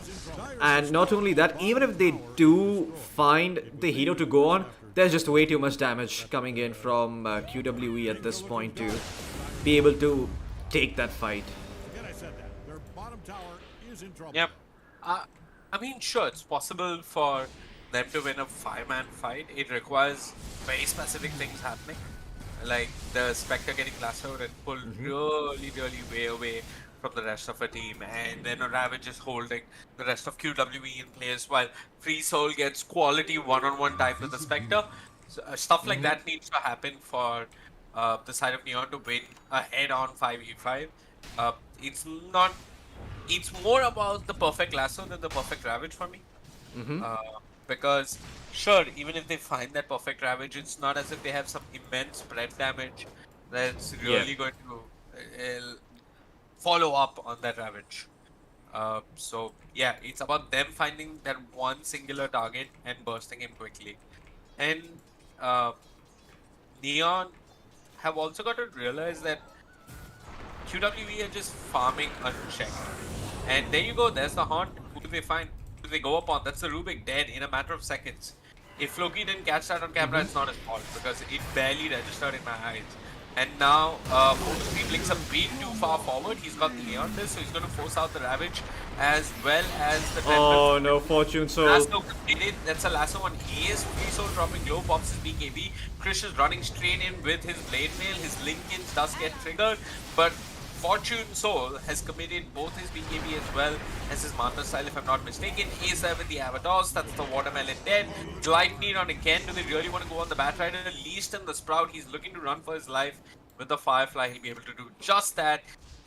All said and done, even though that was not the most perfect fight for QWE, 3 heroes are dead. And QWE, they're taking a lane of barracks. Oh yeah, I mean, this is not the outcome that Neon Esports had in mind, given the way the early game went. Oh. QWE, I wouldn't say they got outplayed in lanes. I'd say they had the worst draft, but for the lanes. But after that point, it's everything they've done has just been pure gold. I mean, it's been a beauty, and like really, it's like music playing in front of my eyes. Watching this Thunder God's Wrath, this Spectre Haunt coming along with the Fury on teleportation, and my God, that's the Silencer. He's just dead. Yep, that was the Nimbus as well as the Spectre with the Bloodthorn. And yeah, it just feels as if Fortune Soul hasn't gotten a chance to play Dota. Oh yeah. It feels like the game has been incredibly difficult for him. He goes in, tanks a lot of damage, shifts to strength, and by the time he's shifted to strength, the rest of his team is dead. There you go. Lasso on the Sanctity is a little bit better. Fortune Soul is in the midst of it all. Sanctity has his Youth Scepter to buy him time. Look at 4-3 though. With that Skadi, he's chipping away on Fortune Soul, and Fortune Soul, sure, he's gaining and morphing into strength, but he's eventually going to die. Leash to the Sprout. They are still focusing the morphling. It's taking time with the Bloodthorn, with the Silence. They will eventually bring him down. That's Fortune Soul dead for 89 seconds. The Glyphine is there. It catches 3 and 4-3, just hammering away on the Tide Hunter. The Tendrils of the Deep will eventually bring down 4-3, but he's immediately going to buy back. Elsewhere, the Batrider does manage to find both the supports with a little bit of help. It's actually Raging Potato who gets cleared for both kills, and now Krish, all by himself, will end up falling.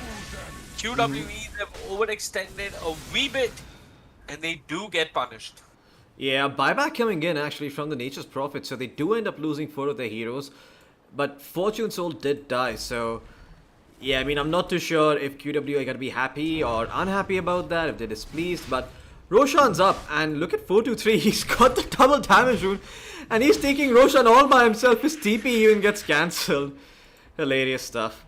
But yeah, I mean, I have to say, it's definitely not been the easiest of games for 4-3, especially the first 20-25 minutes. I mean, before you had the Ags available on the Spectre, this game was looking rough. And the way they played around Neon Esports, getting that first Aegis, was just beautiful to look at. I mean, it seemed like they had an answer for almost every sort of situation there was.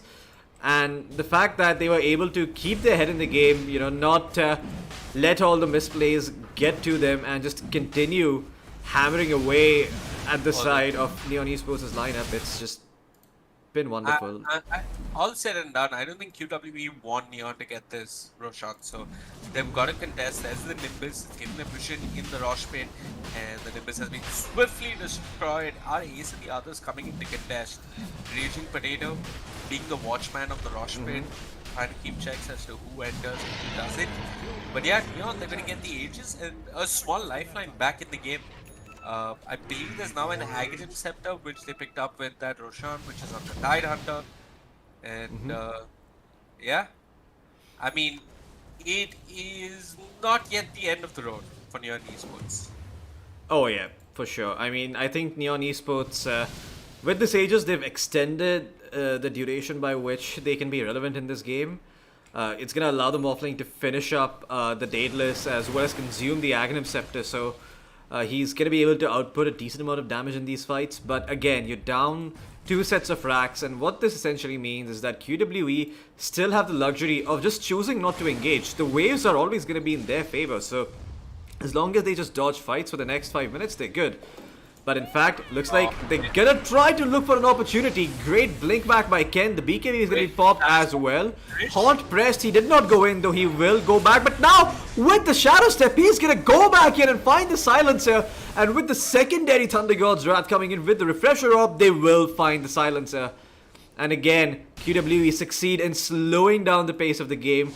They get themselves the Silencer kill. It's gonna be back to farming for them, allowing the side of Neon Esports to consolidate their losses and try again when the Silencer's back up. No BKB for another 35 seconds, but as soon as Silencer's up, they can look to make a play. Although, again, the waves are just not going to be in their favor. These waves are just way too pushed in for the side of Neon Esports to be able to stay out on the map as long as they would like. I mean, the side of QWE, they can just go full attrition mode. You know, shove these creep waves as safely as possible, and eventually Neon Esports are going to have to go back to defend. They just cannot stay out of their base forever. Ace is going for an Octane Core. It's very interesting how the past couple of patches, Octane Core has been normalized. Oh yeah. I think the cooldown reduction is the more important factor. So when you have a hero like the Tiny, I'm going to have to hold on to that thought. Fortune Soldier's dead! That's the Satanic Pop by the Morphling. Got the BKB still available though, and there is a Blink Ravage on the Tide Hunter. But look at that. The patience on Team QWE to not re-engage after that enables them to just relax, sit and wait in the trees, wait for a better opportunity. They've got the vision of the Morphling. They see him, great 3-man avalanche and toss, but the Ravage comes through as well. It's going to prevent the side of QWE from really following up, and in fact the Tiny is going to end up dropping. The Nature's Prophet has the BKB available. The Tendrils of the Deep come through, no Satanic on this Furion. He's going to end up dropping, down for the count, no buyback. But again, 2 Ravages, well, or rather a single Ravage pop from the side of Neon Esports, and they only find a Nature's Prophet. It's nowhere near enough. They're gonna lose their mid-tier 4. And well, QWE, they're completely okay with this. They're not even feeling threatened. They're not even walking back to their base. They're just like, guys, we're good. Yeah, I mean, as soon as the Nature's Prophet decided to be a part of that fight, Krish instantly decided that he wants no part in this. And he was also out of there. I mean, you can't blame Ace, right? You see an opportunity for a good avalanche and a toss. It's Oh, yeah. kind of your duty to do it as a 4-position Tiny. So you Morally play as obligated. yeah, you are morally obligated, and yeah, he did his bit, but then it seemed as if only him and 423 wanted to take part in that fight. Christian Sackton did, and I'm not quite sure how SE ends up getting caught at the end, but SE ends up dying. And look at this, there you go, there's Krish with the Bloodthorn, and I believe, yeah, he's got a Basher as well. Oh, Ken is looking to punish this. This is interesting. The hell? Ken. Well- Okay, what committed? Has Krish jumped over to the other side of the map? Yes, he has. He's jumped into a Tidehunter and a Silencer. And the Nimbus was committed on the Silencer, but he's gonna walk away with that Moonlight Shadow. Andrew commits the Ravage. He really wants Krish, but he needs someone like the Spectre, the Batrider, to come and aid the damage. Raging Potatoes blinking forward. Quick and effective 4-star from SE. They're running down the Spectre, and with the Tendrils of the Deep, they will control her. The BKB committed, so the Avalanche won't do all that much, and that's Krish dead. The Spectre dies for the first time in a really long time, and now SE is running for his life, slowed down by the has the Lotus Orb upon him. And there is no further true sight on the side of Neon. It looks as if SE will escape, but as I say that, Andrew blinks forward with a gosh, the Tendrils of the Deep moving in 1 frame per second will eventually connect.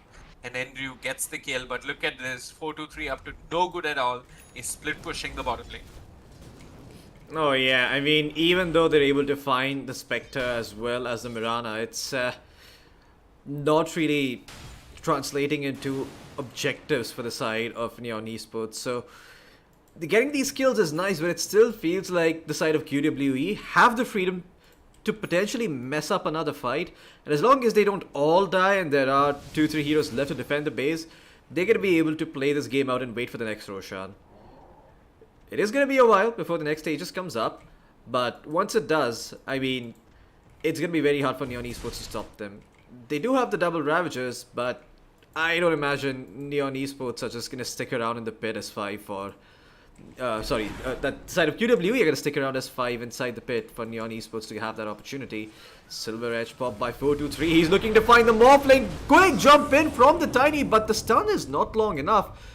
The Flicker will dispel the global silence. Fortune Soul turns into the Tiny himself, spots out the Nature's Prophet. The Aeon Disc is going to get proc, and the rest of the team are making their way over here. The Rubik on his way, BKB TP out coming in from the Nature's Prophet, but Zeus has been caught out. He does have buyback at the moment. Haunt committed to try and help Zeus, but he is gone. He is toast. And well, it looks like QWE, they are bleeding a few kills across the map after having played a rather flawless game. But again, Roshan gonna be up at least, well, is at most gonna be up in the next 1.5 minutes. So the Zeus was gonna be up before that. No big issues yet. He is even gonna have the Refresher Orb available for the next fight along with the Thunder God's Wrath. So yeah, not the biggest loss in the world for the side of QWE, but the net worth is starting to get a little bit scary. If these supports are able to pick up the defensive items that they need, then this game could get extremely hard. Raging Potato, he's picked up the Moonlight Shadow and he's found the Nimbus for himself. So those are some very key spells stolen by this Rubik here, but I'm not too sure how I feel about the Octarine Core pickup that he's thinking of. Yeah, I mean, the Octarine Core only makes sense for his telekinesis, really, because your spell steal is already on an extremely low cooldown. And yeah, I think it maybe just allows him to lift people and save them more frequently, and also obviously use the Fade Bolt more frequently. It is a strange item choice, but I kind of feel that Raging Potato has low-key been doing a lot of damage in these fights. Um, if you just look at the 4 supports, he's the most farmed because, well, you know, Rubik players don't do much other than farm with Fade Bolt, and Yep. they feel like they're saving the world. But I feel like he's been doing a lot in these fights, nonetheless. And yeah, you also probably want to note that Krish has been trying to kill the Silencer, not the Rubik. The Silencer has been the more problematic kill for Krish, but now even the Silencer is sitting with an Aeon Disc that's been disassembled Oh, yeah. in his backpack. So even the Silencer is not an easy pick off for Krish. In fact, this game is completely turned Floki, and Ace wants to turn it back in favor of QWE. Goes in with the Avalanche Toss, Global Silence, BKBs, Aeon Disc, many things being triggered. But at the end of it all, Neon get themselves Roshan, Aegis, a Refresher Shard, and more. And now 423 wants to TP and straight in the midst of them all. He's been lifted with the telekinesis. Elsewhere, reinforcements are coming, but 423 should mostly die. The secondary lasso completed. That's 423 dead, and now QWE do not want to go into this fight. They want no part of this. They're just backing off. Yeah, this is a little bit rough for the side of QWE. Giving up Roshan like that, that's Aegis Cheese and a refresher shot going the way of Neon Esports. They're gonna have double global silence for the next fight. I think there was also an Axe available on that Roshan, although I could be wrong. There was an Axe. I think, check the Batrider. Oh yeah, it's the Batrider who got it. Yep, you're correct. Yeah, I mean, this is starting to get a little bit scary here for the side of QWE. If you're a QWE fan right now, you might want to stay glued to your seats because this next few minutes could decide the outcome of this game. But Neon Esports, they're gonna have to be on the lookout for these creep waves, man, because this Nature's Prophet has been a thorn in their side this entire game, and it could very much happen that the side of Neon Esports take a very good engagement, but the Nature's Prophet just decides not to come instead and goes for the racks and finds mega creeps. Oh, I hear a lasso somewhere. It's gonna be on the Tiny. And the Tiny, well, he's gonna get the Yule Scepter. Will be able to keep himself alive for a little while longer. 4-star plus phase Woods Gush popped with the Refresher Orb, and it's gonna be the death of the Tiny. Well, Fortune Soul looking to get some more sanctity in a world of trouble. Does not have the Heavenly Jump available. No Aeon Disc either. That's gonna be the death of the Zeus. And while you do have buybacks available, Krish could be in a world of trouble. Does he have buybacks? Yes, he does. Global Silence being popped. Satanic comes through from Fortune Soul, and he's gonna go back up to full HP. Waveforming in towards the Spectre. They really want to try and take down Krish, but Krish, courtesy of the free pathing, is trying to move back into the trees, but there's too much napalm on him. There's 9 stacks. He's burning. The Lotus Orb will keep him alive for a little while longer. He's on 100 HP. The Firefly will finally get him as he gets taken down. The Morphling is gonna lose both her lives, and Ken is also gonna end up dropping his Neon Esports. They've lost 3 heroes in the fight. The Nature's Prophet is gonna TP straight to the backlines. The Silencer is gone, and Krish is gonna buy back for the cleanup, trying to find the Rubik, but Raging Potato is gonna be able to get the fuck out of there. Oh my god, that was such an insane fight coming in from QWE in the end. I mean, Krish surviving with a sliver of HP, baiting the side of Neon Esports all in, leading to the demise of all 3 cores. Absolutely. I mean, Krish just not dying as well as the Zeus forcing out the Ravage just for himself, and also in that entire fight, sure, everybody's attention is on Krish. The Morphling is trying to kill the Spectre. Everybody wants to kill the Spectre. Ken is trying to kill the Spectre, but the Nature's Prophet went unchecked. And I was looking at him on the side with that Silver Edge. He was doing heaps of damage, and he actually did enough damage to bring down the Morph. So, yeah, now they're pushing up against backdoor protection, which seems a bit far-fetched, but eventually the backdoor protection Aeon does Disc! it all. The creep army is Will be there. dropped. Yes, and Neon is triggered, but look at that. With the Nimbus and the Avatars, they'll try and bring down Raging Potato. Another Nimbus committed. That's the Rubik. Then immediately buys back. Do QWE want to force the issue? Are they confident in facing the Morphling once again? Looks like they aren't. They're going to back off for now. Continue to farm. You want to remember, Floki, that not everyone has buyback about now. If you could change the network to buyback, I'd really... Yeah, so the Morphling Free Soul, he's got buyback. 423 has buyback. Had buyback. And the Didac has buyback. Oh yeah. So that's about it in terms of buyback. Krish's buyback is on cooldown for 6 minutes. Sanctity's buyback is on cooldown for 5 minutes. Raging Potato's buyback is on cooldown for 7 minutes. So this fight is kind of huge. If Neon win this fight, if they even manage to start a fight, because if you look at QWE, they're huddled up near their ancient. So if somehow Neon managed to force a fight and win it, which in my eyes is very possible, they can actually just end the game right here, right now. Oh yeah, this is gonna be the fight to win for Neon Esports. I mean, you win this fight, you're gonna win the game straight up. There's no two ways about it.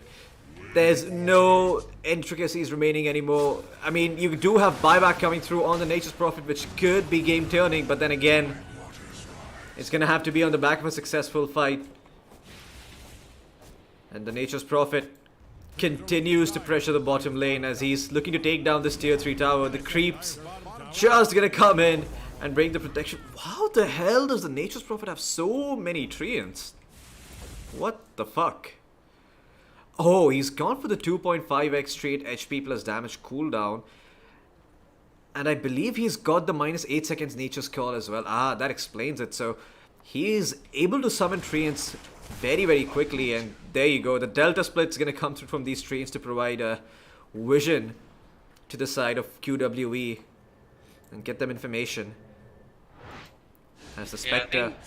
That's the problem for Neon, right? They have to keep dealing with the waves. Oh, yeah.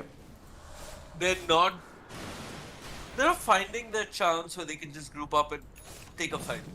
And every time they want to take a fight, there's a Nimbus or there's a Shadow Step, somebody's Aeon Disc is triggered, the Silencer is brought down to less than half HP, that idiot Boron has to walk back to his fountain, you wait another 5 minutes, and now eventually you smoke again. Let's see if they get to take that fight. Well, let's see what I mean, Ken is far away from the rest of his team. Just look at Ken. what the hell is going on here? He spots Ace and Oh, somebody with beauty Boots of level Travel! must No be right gen! on top of him, but it's wasted. Yeah. Really, it was a wasted opportunity. There was no lasso, there was no detection, and Ace gets away. Yeah, this is starting to get a little bit problematic here for Neon Esports. They're desperate to find any sort of pick-off before the next Roshan spawns, and QWE are just not giving them that fight. I mean, they don't have any buybacks themselves either, so they're being very, very choosy with which fights they go to. But look at this, man. That's the range racks falling through. The Nature's Prophet and his bullshit. He's going to be able to claim the second last racks on the side of Neon Esports, as they're only one many racks away from full mega creeps. And down towards the bottom lane, Ken. Oh, they're trying to find this. The Batrider. The Batrider is going to be able to try and TP out. No BKB committed. That's going to be a big win for Ken on the Bat, as he makes it back out towards safety. Although he did have to pop the refresher up, so I'm not too sure how he feels about that. No shard yet for the Batrider. If the Batrider did get caught that Floki, he did have buyback. Oh yeah. Most certainly going to force Neon into a 4v5 fight for the last lane of racks. Yeah.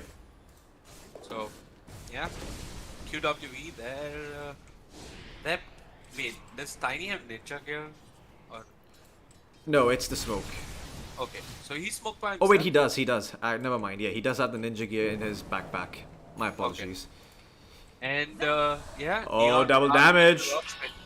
Neon are in the rush pit. There's the Shadow Step giving vision. Christian, the others from QWE know exactly what Neon are up to. The arrow misses. So far, Raging Potato hasn't stolen anything great. Is this Roshan even really worth it? Is the question. The Avalanche connects on the two.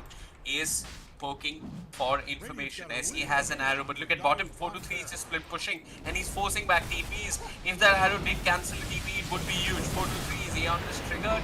I mean, the rest of his team can just move towards the Rosh pit if they want to. He's going to be lassoed. He's going to be killed. What is the rest of his team up to? Well, they've got Andrew. And they got the Mega enemy Creeps. offlaner here, but at the end of it all, Neon, they've lost all their barracks. They're up against super creeps. Krish does manage to go forward and catch the silencer with a bash. Ace is there with the avalanche. That's an Aeon Dish triggered. A buyback coming out from 4 to 3 as he wants to reconnect with his team. Ken going forward with his BKB. Who does he catch? Well, no one. Krish just TPs out naked without a BKB in front of everyone. Barely escapes the tendrils of the deep, but SE will not be that fortunate as he's going to go down. He's got the Lotus Orb upon him, but the Gush will slow him down and eventually the Mirana will fall. All said and done, it was a buyback from 4 to 3. It was. Oh, Krish, he's trying to go for the Aegis, but no! While Roshan does fall to the side of the Radiant, it's gonna be Fortune Soul who picks up the Aegis. Krish does not have buyback for the next minute. He's gonna end up dropping over here as a very, very costly mistake coming through from the side of QWE. They tried to go for the Aegis, but to no avail. And that's no buyback on Krish for another 40 seconds. He doesn't even have the money for it.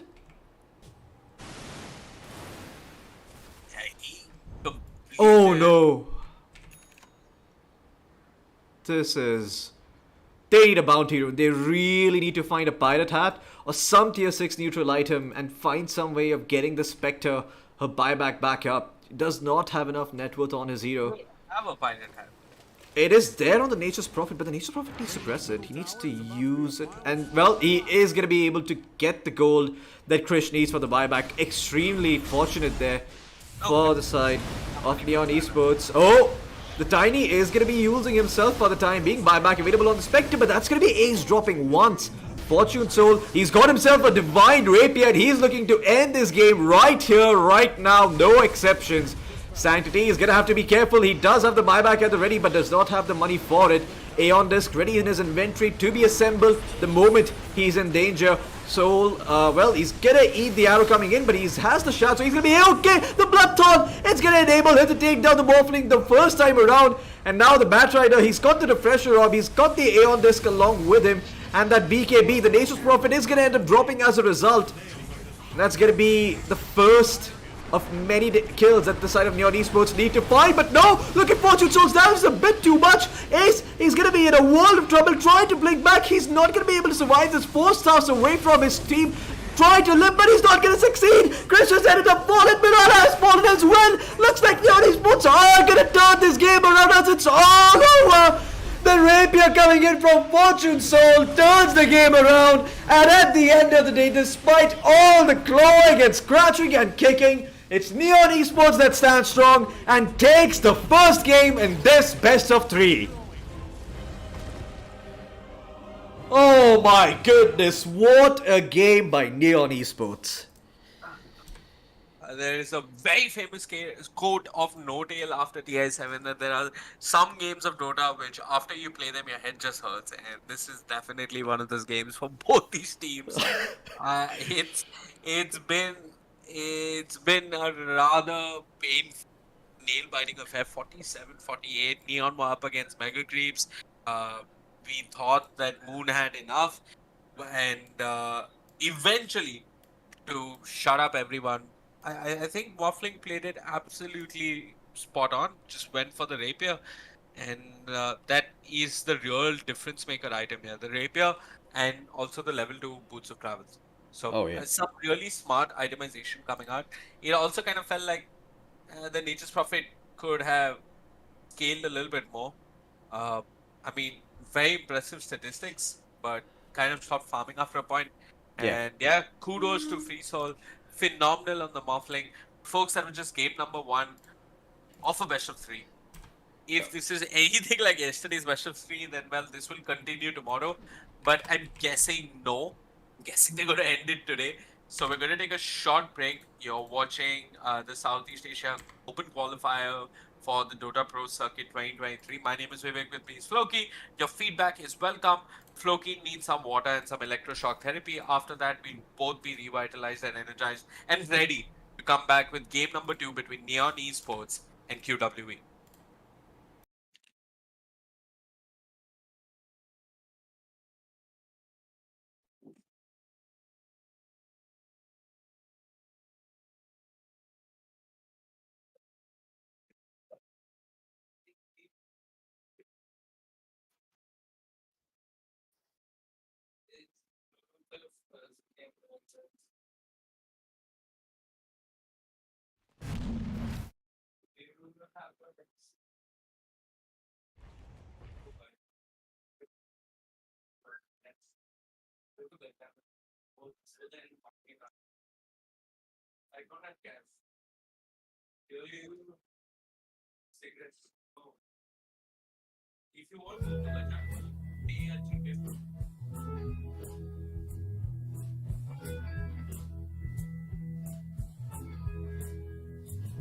This middle tower is in trouble from the way it's being destroyed.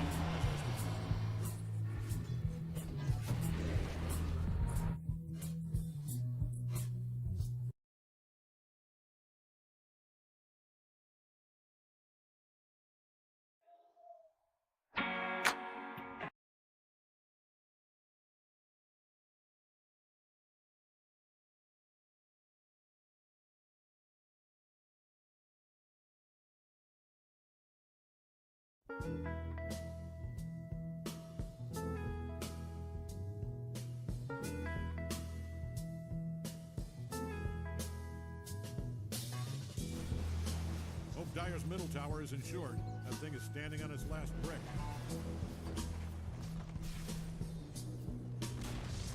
Dyer's middle tower has kicked the concrete bucket. You can tell Dyer's middle tower is in trouble from the way it's being destroyed as I speak. Was the son of a preacher man. Was the son of a preacher man.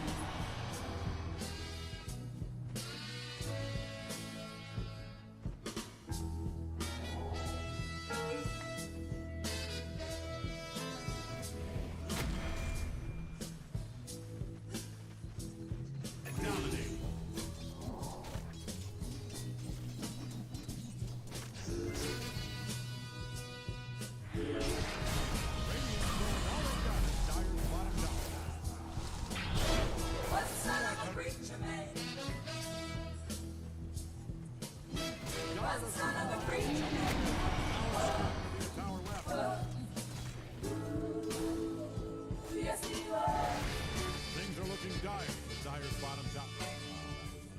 Forget I said that. Their bottom tower is on to be with a big brick in the sky.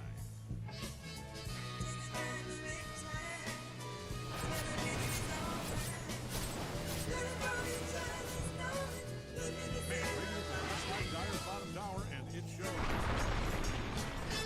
Was the son of a preacher man. Was the son of a preacher man. Was.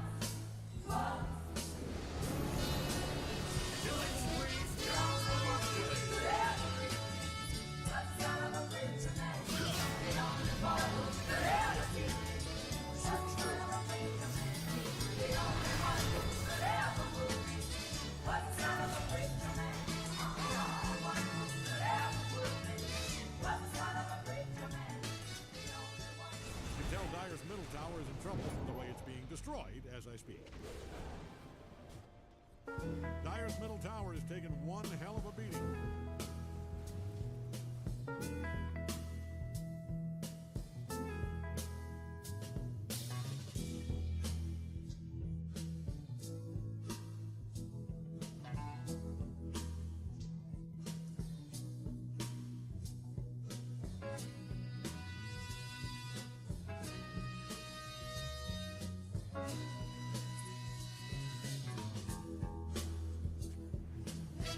Was the son of a preacher man.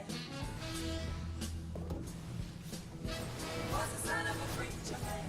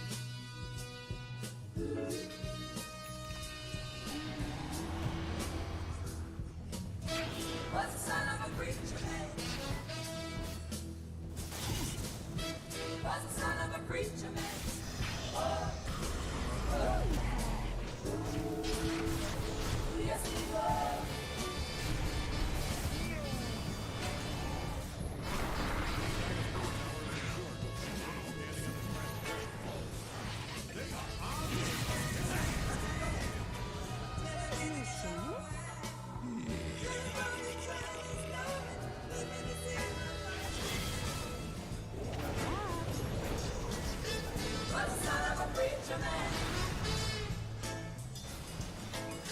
Was the son of a preacher man.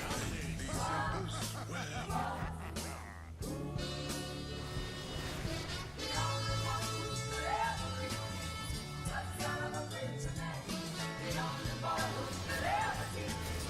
Was the son of a preacher man. The only one who could ever move me. Was the son of a preacher man. The only one who could ever move me. Dyer's top tower is really taking a beat. Dyer's top tower just went brick belly up.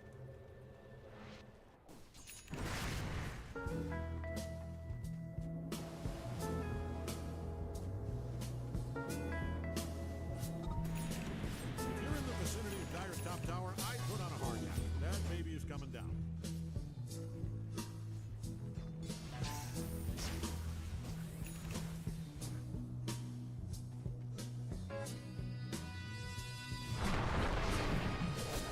Are we in mega kill territory here?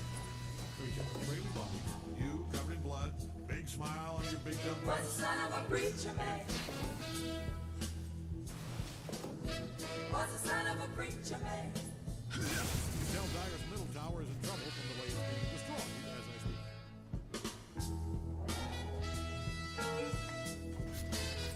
Dyer's middle tower is taking one hell of a beating. Dyer's middle tower is stone dead.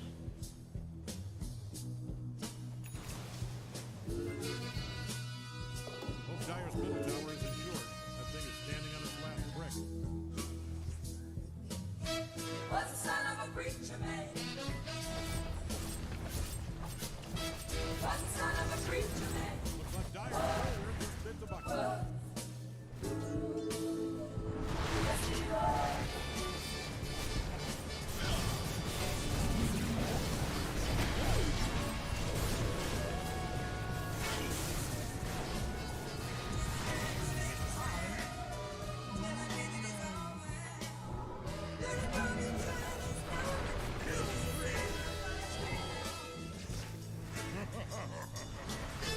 Was the son of a preacher man. Was the son of a preacher man. Was. The only preacher who could ever preach me.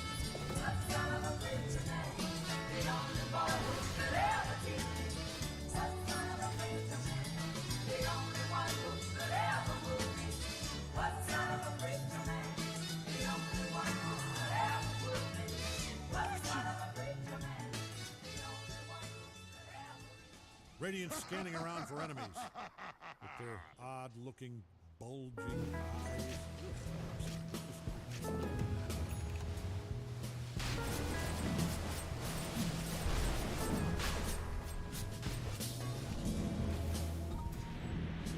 Look at you down there. You are dominating right now. I'm so goddamn proud of you, I can punch a wall.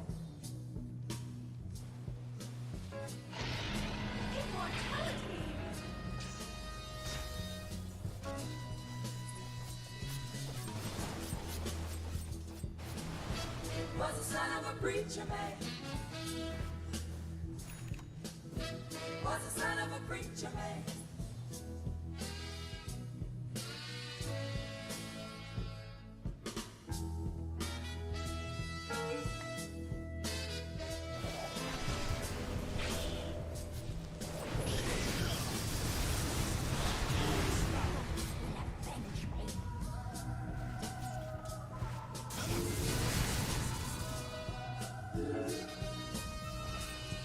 Dyer's top tower is really taking a beat. Was the son of a preacher man. Was the son of a preacher Vicinity of man. Dyer's top tower, I put on a hard hat. That baby's coming down. Yes, he was. Also passed down to their bottom tower. Dyer's top barracks may not be long for this earth. Don't look now, but Radiant's bottom tower is getting considerable. Ready to rumble. Dyer's top barracks may not be long for this earth. Just fell. Was the son of a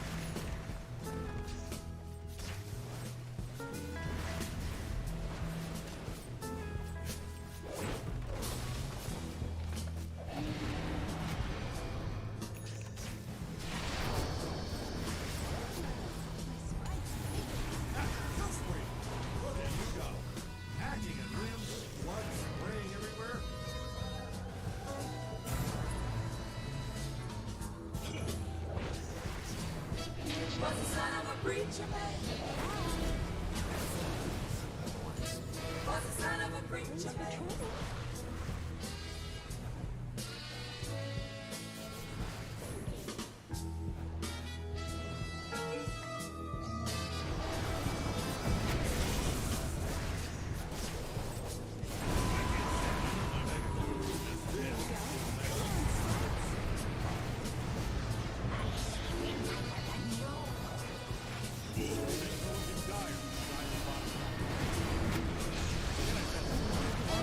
Was the son of a preacher man. Was the son of a preacher man.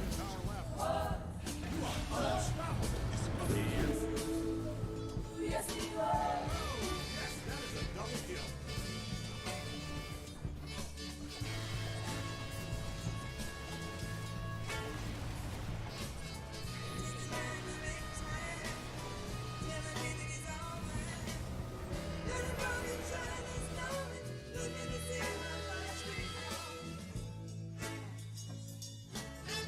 Was the son of a preacher man. Was the son of a preacher man. The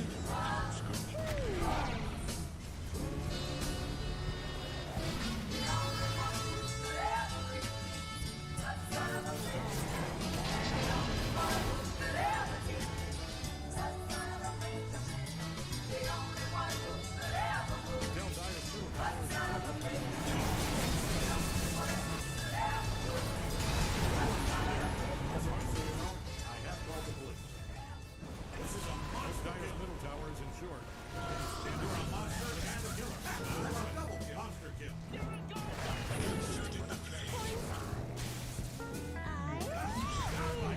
Double kill. What work specialist? Hope Dyer's middle tower is insured. That thing is standing on its last brick.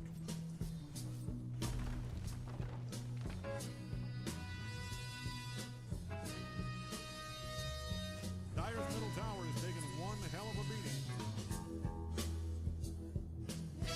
Was the son of a preacher man. Was the son of a preacher man.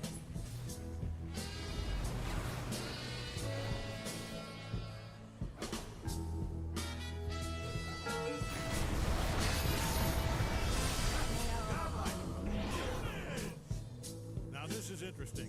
I think the Dyer's Ancient's about to play. Radiant takes the big kick. Congratulations, Radiant.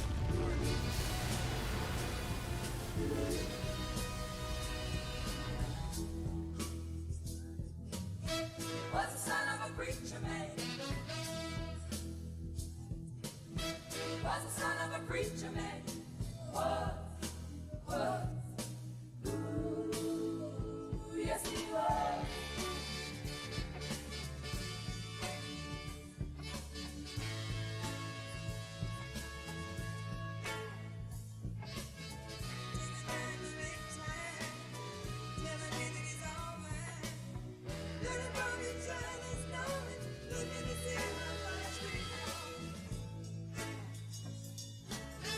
Was the son of a preacher man. Was the son of a preacher man. Was. The only one who could ever reach. Was the son of a preacher man. The only boy who could ever teach. Was the son of a preacher man. The only one who could ever move me. Was the son of a preacher man. The only one who could ever move me. Was the son of a preacher man. The only one who could ever reach. Was the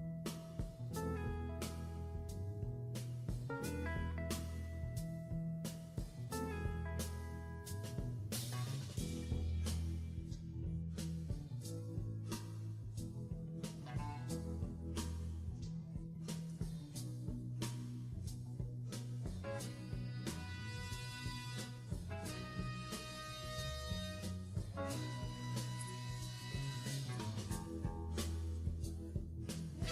man. Was the son of a preacher man.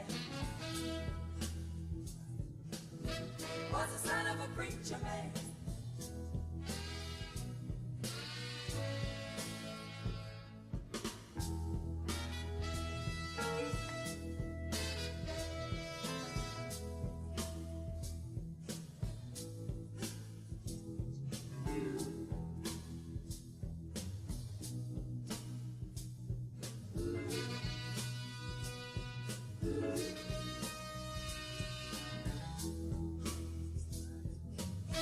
Was the son of a preacher man. Was the son of a preacher man. Was. Ooh, yes he was.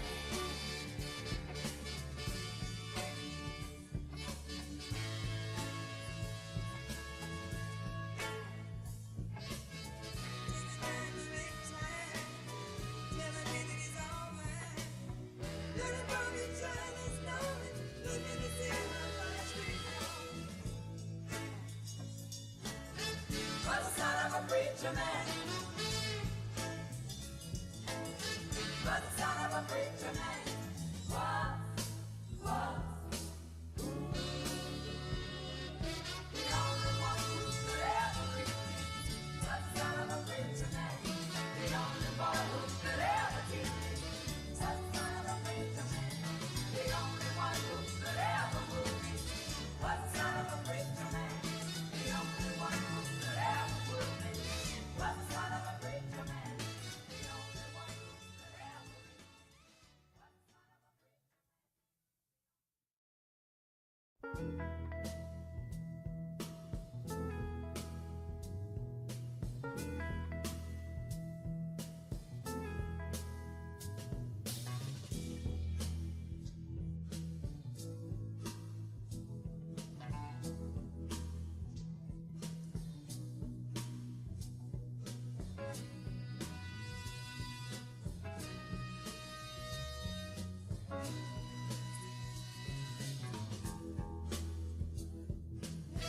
Was the son of a preacher man. Was the son of a preacher man.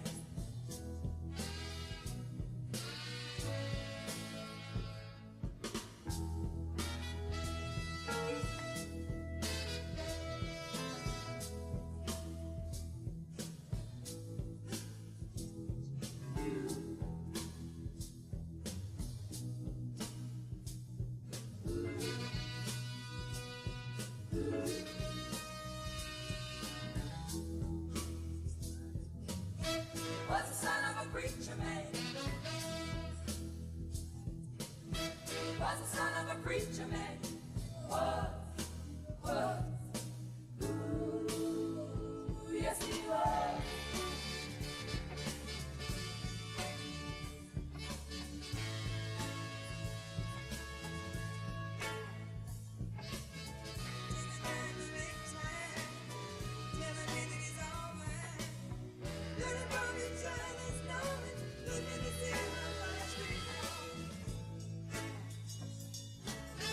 Was the son of a preacher man. Was the son of a preacher man. Was.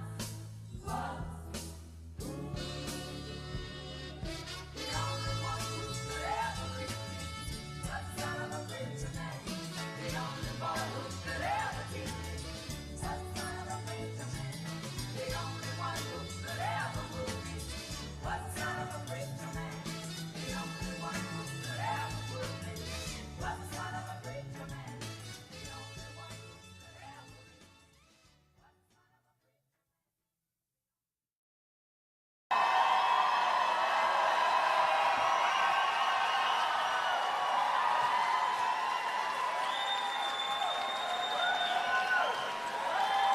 So we do one more, yeah?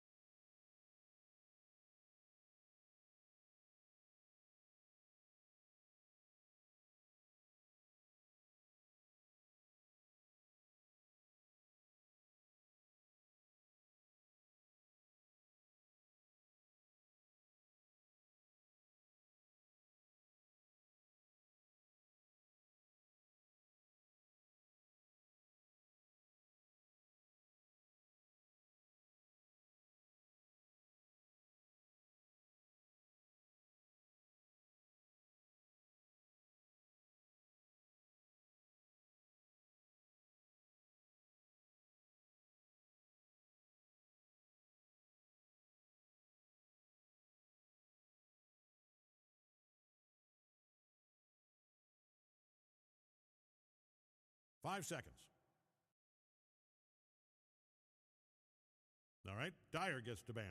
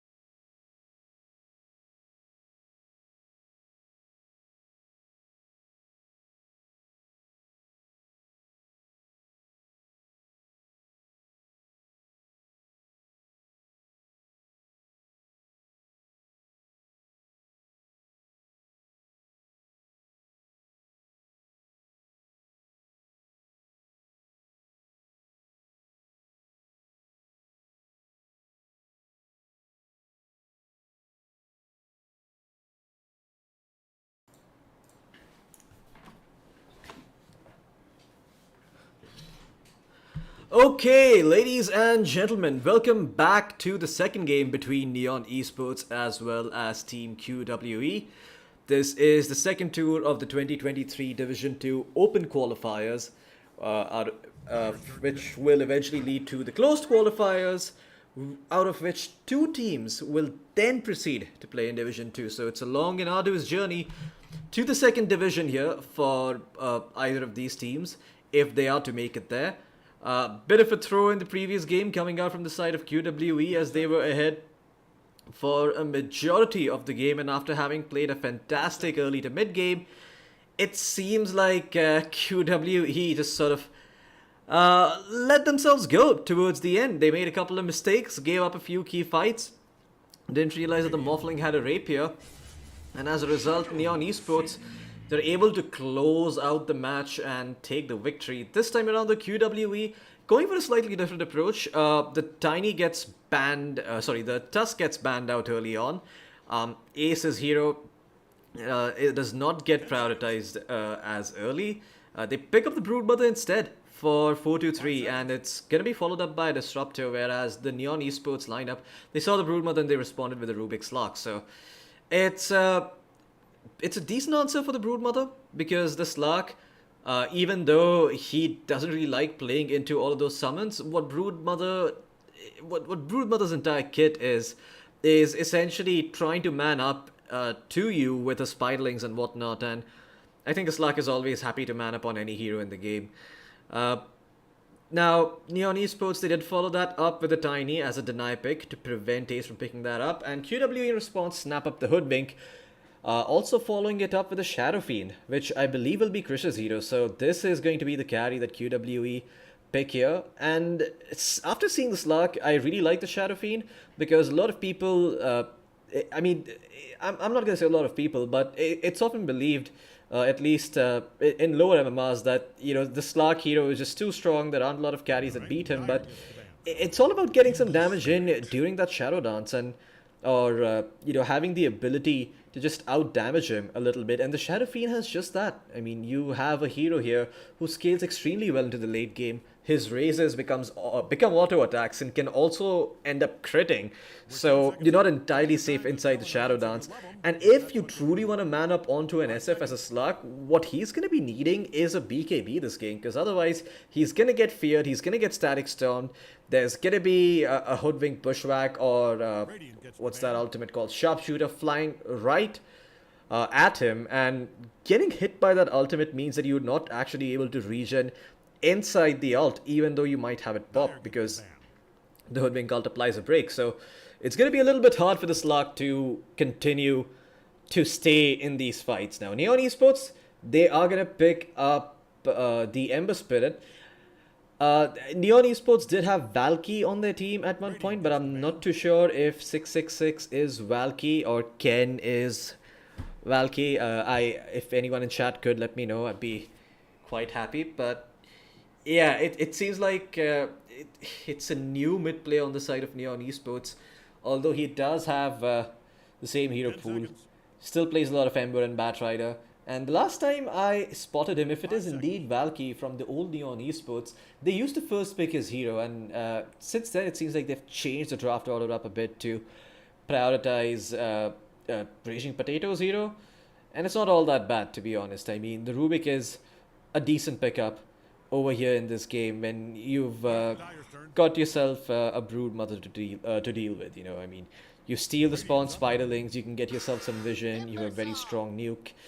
And QWE pick up the only counter to the Broodmother that was remaining in the pool, which is the Timbersaw, or at least not the counter, but the direct laning answer for this Broodmother. It also doubles up as a really solid hero against Ember Spirit, because Ember Spirit does like to go for the Sleight of Fist build. Timbersaw can just put points into the reactive armor, and all that Ember Spirit's gonna do at max reactive stacks is tickle Timber's pickle. So it's not really gonna be very effective. It's not gonna be a very effective way of dealing with the Timbersaw. Neon Esports have one pick remaining. This is going to be their offlane hero. They need to find some way of addressing the Shadow Fiend, at least in the lane. The Beastmaster has already been banned out. Some of the good heroes against the Shadow Fiend are already out of the pool. But typically, to deal with the Shadow Fiend, you want a strong melee hero who can get in his face and man fight him a bit early on. Either that, or you want to try and just pick up a double ranged off lane to deal with this hero. And they're going to pick up the OD, which is actually. What? Okay, so if the OD is going to be played bottom against the Shadow Fiend, then the Ember Spirit's still going to be played mid against the Timbersaw. Okay, you know what? I actually don't mind this, because the OD is good against Timber. He's also good against the Shadow Fiend. It does provide you with a save from the Bushwhack, and actually, the more I think about it, this OD pickup starts to make a lot more sense. Really? Yeah, welcome back, Vivek. But yeah, this OD pickup, I mean, why do you not like it? I mean, it's good versus the Timbersaw, and yeah, I guess it saves a hero that's in Static Storm on Bushwhack. But yeah, I'm not seeing OD offlane, but with the changes to Meteor Hammer, it is possible. Yeah, certainly. And I mean, the fact that they've picked up. I mean, the fact that they've picked up this OD in the off lane, right? It's gonna have room to be played with a slight amount of flexibility that ODs often require. Sometimes you'll see that even though you have a very good OD game, the hero is prone to getting ran at. You know, you can astral one person, sure, but if you have 3 or 4 people running at you and your team is not around you to play with you, then you're just sort of in this weird spot where, you know, you're just getting ran at as OD, and even though you're strong, you can't really turn back around and fight. On a post 3 OD, the fact that you can choose and decide what fights you want to be a part of courtesy of the astral saves and setups is gonna come in handy against the sort of lineup that QWE are running, which is a bit more scattered and a bit more reliant on stray pickoffs to really function all that well. They do hit critical mass once the SF finds the Aegis, which is being played by Sanctity, into the Ember Spirit, which is weird. I think they've actually switched it up after seeing that they've picked up an OD. Krish is like, you know what, I do not want to play this hero into the OD, so why don't you just take it mid? And yeah, I think this Timbersaw hero could really work out for the side of QWE if they're able to, you know, just find some farm on him, which could be a little difficult considering that they have a Shadow Fiend and a Broodmother in this game. Yeah, if you look at the cores on the side of QWE, they all need space, right? I mean, sure, the Broodmother does hit this part of the game where she's the one who's going around creating space, but until then, the Broodmother, the Timbersaw, the SF, none of them are playmakers per se. They really need to farm. The Timbersaw wants at least one more item, like a hood or something, along with the arcade boots and the soul ring, and at least like level 9 or level 8 before he starts leaving lane. And yeah, the Broodmother does nothing. Just sits, hopefully wins the lane hard, and then completes the Greaves. And what do Broodmothers build after Greaves? I have no idea. I've just seen so many builds. You can go for anything your team needs. You know, you can buy an Orchid if you feel like you've got a lot of kill potential with it and the enemy lacks this spells. You can go Pipe of Insight if there's a lot of magic damage. Heaven's Halberd is not a bad pickup either. Lotus I was Orb thinking if of you the need Halberd this dispels. game. Yeah. You could even pick up... I mean, I've seen some people even rush Hex after that. Yep. I've seen that too. People rush Hex. Those of you in chat, those of you who were just tuning in, these are the games from the first open qualifier for the Southeast Asia region for Division 2 of the DPC Spring Tour. It's spring apparently in some part of the world. In Southeast Asia, it's just hot and wet. I don't know what spring means even. But yeah, Spring Tour. And usually Valve does something called a spring cleaning patch, where Ice Frog actually sits and he gives all the heroes a bath and cleans them one by one. But Oh, yeah. Sure, he loves giving Queen of Pain a bath. absolutely. I mean, Lena's gone down the gutter, so she gets a bath first. It's been dumpstered in the previous patch. And there you go, level 1 glimpse again from SE to try and protect his ward. He actually And- denied his sword, preventing the Tiny from getting the gold at least and the XP. Yep. And the EXP. The EXP is quite reasonable at level 1, which is why you should always go mid and deny the enemy mid laner's observer ward and take that EXP from your own mid laner. Yep. That's the way it's meant to be done. Don't just place a sentry and leave it to your mid laner. Oh yeah. Take that. Because you never know, your mid Supports laner of might the be a world fucking idiot. unite. Absolutely. There you go. Uh, well, wow, that is a that- dead that- raging potato. Yeah, the glimpse works because he gets the bounty rune, but he's mostly gonna end up dying. There's the timber chaw. The timber chaw. the timber chaw chaw. Sorry, it was almost as well again. It's alright, Yeah. man. It Gonna happens. happen a lot more to me. But Yeah. yeah, what are the lanes? So it is off lane OD with Tiny. You know, I like playing Tiny support, but I really hate the first 6-8 minutes of the game because there's not much you can do really. It's rare for you to make plays happen this early on, so you just have to be patient and patiently farm and hope that you can make plays later on in the game. Otherwise, you just take pre-grab and you farm, or rather deny. Slark and Rubik, it's an interesting lane. Rubik is not too bad, but when you think about it, obviously the Brood Mother's going to take over this lane. There's nothing that's going to stop the Brood Mother. And Oh, at wow. mid, you were talking about this matchup. It's you- fucking you- atrocious for Ember.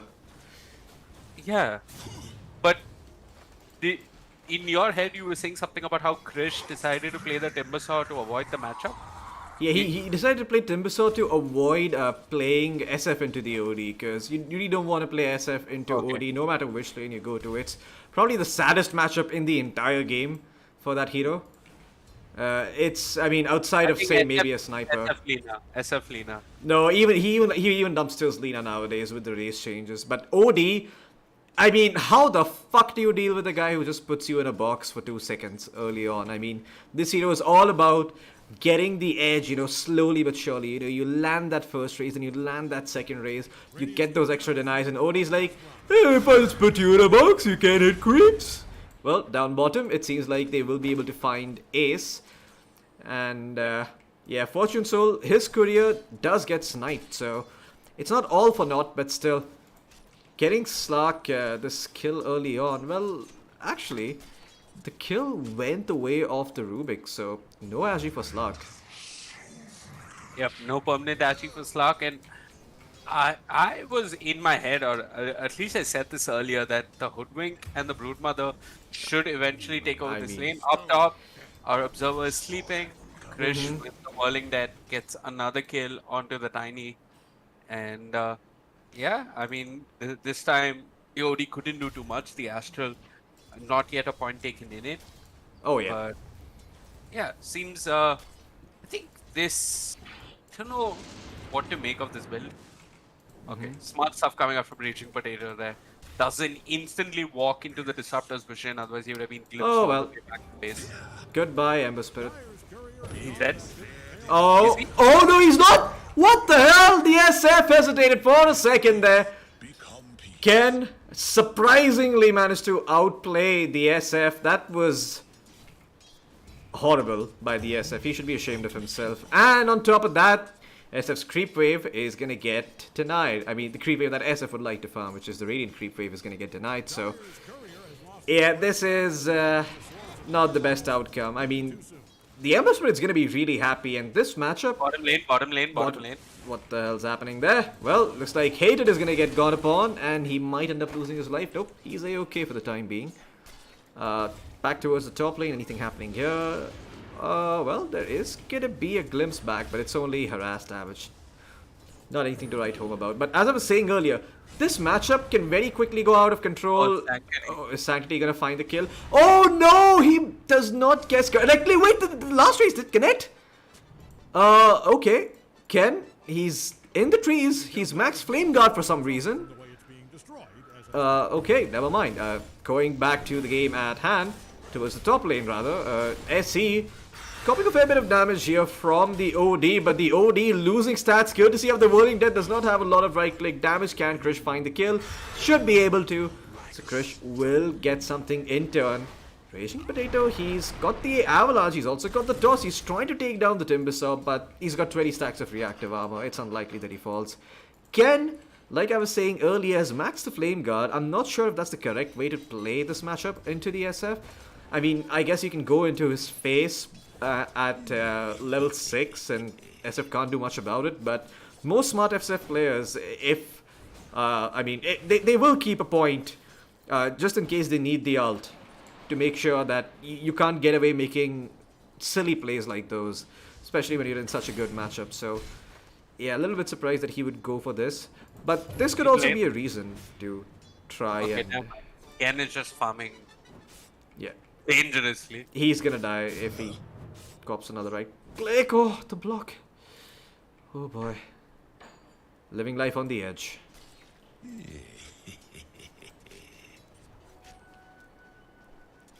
What do you call those pineapple creeps? I've forgotten. Warpine Raiders. Ah, yeah. Well, guys, the scoreboard in the game is all wrong. Neon are trailing the series by... Neon are leading the series by a match, by a game, and QWE, Wait, they lose wait. this... What? Oh yeah, okay, yeah, the in-game... Yeah, oh, never mind. Neon is leading. Yeah, the in-game scoreboard is not reflecting that. So this match is kind of important for the side of QWE. Ace with a nice bushwhack down bottom, but 4-2-3 doesn't feel comfortable going in just yet. And yeah, QWE, they are ensuring that the Brood is off to a good start, a much better start than the OD for sure. And one thing I've noticed about 4-2-3 is that he always gets a lot of denies in. I mean, okay, mid lane. He's got the ult, he's got the ult, this is what I was talking about. Well, Yes, they dodge it, Raging Potato gets glimpsed and he dies, but I yeah, mean, tiny for SF, you're okay with that, but elsewhere the Slug dying, Free Soul dying, that is a bit of an issue. And now with that bushwhack, they find one more. Nicely done. yeah. I mean, look, the SF dies for sure, but still at the end of the day, you've bought 2 heroes to kill an SF, you get the kill on him, yeah, but this hero recovers so quickly that it doesn't even matter. Considering that he's gonna be the one right-clicking, he's gonna have all the space in the world to work with, so I wouldn't actually go ahead and say that that rotation worked out as well as it should have. I mean, they would probably have wanted the Tiny to survive here.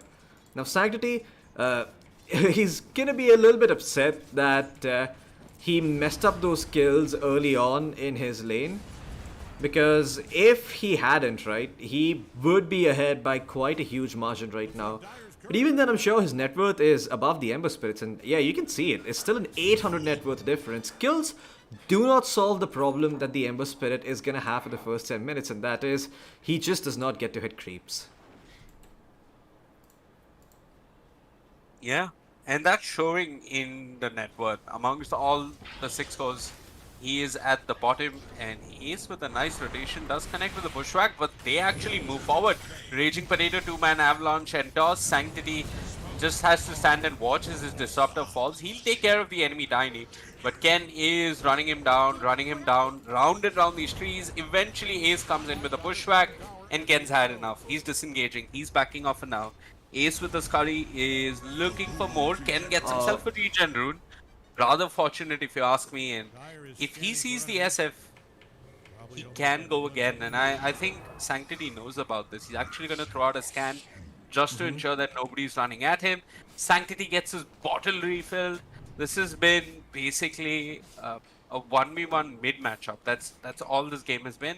Everybody is playing around the mid lane down bottom. Fortune Soul dropping really low. One more attack and Ace will get the kill indeed. QWE, I mean, causing bits and pieces of damage on these side lanes and ensuring that the mid laner, the SF, doesn't die. Yep. Back in mid, Ken has got a couple of stick charges. Does Sanctity have the long range raise? Yes, he does. The raindrop. Not enough damage. Oh, Here comes in no. top laner with the No, this is rough. This is wrong. You can't do Sanctity like that, man. What the fuck?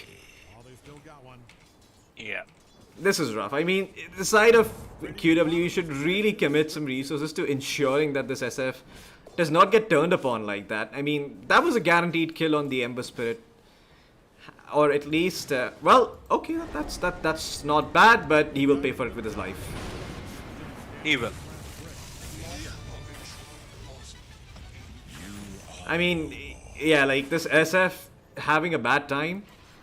I'm not gonna say that it's the fault of the supports, but if the enemy team is, just committing so many resources mid to shut down your hero, you should bring some of your own heroes too, because typically in a winning matchup, if you do that, then the enemy is not really gonna have a lot of plays. You prevent them, you prevent the first few plays from working out. It actually ends up being a lot more in your favor. The Rubik is most certainly dead. He's got the telekinesis, but no one cares. It's a Rubik, and it's meant to die. Man, this is such a horrendous matchup here down bottom for this Lark. I thought it was gonna be okay considering that. I mean, You know, who those- comes to rectify this lane, Floki? How do you fix this? You can't, and you really It's can't. I don't like- think you can. There is no fix. I mean, okay, Raging Potato used Avalanche, cleared one creep wave with the Avalanche and the tree toss, but I don't think there's much that's going to be done. The Slark is going to use the Shadow Dance and TP away from the Disruptor ult. Not This quite Lark sure. feels like shit. Yeah, Slark's having a rough game. Sanctity, okay, sure, like, He's an died SF, on he the doesn't side. care. Yeah, he's an SF. He doesn't care. He's having a much better game than Ken. Oh, he is actually. Oh dancing. That my should god! Never work. As somebody who has played Hoodwink a lot, you you should never be allowed to run it like that and catch an Ember. That shouldn't happen. Elsewhere, Engru ends up dying, and Krish also ends up dying. I'm not quite sure what happened in the top lane. Not sure if our observer caught it. Sanity's Eclipse was dropped. I didn't catch it, but that's sort of what happened. But yeah, I was so focused on Sanity's sick Tumbler Toy play that I forgot that there are other heroes on the map. Speaking of other heroes on the map, there's a Slark in the game and also Broodmother, who apparently only exist in the bottom right quadrant of the Dota 2 map, as these heroes have not moved anywhere else. I mean, Fortune Soul tried and instantly ate a Static Storm to his face and had to go back to his fountain. But back towards the mid lane. With the Tumbler Toy will find the Disruptor, does manage to toss him back. The tree's not providing enough fog for SE as he ends up dying. And I think with this Meteor Hammer, eventually Neon will get this mid tier 1 tower.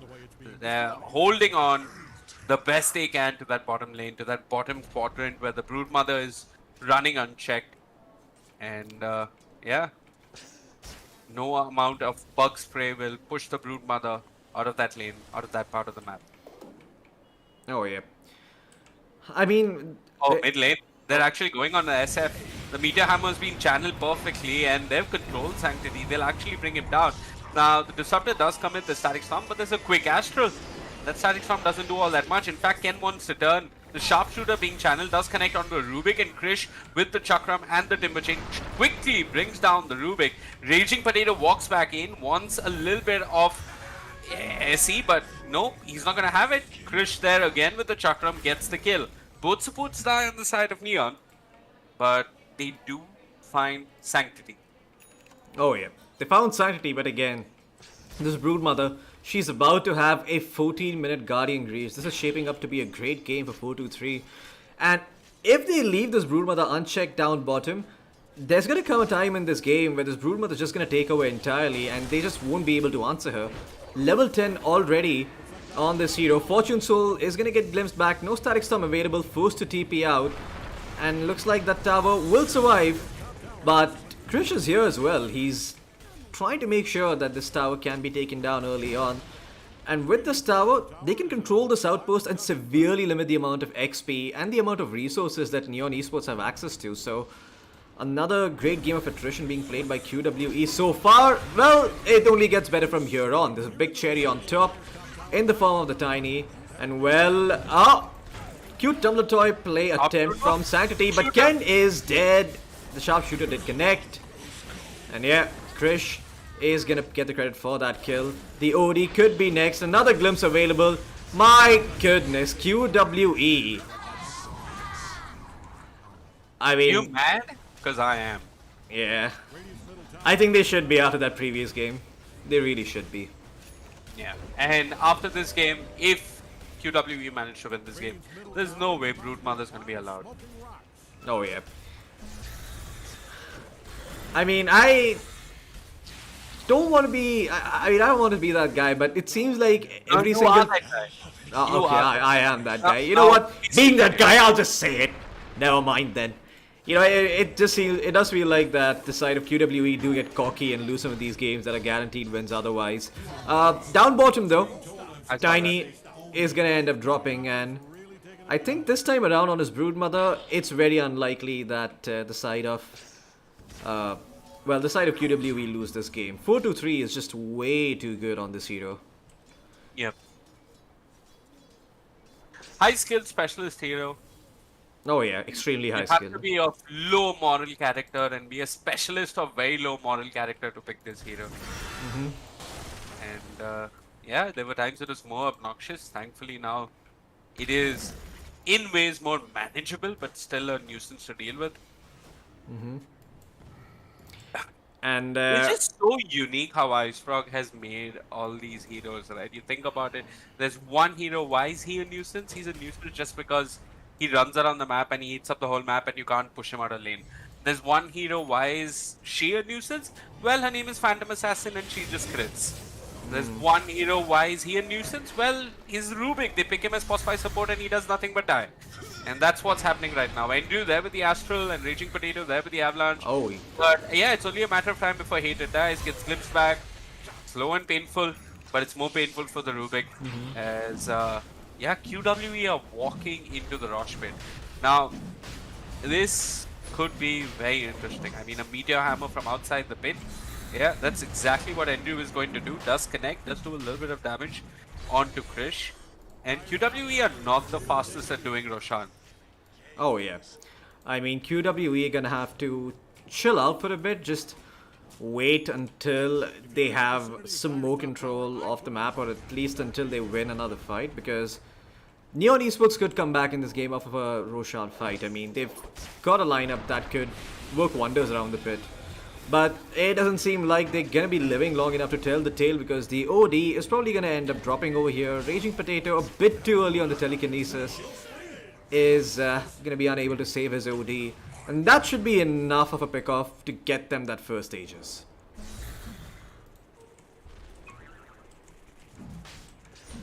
Yeah, and that early outpost, if you're wanting to see its impact, well, for one, no one from the side of Neon has really been approaching the bottom half of the map. Only now Ken walks over, but it's the EXP that QWE are getting. It's the EXP and the map control. It is 3,300 points of EXP that have swung comfortably in favor of QWE. Only now Tiny gets back the outpost. Both him as well as Hated on the Rubik have smoked up and they're on the hunt. I think they saw the Disruptor for a bit as he breaks the smoke from the low ground. This is very, very awkward. And Oh now my god! he's actually going to set up for more. The Sharpshooter also comes out. He's going Blink first item. Actually sets up for a kill on two heroes from Neon who would smoke and were on a mission. So, I mean, if I was a core and if I was watching that, I'd be a little disappointed with my supports. You do smoke. You do get a ward planted in the mid lane. Then I hope you're seeing that they plant a ward. Oh, yeah. But at what cost? That ward, yeah. I mean, yeah, this is the kind of... This is It's the a point where you start very- pinging your supports. 100%. It's a very frustrating smoke to. It's a very frustrating smoke play to make. Like, what do you get out of it? You get a ward made and you lose a Rubik, and the disruptor breaks your smoke. It's rough. Oh, yeah. Speaking of supports, it's also time to look at support items. Once Raging Potato has his blink complete, maybe with a little bit of help from the Ember just by himself, he can look to burst down the Hoodwink, the Disruptor. Oh yeah. Those are kills that they can look out for. Well, He sees Raging Potato farm his Blink Dagger and immediately jumps on top of him. Raging Potato, fortunately for himself, has purchased his Blink before dying. Makes a little bit of space, draws all the heroes from the side of QWE up top. And What are the cores of Neon doing with this space when they're just walking up about their tier 2? Oh yeah, I mean, Neon Esports, they can't even control this outpost for that long. They had it for barely a minute and got taken away. The good thing is that they have this observer ward that is telling them when it is safe to approach these camps and when it's not, so that works out for them. But Ace ends up finding hated over here. What the? Same spot. In the same spot. This time I didn't catch what he was doing. But yeah.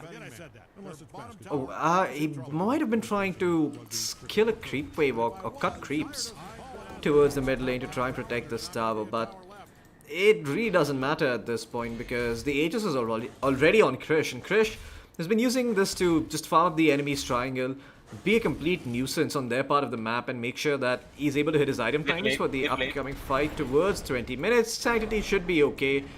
He's got the BKB. What am I watching? Well, okay, they get some damage off on the Shadow Fiend, I guess.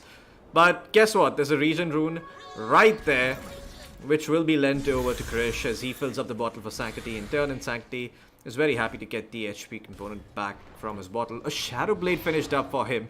Oh man, he's looking to find this Ember Spirit, but I don't think that Shadow Blade will last long enough. Oh, the Ember Spirit might not be long for this world. Oh no, Sanctity screwed up a little bit. But he does have Shadow Blade in another 7 seconds, and I don't think Ken has spotted him. Now? Did he see him? Oh. Nope. Hasn't been spotted yet. Ken going into the trees. I mean, alright, that scan is gonna reveal everything that they needed to know. They see all the other heroes on the map. They know for a fact that there's a Timbersaw in their triangle. They know that the Broodmother is down playing bottom. So they have a faint idea of who could be up here towards top. So, yeah. A little unfortunate there, the Shadow Blade reveal not working out as well as the Shadow Fiend would have liked. But regardless, QWE now gonna try and crunch on down this bottom part of the map, see if they can find any stragglers here. Raging Potato is hiding in the trees, just barely though. Tumbler's toy across Krish's face, and Krish is like, huh? Did I just see a pebble hop by? And well, if he did, he wouldn't have been wrong. You know, I'm just looking at this game and just wondering how they kill Krish. Oh my god, Fortune Soul. Bottom, glimpse. Yeah. Do they find Raging Potato? There's that pebble you were talking about. He's actually going to TP out in front of them. And Whoa! what? Ooh, the hoodwink Akon. Yeah. Wait, I think I know what happened. He actually targeted him with the Akon, not the ground, so a tree didn't spawn. But it doesn't matter. All's well that ends well. They find the Rubik, and now they've got the OD with the Bushwhack. They're going to glimpse back the OD who's going to Astral herself. That allows Sanctity to walk up. But the Avalanche will interrupt the Requiem. Another two-man Bushwhack. It's perfection coming out from Ace, and with the boomerang bouncing around, the magic damage amplified, Sanctity finds himself a triple kill. And it seems as if Neon aren't even putting up a fight. Hoodwink with her sharpshooter. I'm not quite sure if that sharpshooter connected. Oh, Shadow Fiend! And run away, and yeah, SF jumped upon, will end up falling. Fortune Soul does get the kill. It did require a buyback from Andrew.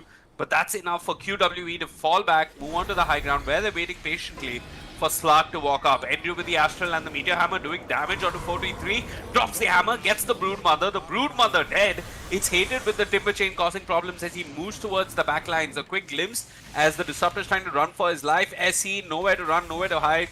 Caught in an obvious corner. Will die to the Timber Chain coming out from the Rubik as QWE. I mean, we saw this in the previous game as well. They had a lead. They kind of gave away the lead for not all that much. This time around, they lose 2 cores and 1 support. And it did require a buyback from Andrew. Yeah, that is true. I mean, Andrew had to buy back, but in the end, it's still somewhat worth it because your Slark was able to find 1 kill and get 1 permanent Agi off of that. Yeah. What? Absolutely. I mean, the popular business book, which many of you would have seen on the bestsellers, on the bestseller shelves in bookstores, is 0 to 1, and that's how you attain success. He's moved from 0 to 1, and with that 1 point of permanent agi, he's going to go back in, and just like that, the disruptor dies. SE dead, the sharpshooter there, but the magic damage. Oh, it was 50-point shot. If pure damage did little more than just pure damage, Slark would have died. But yeah, that's all a Chakram can do. Anyway, they lose the disruptor. I feel that I can say this with certainty that the disruptor doesn't need to show. There's no real need for him to make plays or to get caught out across the map. They have Ace with Bushwhack, who's doing a great job of catching people. And in general, it's more of Neon just walking into you and Ace catching them. So I think SE can just be a little bit more on the backline. Krish this time. Oh, okay. I didn't know he had a BKB because I thought he was certainly dead. There's the sharpshooter straight onto Andrew. The break applied. Andrew dying bit by bit, and with the damage. Oh, what? What the what? He ended up dying. That was the Brute Mother's Orchid, if I'm not mistaken. Ken, meanwhile, with just BKB and DP. And they find, actually rather, excuse me, QWE lose another member as Raging Potato comes back in, cleans up on the Hoodwink, but 423 and Sanctity will swiftly bring him down. A good glimpse coming out from SE as QWE, they're getting these kills here and there, but you want to remember that a Brood kind of falls off. There's one thing I don't like about Brood is that as the game goes longer and longer, you're just hoping that the Brood player in your team disconnects and you get all that network, because Yeah, I mean, that is a thing, but I believe with intelligent itemization or with the correct item choices this game, he still can have a lot of impact in the late game. Reeve and Scanning all over for in Orchid, and now the Hood is going to probably become a pipe. Yeah, very I feel intelligent items indeed. Yes, a lot of int in those items, and he needs more int, and that item would be a hex for me. Legitimately, they need a hex. They really do lack disables on their lineup. I mean, if What they the- had a hex, this game would be so much easier. It would at least feel so much easier for the side of QWE. Radiant's top tower. You didn't catch that actually, but there were 15 spiders mid, and Ken hit one sleight of fist, and he bounced 80 times or something, and all the spiders died while you were looking at the top lane. So he's also gone for the Kaya on the Ember, which I think is interesting. Does he go Shard? Is he thinking, oh, he's just going Sanj Kaya? Yeah, I mean, there's not a lot of disables this game coming in, but the Static Storm is still gonna last for its entire duration, so I'm a little surprised that he chooses to go for that. Hated, trying to survive on the Timbersock. Cute Tumbler toy plays. Krish getting kited around the map. No one really there to help him, but yeah, Hated is gonna be a-okay for the time being. Does have a TP in the next couple of seconds.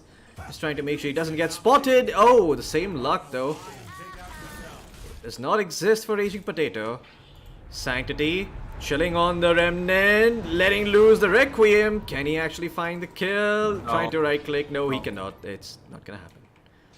If Dyer doesn't haul ass and help out that bottom tower, Wow, he's actually running forward. Okay.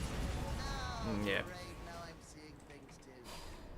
Well, it feels like for the past 5 to 10 minutes, Floki, casting is all over the place, but that is pretty much the game plan that I'm seeing from QWE. I'm not quite sure what the plan is. Now with this glimpse, they'll at least force Andrew to astral himself and stay in one place. And they'll find this kill onto Andrew, and I think Sanctity's got a completed Silver Edge. So Oh yeah. he does do a fair amount of physical damage. He's but- even finished the Hurricane Pike, I believe. Yeah, there it is. Yep, great item versus the Slark. Wait, where is his Hurricane Pike? It's on the courier. It's coming. It's on its way. Okay. Yeah. There you go. SE's got his 4-staff complete, so the game is going to get harder and harder for Fortune Soul. And Ace, he wanted that Bushwhack to connect. Instead, he has walked into the midst of 2 cores. He's going to end up falling swiftly. And 423 is here with the Greaves. No real lockdown without Ace, and QWE can only watch heroes run and leap and bounce and BKB and TP away from them as They will settle for the Rubik. What? The Rubik is not dead. He's still alive. The little broodlings are chasing him, and he will eventually drop. But yeah, that kill was a bit more labored than it needed to be. Sanctity. Sanctity actually hit him twice and then thought he had him, but he didn't. And Oh, yeah. the Rubik walked away, and now QWE are on the hunt for more. Okay, I Oh, thought yeah. Sanctity popped his Silver Edge and was looking for more kills. But I didn't understand. You have the Aegis. You have a couple of VKBs and key items. What should QWE be doing now, Floki? I mean, if you look at the Broodmother's web positioning across the map, it's actually towards her part of the map. If this was a bit more oppressive and say she had webs around here in the triangle maybe, some webs around here, she could really prevent these creep waves from moving out. But the issue is that in order to be able to do that, you actually do need your team around. And if you get pushed out of that area by the Ember Spirit and the Slark, it can get a little bit hard to take back, because what the side of Neon Esports have been really good at doing this game is making sure that the side lanes are all pushed in. So there hasn't been a lot of room for QWE to make those plays, but as soon as I say that, Fortune Soul, he's got the BKB at the ready, but he's so low on HP. And well, the Mage Slayer is going to prevent the magic damage from coming out. And that is about all the fuel they had left in the tank. They commit multiple BKBs. Well, no, not multiple. I guess Slug still has his. But that was a lot of ultimates expended. And Ken is not going to be in the best fighting shape for the next, minute or so. Does have the shot, so if they find a kill, they can certainly spiral out of control. But let's see if that actually happens, because Sanctity, I mean, he might just be able to find another pick here if Fortune Soul shows himself. Oh, well, he realizes that he is spotted. He does not have the Shadow Dance, but no, wait, he does not realize it. Looks like Fortune Soul is going to end up dropping over here. Static Storm comes through. No, the BKB is going to get popped. He did not get bursted down in the nick of time, and now SC is probably going to end up dropping elsewhere on the map. The Broodmother falls, courtesy of the OD, but the glimpse has been found. No! There is going to be a save coming in from the Astral Imprisonment as the Slark will continue to deliver 4-star forward, a pounce here and there. Pish trying to find the skill, trying to go everywhere, but he's eventually going to pay the price. Tries to chain back up to safety, but is not going to succeed. And Enryu is on the hunt. He did manage to glimpse someone back, but Ken is going to be able to find the kill, and all of a sudden, QWE, they've lost 4. If you're a fan of Radiant's top tower, I'd shut my eyes right now. What the hell just happened?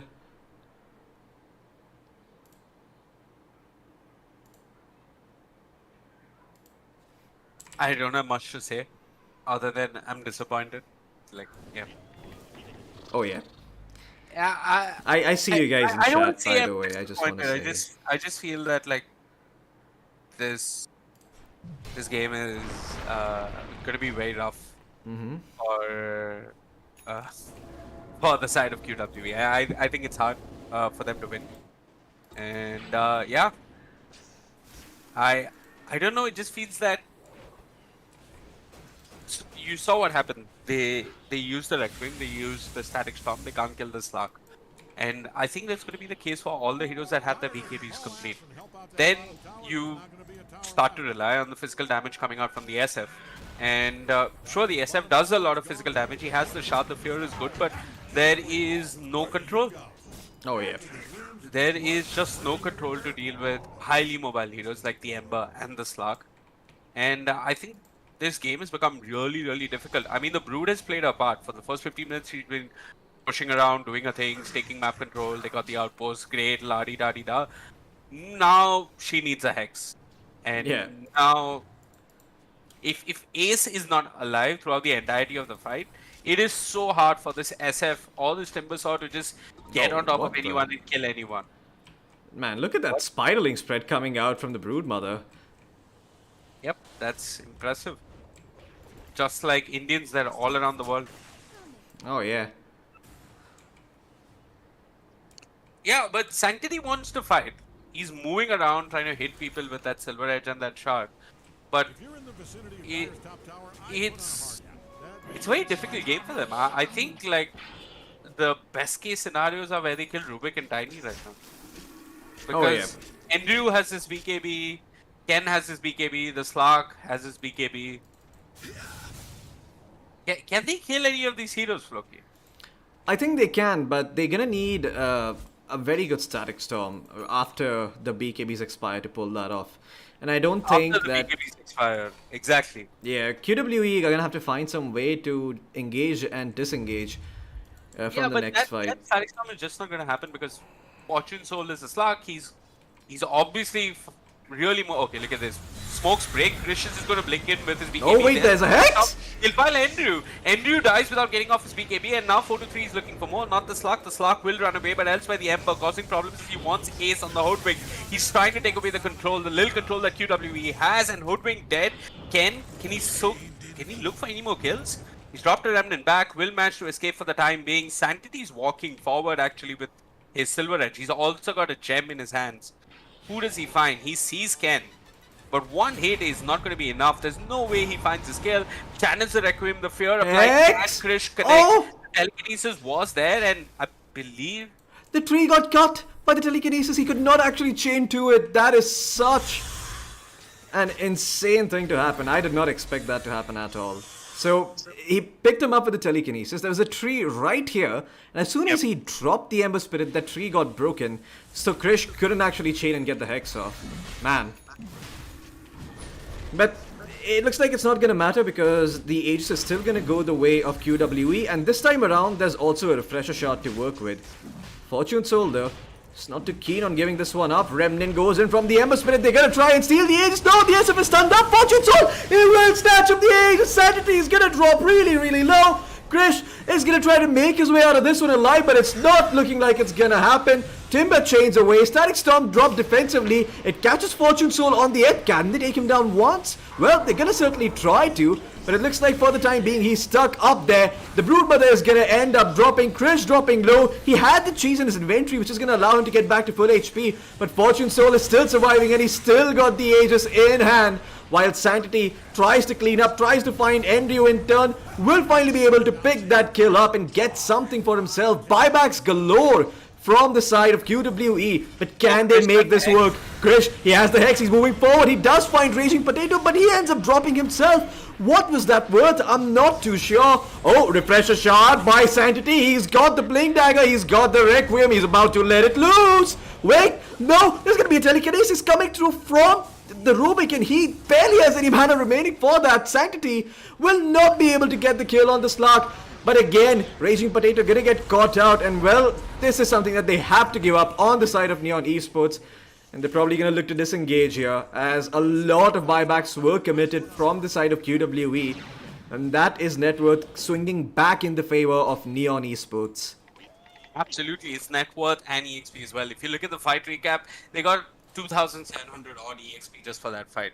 A lot of it going to the Ember. And yeah, that fight is a big win for the side of Neon Esports. Sure, they lost the Aegis, but I think this state of the game is really good for their confidence. They know that the side of QWE do not have enough lockdown to kill their heroes. Wait, when the fuck did this SF get an Arcane Blink? What the hell? That is something I also do not have the answer to. Okay, he has an Arcane Blink now. That's very nice. Yes. So, is that like near instant Requiem if he blinks on top of someone? Yeah, I mean, it's he can blink and Requiem on top of someone and he gets a 5-second, not a 5-second, but almost like a 4-ish second fear. You have a 5-second fear guaranteed with the 0.3 second Requiem fear per line talent, but he's gone for the damage talent instead, so yeah. Okay. Instant smoke coming up from Krish and the boys on QWE. 423 hasn't yet completed his hex, but Krish has got his. Are they even going to find anyone? Raging Potato and Andrew are all the way back towards their top tier 2. They get spotted by spiders, but they're just going to blink backwards, and Krish and the boys will get nothing for their smoke. It's almost as if Neon have a perfect read of what Krish and the others are trying. Krish actually does go forward and does force out an Astral. The Bushwhack is perfect, but a quick telekinesis will save Raging Potato, but not for long, as he gets glimpsed back into a Chakram. Elsewhere, Sanctity trying to deal with the Slark won't be too successful, as the Slark does manage to disengage. All said and done, with the telekinesis and with the measly amount of lockdown that QWE offer with the Hex and the Telekinesis and whatever, they've got enough saves between the Rubik and between the OD. I think the OD with the Astral and the Rubik with the Telekinesis are doing their part in making sure that these fights go longer and longer and that Slark builds more and more essential shift stacks. For now, though, QWE, I mean, both teams know where, at least QWE knows exactly where Neon are. And yeah, Neon, there's not much to be accomplished in the Rosh pit. They move towards QWE's jungle. They're sitting on the high ground and they're waiting patiently for QWE to walk into them. QWE smoke, and it's almost as if they're willing to oblige. Sanctity with the Silver Edge walking ahead. What does he find? I mean, Krish in no man's land, all teams being extremely patient. Krish blinks ahead, gets the Hex off, but the Slarky's going to be able to get away. Krish pops his BKB. Who is he looking for? Andrew blinking forward with the BKB of his own, does manage to catch one with the Astral. The stolen Bushwhack not really connecting, but it's 4-2-3, lifted up with the Telekinesis, who manages to escape, but Sanctity blinks in with the Requiem, does manage to take care of Raging Potato. Krish, caught with the Searing Chains, will have to be held in place, but all said and done, 10 members on the server commit their smokes and they find a Tiny. Now they're looking towards Ken. Ken has his BKB. He should be fine. Should be able to escape. The sharpshooter is way off the mark. And for now, at the end of it all, they find a Tiny and they do force a couple of BKBs. But I don't know. I feel like both teams have got to be equally frustrated with this game. For QWE, it's Sanctity blinking in with the Requiem that really ensured that they could get a kill. But at the same time, Krish goes in, he commits his Hex, but he instantly gets controlled. So, yeah. Yeah, this is not. Yeah. Sorry. Go I just want to say that both teams have to execute perfectly. Yeah, certainly. I mean, both liners seem to have problems. There's a lack of lockdown on the side of QWE, on the side of Neon Esports too. It seems like they're just unable to stand and fight into QWE's lineup. So both of these teams are in this awkward space where neither have really fully solved their problems. I mean, Sanctity is close to getting his level 25 talent, after which his raises are going to do a lot more damage. So that's going to be really, really useful against the Slark in a Shadow Dance and whatnot. But I'm not too sure if all of this damage is going to be enough. Because, quite frankly, they only have enough fuel in the tank to take down one hero or one core on the side of Neon Esports. I don't think they really have the lockdown available to take down multiple. You've got a Hex, sure, but until this Broodmother finishes her Hex, and until this Disruptor finds his Axe, it's gonna be unlikely that they take too many good fights. Well, speaking of which, it does seem like QWE, they've got the Axe finished up on SE, so yeah, they're gonna have a chance over here in this game to find a really good fight. They make sure that they do not smoke under vision. Keyworded this one, and now it's all about finding that perfect initiation. Ken, standing ahead, he's got a brand new and shiny Lincoln Sphere to help out against the Hex, but it will not save him against the Static Storm. Oh, I think Krish spotted out the Hex. Which is why, okay, somebody tried to break the Hex. I think maybe the Hoodwink with the Akon shot. It was the Disruptor with the Glimpse. Okay, it was the Disruptor with the Glimpse. My bad. But yeah, they know that there's a Lincoln Sphere on Ken. And yeah, I mean, these fights have just become a little bit more harder for the side of QWE. Both teams just dancing around each other in the mid lane. I mean, QWE wants to fight, but they really want to take a fight on very specific terms. Krish is going to blink forward, doesn't really find anyone, and Ken is going to be able to get away. Krish has also got the Accept to complete one of my favorite items actually on Timbersaw. It really amplifies the amount of damage he can do. And when you got player that's mechanically gifted, I have to hold on to that because down bottom found the Tiny. They find Raging Potato pushing out the lanes, and the Raging Potato has become a cooked potato. As for 60 seconds, he can watch from the sidelines. Slark moving through his own jungle. For a moment, his Shadow Dance went off the HUD, and he immediately bounces out. Oh yeah. 44 minutes in, 1000 net worth advantage. I don't think anyone is winning. It's like India, Pakistan, and Kashmir. Nobody wins in the end, but you fight. Oh yeah. For what reason? Nobody knows. Who knows? Oh my god! I saw that. Deleted. I saw that. That more of that, please. Oh yeah. Well, if this match between... I'm not gonna go there, never mind. Ashamed to hang the tail. Too edgy even for my taste. Oh boy. Well, down bottom Ken could be in a world of trouble. The static storm is gonna be perfect. That should be the Ember Spirit falling over here. The Razors connecting. There you go. The Requiem drop for good measure as well. Ken is down for 90 seconds. Does have buyback, but Roshan's about to spawn in 1 minute, and Ken really does not want to be forced to buy back over here. They're gonna go straight in towards the tier 3. Sanctity, he's got the talent which gives him the presence of the Dark Lord aura on the tower, so this tower is not gonna be standing for very long. Well, Okay, Raging Potato Potato. with the toss back. He's found the Broodmother, and the Broodmother is melting. There's an Abyssal Blade committed as well. Ace is a bit too far forward. Krish, he's gonna miss with the Timber Chain. Here comes Ken with the buyback. He's looking for the Disruptor. They will kill SE, but he doesn't have the Static Storm. So no real loss for QWE other than one member of the team. Ken moving forward with the Remnant finds Krish for a bit. Krish forced to BKB, will Timber Chain away. And 423 with the Insatiable Hunger will manage to stay alive and survive for the time being. Now rooted on top of a cliff. Does manage to get the Hex out onto Ken. Fortune Soul does try to connect with the Pounce onto the Broodmother. 423 is making space and how, but elsewhere, Andrew, he's taking care of the Broodmother as 423 was forced to TP away in the end. Two supports die from the side of QWE, but they do force the Ember buyback, and somehow they kill Rubik again. Oh yeah. And they get that tier 3 tower.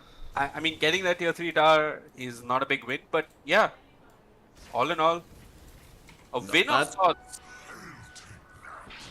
Yeah, win of sorts, certainly. I mean, you're gonna be having access to Roshan now, and I don't think Neon Esports are gonna feel too comfortable doing this. They do not have the fastest Roshan. They do need the OD to be there for this to transpire, and if the side of QWE gives this up, they're really gonna be kicking themselves. It doesn't seem like they're aware that this is happening.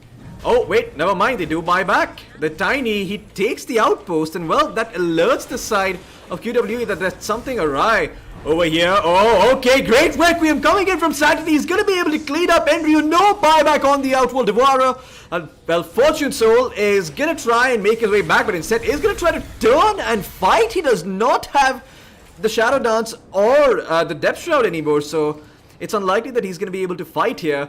BKB popped by Ken, TP'd out as well, and well, the two buybacks from the side of the QWE supports means that Roshan will be secured by them. This is Aghanim Scepter on top of the Refresher Shard along with Aegis and Cheese, so getting Get this the Aegis...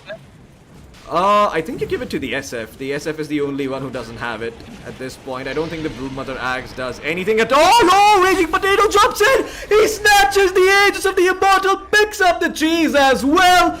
My goodness, this man has no fear in his life whatsoever, and Sanctity is left dumbstruck as he only gets his hands on the Refresher Shard. That is not the outcome that the side of QWE were looking for, as Raging Potato single-handedly saves the day like Superman and keeps the side of Neon Esports in the game.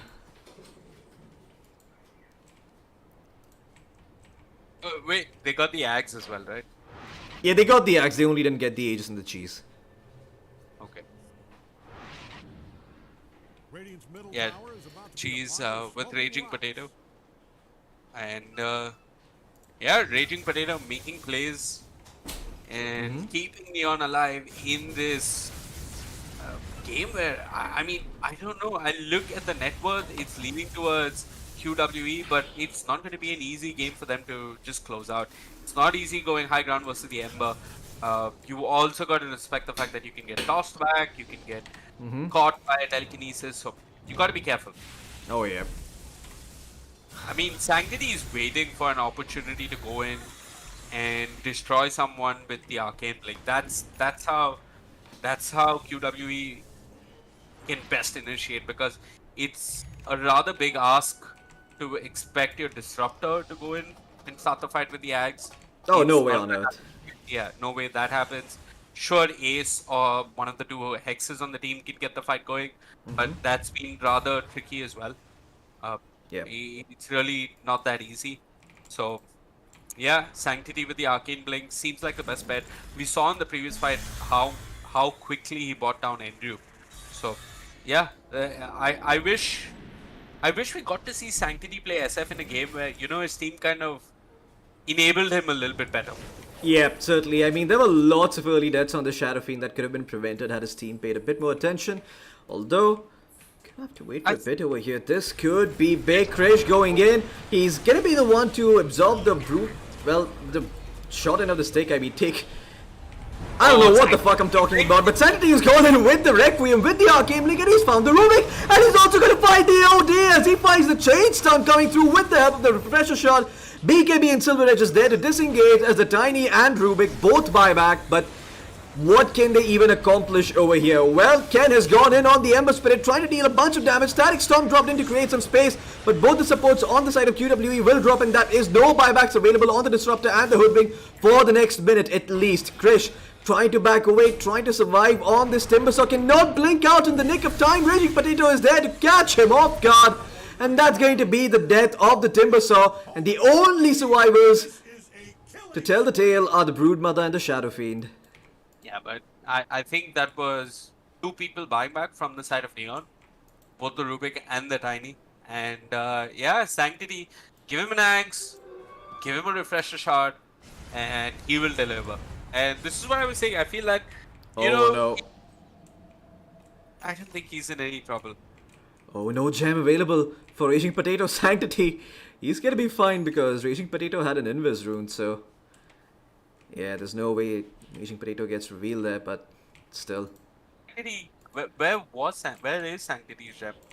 It's not with him. I think it's on the Broodmother. Okay. Yeah. There you go. So. But yeah, Sanctity, what I mean is that in these mid-game, late-game fights, he's doing it all by himself. And it just feels like there's nobody that's really playing with him or supporting him. Poor man is going and hitting 2 Requiems all by himself. Maybe after one of those Requiems, when they were feared, a Disruptor should have followed up. You cannot expect any better setup. I mean, you got a 4-staff and an Axe. So... the Disruptor's Static Storm was kind of where the Ember had a Remnant, but I believe N had already popped his BKB or had gotten out of that Remnant, so he wasn't too bothered by that Static Storm. It really didn't do all that much. But yeah, small signs of hope for QWE. They are the ones with the network advantage, but I feel that in all these games that we watched of QWE, them earlier on today, versus Reaper hashtag, and then the game yesterday where Krish was playing a bad in. I think you should note that these games tend to go into the 60-minute territory. Oh yeah. They usually close by 65, 67. Oh no! This is bad. This is bad. Sanctity in the middle of nowhere and not a single item to save him. No buyback either. And Krish, he tried to get away with the Timber Chain, but he was back mid Timber Chain and he was held in place.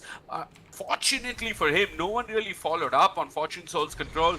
Otherwise, maybe Krish could be in trouble. But it's essentially now a 4v5 defense for the side of QWE. They're on their high ground. These Chakrams will deal with the creep waves, but it is problematic.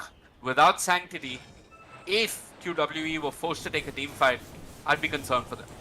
Yeah, I mean, they do have buyback coming up on Sanctity thanks to the Philosopher's Stone, so he will be able to get his buyback as he was 200 gold short, I believe. But yeah, now he very much could come back into the fight, but look at that initiation. Oh, Raging Potato, he's gone way deep in. He's got the A on this to keep himself alive, but a Static Storm is going to prevent him from escaping over here. Astral to get him some respite, and he actually manages to blink out somehow. Raging Potato will make it back with his tail tucked firmly between his legs. Sanctity drops the Requiem, but it doesn't find anyone. That Requiem and that buyback both achieve diddly squat as the side of Neon Esports are going to be able to make their way back towards safety again. Oh. No way Krish could have actually gotten him there because he didn't really have a way to pop Lincolns, but man, that was close. Can the same be said for Hated though? Because Krish is really looking for him. And the Hex is going to come through. He's going to end up finding the Rubik over here. Hated forced out himself to the high ground. Dexter's cloak by Krish. As he does a bit of an Invisible Man cosplay there. But double damage rune towards the mid lane. You really do not want to give this over to Fortune Soul. He is baiting that rune in, and guess what? They spotted out the Shadow Fiend once again. They're going to take him down. He does not have buyback. Fortune Soul, he's going to have access to the double damage, and now Krish, he's going to have to be careful. They're going to try and turn their attention towards the OD. Timbersaw goes in. The double chakram is there, but the damage round coming in from Fortune Soul keeps sending you alive as he turns back around, and the Bloodthorn is going to enable them to get the kill onto the Broodmother as Krish also going to get caught out over here. He is also going to fall. Does have buyback, but again, QWE bleeding kills across the map. And they haven't even found the first set of racks here. I mean, this is going from bad to worse as, like you said earlier, it seems to be a recurring theme with QWE. Where they have a very strong start, they build up an immense net worth advantage, but they seem to have trouble closing out games. Well, they're going to buy back on Krish, and it's him as well as the Disruptor. There is, I don't know, there's no scenario I can picture, and there's nothing in my imagination which can convince me that QWE have a chance of defending these racks. But Krish is convinced. He's going to go in with the Hex and the double chakram, do a fair amount of damage, but the Astral is there. Oh, the Static Storm! Static Storm completed, but you got to remember that's Tiny with the Windbreaker, keeping Slark alive a little while longer. Eventually, Fortune Soul will fall. The Glimpse committed, but on the back lines, the Hex coming out. Andrew as well as Ken want to bring down the Broodmother. That's a Spider dead yet again, and Ken is going for more. He's running down SE while Krish is running for his own life. SE being hounded at his own tier 3 by the Ember will eventually fall. Ken with the Axe Scepter looking for even more. And what more is there? All 4 heroes from the side of QWE dead. It's only Krish alive, and now Neon, they're going for the tier 4s. They're looking to end the game. Ace has respawned. He's completed his F Blade, and Sanctity's respawning in 8 seconds. If by any chance QWE forcified now a decent bushwhack, and things could turn back in their favor. A decent bushwhack, a double chakram, they could get a lot accomplished. Raging Potato is going to blink forward, cause a couple of problems. There's the bushwhack onto the Tiny, but quickly dispel. Requiem being committed by the SF, double Requiem in fact, does as much as possible to Fortune Soul, but both Fortune Soul and Andrew... No BKB! He's turned towards Sanctity and bring him down. 3 Requiems on my screen and not a single kill to show for it, as the Ember caught with a bushwhack can only laugh, and now the Requiem stolen by Hated is being used to play with Krish. They're playing with their food. Krish will die, SE will buy back, but what remains for SE? He'll drop the Static Storm, but Ken is just styling all over him. He's being already committed as he walks into the fountain. The fountain farming the supports. They lift Ace out of the fountain, toss him back, drop the hammer right on top of him, and with style, Neon will knock out QWE from the open qualifier for the spring tour of the Dota Pro circuit. My oh my. Neon Esports. Complete stalwarts in this series against QWE. Down, battered, bruised, but not out. They hold on till the bitter end. They fight tooth and claw, and they're able to come back in this game and clinch the win. I feel there's a little bit of fatigue setting in. I mean, we're fatigued for sure, and I cannot imagine how fatigued the players are, because I want to remind you, the real downfall began when the SF, along with the Brood, decided to go for that double damage route. I hope you remember that moment. Oh yeah, I do. And in my head, I was like, okay, there's a DD. It's normal for anybody to go pick it up. And sure, we as casters are seeing both teams and how vision applies to both of them. But at that stage of the game, I think if you ask Sanctity again, I'm sure he would not make that play with the vision and the information he had. It's not a play he would repeat. Yeah. And I also feel that in terms of their draft, I mean, it felt like the SF... I feel like Krish really tried and did his best on the Timbersaw, but somehow it felt like this was more a one-code kind of game. Yeah, it felt like despite having a Timbersaw on the team, they just didn't have the opportunities to deal damage. I mean, it's it was so hard for them to get the lockdown, and by the time the Broodmother finished her hex, it was already a bit too late. It felt like the lack of lockdown had given the side of Neon Esports enough room to recover, where the Slug was able to pick up the Ags and the BKB. And by the time the Hex actually came out on the Broodmother, as you can see, the Slug already had an Aegis. So, I mean, it didn't even matter that the Broodmother finished the Hex because they never really got to exploit that timing. 423 had a brilliant start on his hero, but instead of going for a Hex directly, he goes for this weird Orchid in the mid game, and sure, it helps him find a Exactly. couple of kills, but Does it? what does Does that it though? do? No, was the Orchid really as effective as he thinks it was? Because I'm just trying to think back as to okay, Maybe he killed an it OD kind or of two, but works. No, you don't. You actually it works like if you find a Rubik, you leave your spiders on him, you uh, use your spawn spiderlings, and maybe with the Orchid you hope to kill a Rubik. But I really didn't see it happen all that much. I didn't see the Orchid pose a threat, and yeah, I feel that the itemization from the team needs to be slightly different to make this SF look a little bit more effective. yeah, There, I mean, the itemization needs to do two things actually. It needs to keep the SF alive, and it also needs to provide lockdown for the SF. yeah. Uh, I mean, this SF had died like three times before minute 10 in this game. When that happens, you're not. I mean, it's okay because he's still finding all of these return kills, right? But at the end of the day, even though you find all these return kills, the point is he's in a winning matchup. He should be doing a lot better. He should have been able to win this one out, claim that tower early on, establish a very solid lead on the map, but it seems like the supports on the side of QWE were too fixated on making sure that the side lanes go really, really well. And while they did ensure that, I mean, what did that accomplish? You have to ask. I mean, did that result in any of these scores? Did that translate into more map control? Did that translate into any meaningful objective? And I think the answer is no, but we can sit on a high horse and analyze this game all day long, but the fact remains that QWE, despite what it might have looked like to us, it seemed like they really tried.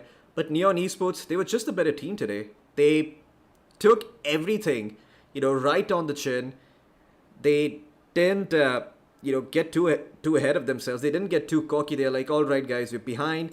We need to create some space on the map. The only way we're gonna do this is if we don't feed away unnecessary kills. And it's really the minimization of pointless mistakes from the side of Neon Esports that enabled them to come back into this game. Had it not been for them just trying to mitigate their losses, I think this game would be over much, much quicker. Because there was a point where the Slark was getting chased out by the Broodmother, and that is when they Yeah. realized that they really need to find a way to make some space. So the OD and the Tiny and even Raging Potato in the top lane just dives there a couple of times to finish up his Blink Dagger, but he creates space, he forces TPs, and that Yeah. enables the side of Neon Esports to get that part of the map back. So, yeah, I mean, all these tiny things started to add up in QWE. It just didn't seem like they were able to correct for those plays that Neon Esports made in time. that's that's life, and as funny as it may seem, no one really knows what Gachibas means. But yeah, Yeah. sorry. Us. But yeah, it's been a tiring day for QWE, and I think I'm equally tired as well. I would, however, like to thank all our viewers for tuning in. Azzy, Butcher of Blaviken, Osho Panda. We have no idea who you folks are, but thank you so much for tuning in. Also, Pardesi, R from Mongolia, Ish, Assist, Tanish Singh, uh, and some of our viewers on YouTube as well. I'm trying to load my YouTube to check that viewer's name and just thank him or her. Or Drift King, them. ETS2. Oh, yes. Yes. So thank you so much for tuning in. That's it with this open qualifier for us. We wanted to follow QWE. We follow them for their rather memorable journey. And I think Open Qualifier 2 is going to be a lot more interesting to see where they go. And Pardesi rightfully telling us that QWE might play again tomorrow. We will check the Open Qualifier schedule, and if they are playing, we will be casting. Yep. Uh, And Thank you so much for tuning in. Do hit the like button. Our socials are in the description. Feel free to follow us on Twitter or Instagram. More active on Twitter. And yeah, if you have any feedback, you can drop your feedback in chat. And yeah, thank you.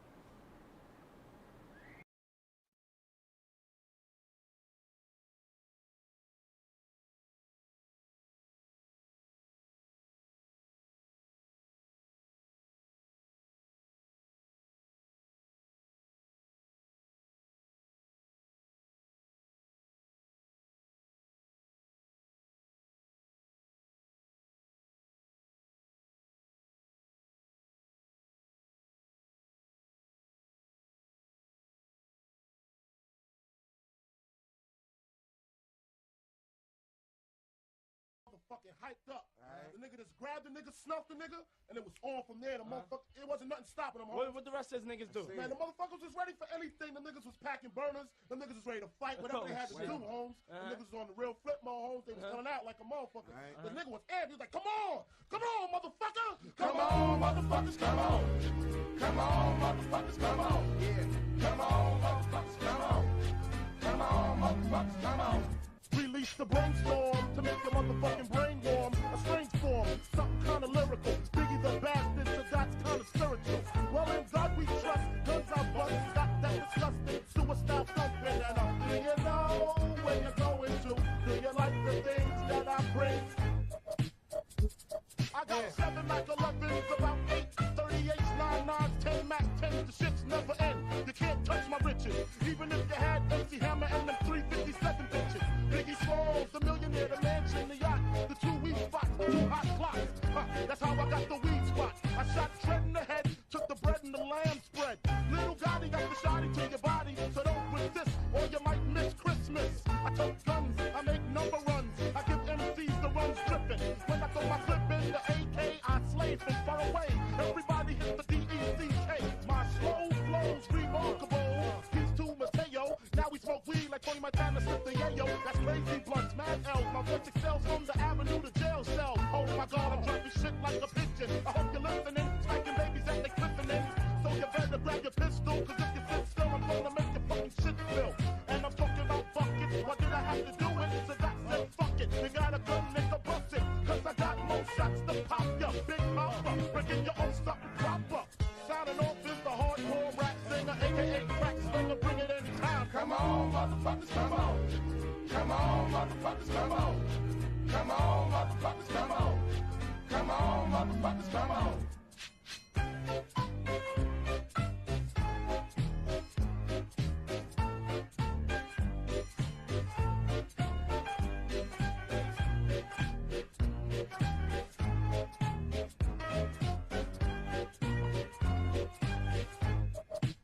So you wanna be hardcore with your hat to the back, talking about the gats in your raps, but I can't feel that hardcore appeal that you're screaming. Maybe I'm dreaming.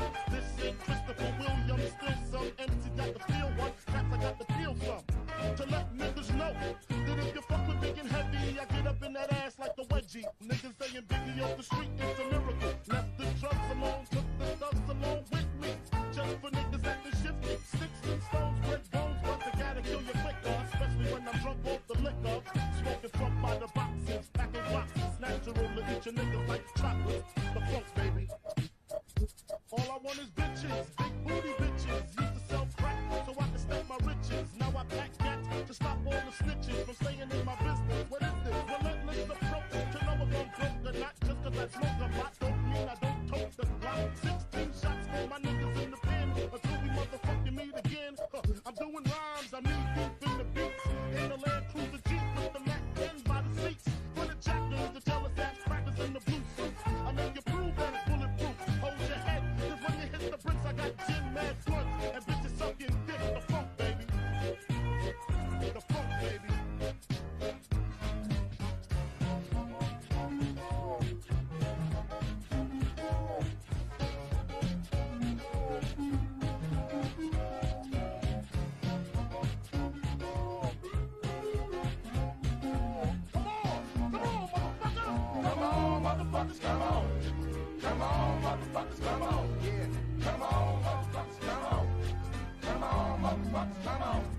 You know the story, the rap side, crack side, how I smoke, smack bitches on the backside. Better stop, the place where my head rests, 50 shots flipped if a nigga won't test. The rocket launcher, Biggie stomped ya, high as a motherfucking helicopter. That's why I pack a Nina, fuck a misdemeanor, beating motherfuckers like I beat Tina.